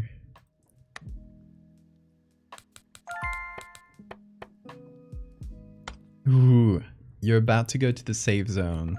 Oh, there's another rule I forgot to explain. To get your piece out of the board, you need an exact throw. So for example, you're in the last one, you need an exact 1 to get this piece out of the board. Which can really get, like, if you're so close to finishing and you got your last piece here and you only need a 1 and you keep getting 2s and 3s, it can really be annoying, but it happens. It's another balancing technique. Also this like roll to 0. It happens. 4. Okay, I'm gonna get this one out of the way. Oh, I should have got the other one. I'm silly. Oh, now you're gonna eat me. Oh, you didn't. You could have landed on the rosette. Bad move. Bad move. Now I'm safe. Well, I'm not actually. I can move one out now. Simple but fun. Yeah, it's one of those like easy to learn, hard to master type games because they get in like there's a lot of like techniques involved. Now you move again. You got the safe spots. Ooh, roll to 0. I was lucky there. I need to roll. I need to get away.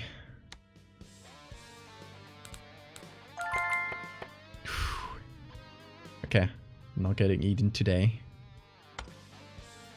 Yeah, having a piece in this little last stretch is really stressful because it's really easy for it to get eaten, and it's like the last stretch. Especially if you don't have control of the centerpiece. I once adapted this game for a D&D campaign where I made it into the... Oh, get eaten. I made it into like a... Opponent left the game! Oh my god, I win by defaults. Did you get disconnected, Toxin?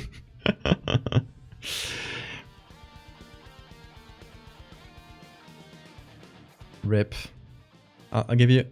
You didn't? Oh man. This game's having a... Maybe we made the royal game of Ore so popular. You can move? Then I got disconnected. Connection doesn't like to work. I played yesterday and it worked perfectly, which is the annoying thing.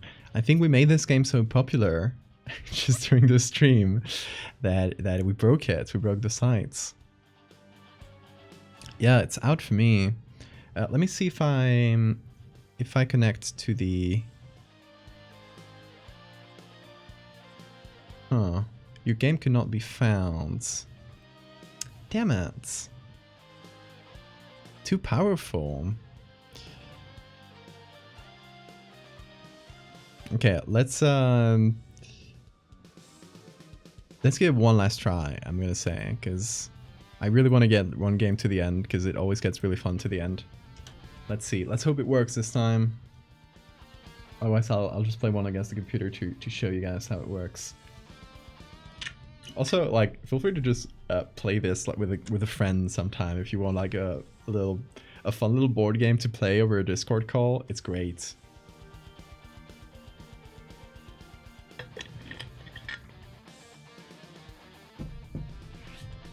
Okay, someone else give it a try.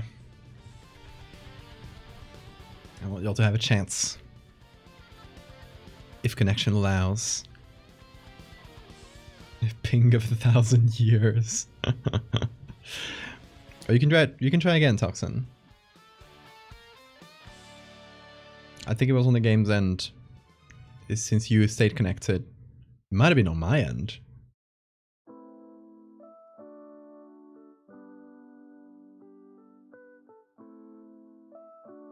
How do you eat again? You just go over someone else's tile.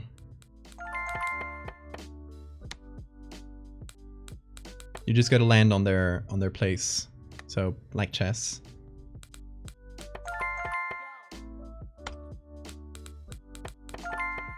It is believed that backgammon is derived from this game, which is pretty fun.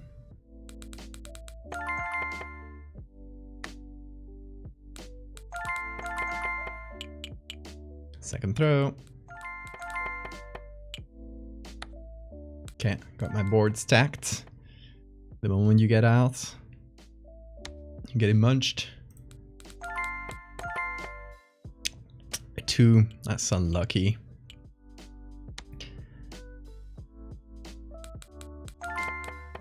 Ooh. I got saved this time. Give me a 2, give me a 2. Yeah. Another 2. Nice. Just the 1. That's fair. Getting a pretty good start. Now stack up the board. I know it's probably not the smartest to talk about my strategy out loud, but yeah, I like to stack up the initial board because you're safe and it's really easy to eat someone. Like for example, here I had 4, so if I had a 1 or 2 or 3 or 4, I could have eaten that. And now I'm safe, thankfully. Also, there's a probability thing with this game. The dice, they don't really work like a d4, like throwing one d4. Oh, rolled a 0, unlucky. They don't really work like a d4. They work like, essentially like each of these 4 die have like 50-50 chances of getting a 1 or 50-50 chance of getting a 0. So it's kind of like a bell curve with, I think, the most common result you can get is a 2. So 2 is the most common throw. 0 and 4 are like super uncommon.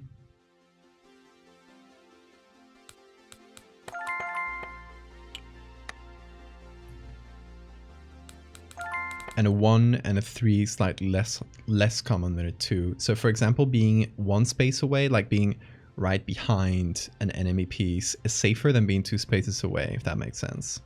So that also factors into the strategy.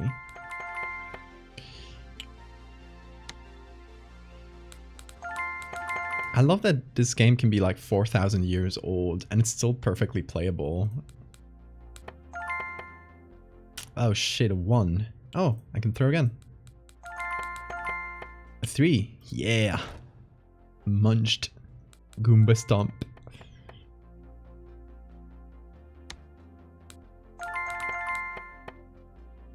No! It did it again! Oh my god, this game is broken. Okay, we're gonna try against the computer just so you see the... Oh, let's do... Should we do against a hard bot? We're very challenging. Let's do a medium bot. It's me. Damn. Well, I just want to show you how the end game works.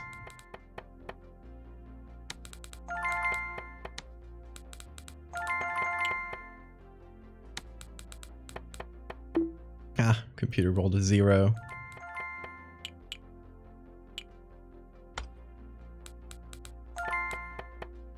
A 1.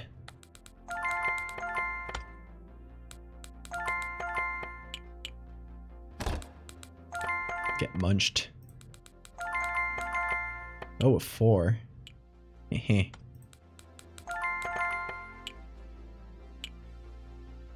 Nice. 3 throws in a row. And then I can eat them.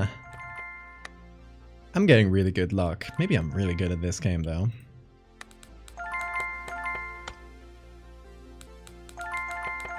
If I will eat you. I will. That's true, real lore. With the 2 I can throw again. Another 2.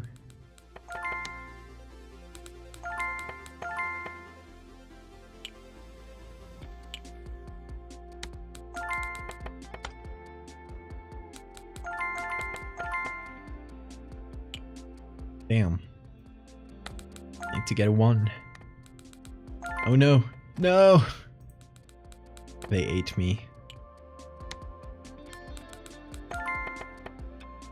Oh, I can get this one out. I mean, 1-0 for now, so...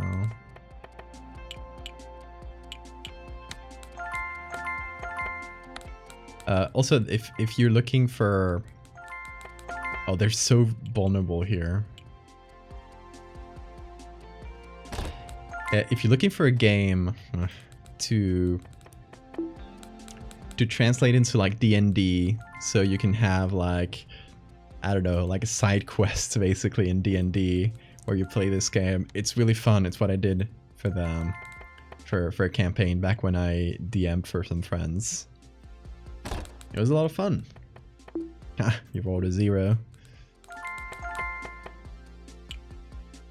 Damn. Rolled another 0. Give me a 1. Ugh. Shit. Been really unlucky there.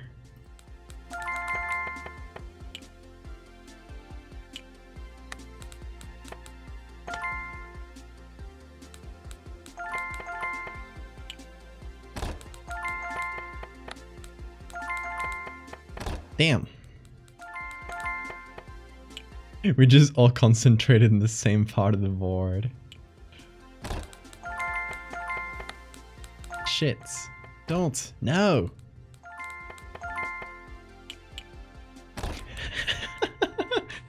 We're never getting out of the zone. Get me out of the zone.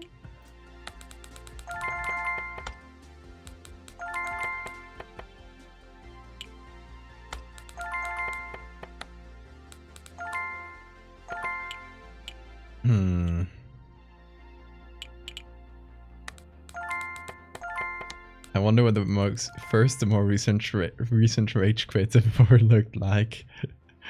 Compilation through history. Oh my god. I don't know. I think people have been murdered for less than a game of Or.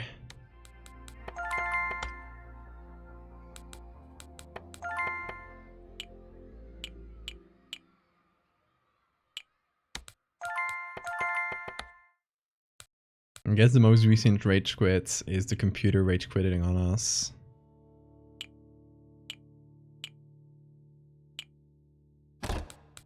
Like 5 minutes ago.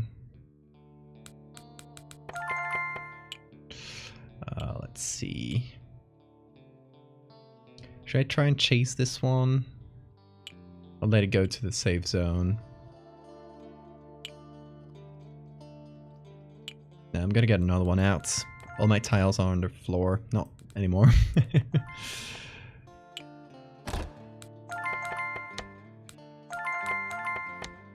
Damn. I got one out. No moves. Fuck.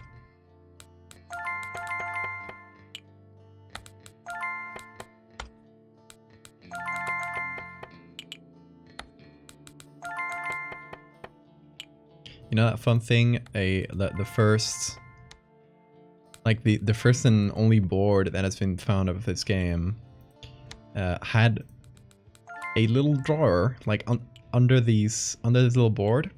There was a little drawer where you can store your pieces and dies.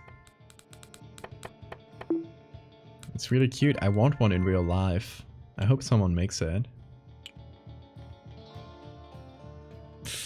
Oh, I'm kind of stuck here. I can only do this, put this one in danger, this one let out the... I have to leave this square alone.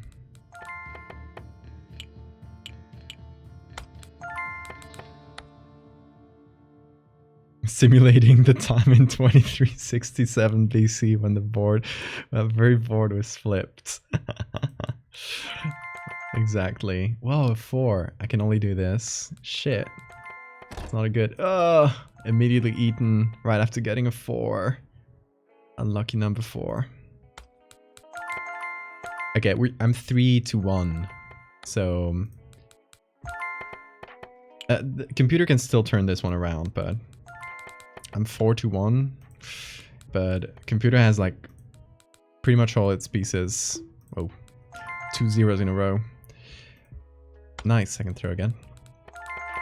Computer has pretty much all its pieces on the floor. So... I guess I'm just gonna make a run for it. Fuck! That was really unlucky. Got a 4 at the worst possible moment.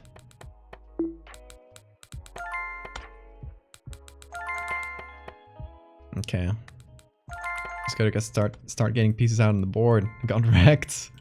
Do you think Babylonians said GG after their games? Do you think they had like an equivalent to GG? I hope so.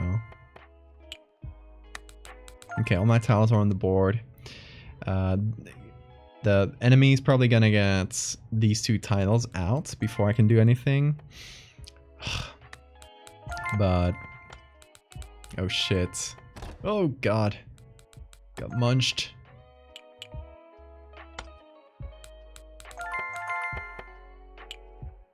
I wonder what Babylonian GG sounded like. Fuck. Can't do shit in this economy. No fucking way. Oh my god. He's just wrecking me right now. They cursed a merchant who sold a poor quality copper. Do you know where that merchant was from? That specific merchant that sold bad quality copper was from the royal city of Or, not far from where they found this very game. Isn't that cool?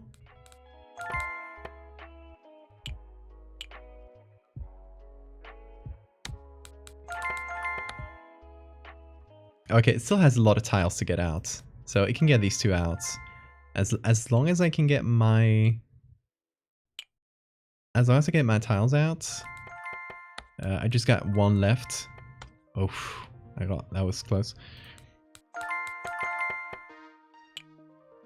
Ha! Get munched. He thought he was safe. Lore. Yeah, it's like deep Babylonian lore. Babylore. Yeah, Nasir made this game. No. Fuck. Getting really bad luck right there. See, but the game is self-balancing because right now I just got this tile, which I haven't gotten out yet, and this tile left to get out, and the enemy has 4. So it's really easy for the enemy to eat me right now. I got lucky, but not so quick. So for me, it is... I'll keep this one in because if I get a 1, I can throw again.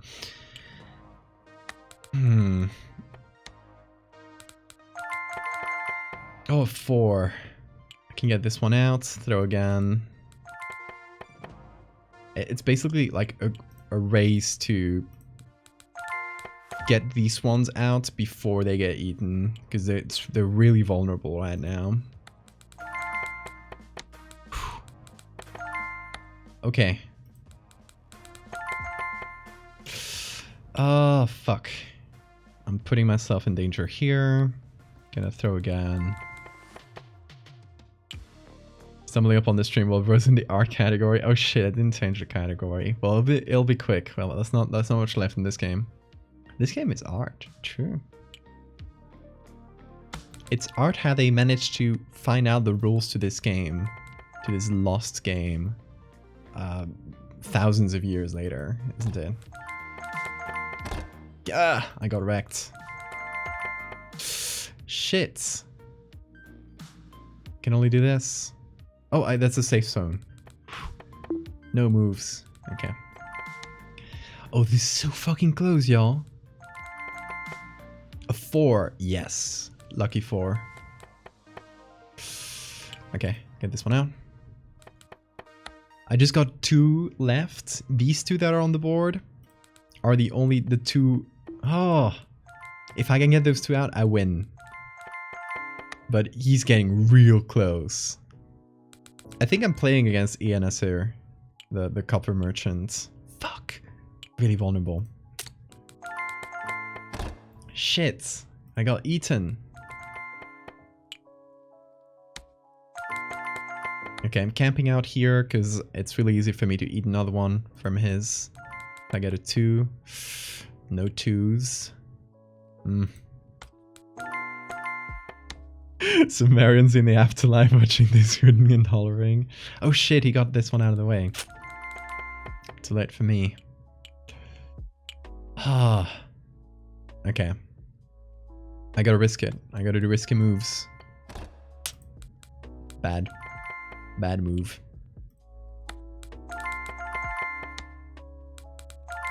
Okay, you know what my saving grace is right? I ate one. My saving grace right now is that he needs to get exact throws to get these ones out.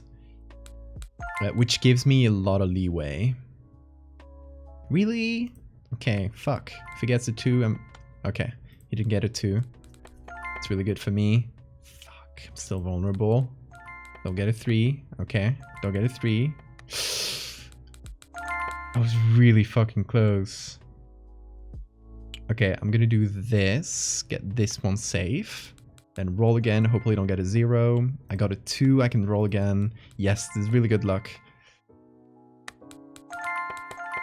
Okay, I'm really hoping to get a 1. Oh. Okay, we're home free. We're home free. We just need to get a 2 and a 1, and we win. A 2. Nice. Beautiful. Oh, computer rolled a 0. The computer needs to get a 1 and then get these 2 in. So we just gotta wait until we get a 1. It's as simple as that. We got it. GG, human wins. ENSR, fuck you. Your cover is bad quality. Your game sucks. I win. I'm the best. This game is really fun. I recommend... I'm sad that the connection sucks today, but I played it yesterday. There was no problem at all. I played a few games against Lenny, who was just here in chat a while ago, which is why I decided to finish by playing this. All right, let's close this. Maybe next time. I hope so. It will be fun. That might be a nice little segment. We play the Royal Game of Or with a random viewer. Would it have been funny if I just ended the stream, just walked out? No. We're just gonna get a kitty. Yay! Hey kitty, that's you. That's you. Yeah, my baby. Alright, that's gonna be it for this late night stream. I've enjoyed the vibes. It's obviously streams for like way less people because I'm streaming at ungodly hours. But a fun stream nonetheless. If you missed it before, we made this. It's for the little glitch series that we're making. So it's gonna go with this and this. It's all about 15 seconds where the laws of physics broke. L plus your cover is our first quality plus ratio plus weak rolls plus no rosettes plus I have the middle space plus your clay tablets are breaking. Exactly. The stream never ends because there's nobody there to end it. Okay, y'all, that's gonna do it for today. Thank you so much for being here, even at these strange hours. We'll be back, I think on Saturday. Once again, I'm readjusting my sleep schedule, so the hours are gonna be wonky. So that's why I'm not promising any specific hours, but it's gonna be kind of like today in terms of hours, probably, but on Saturday. So yeah, another chill stream like this one. You don't want to hang out to say bye, Bean? Hang out for a sec. And oh baby. But yeah, we'll see each other again on Saturday if all goes well. We'll see who won on Eurovision, all that good stuff.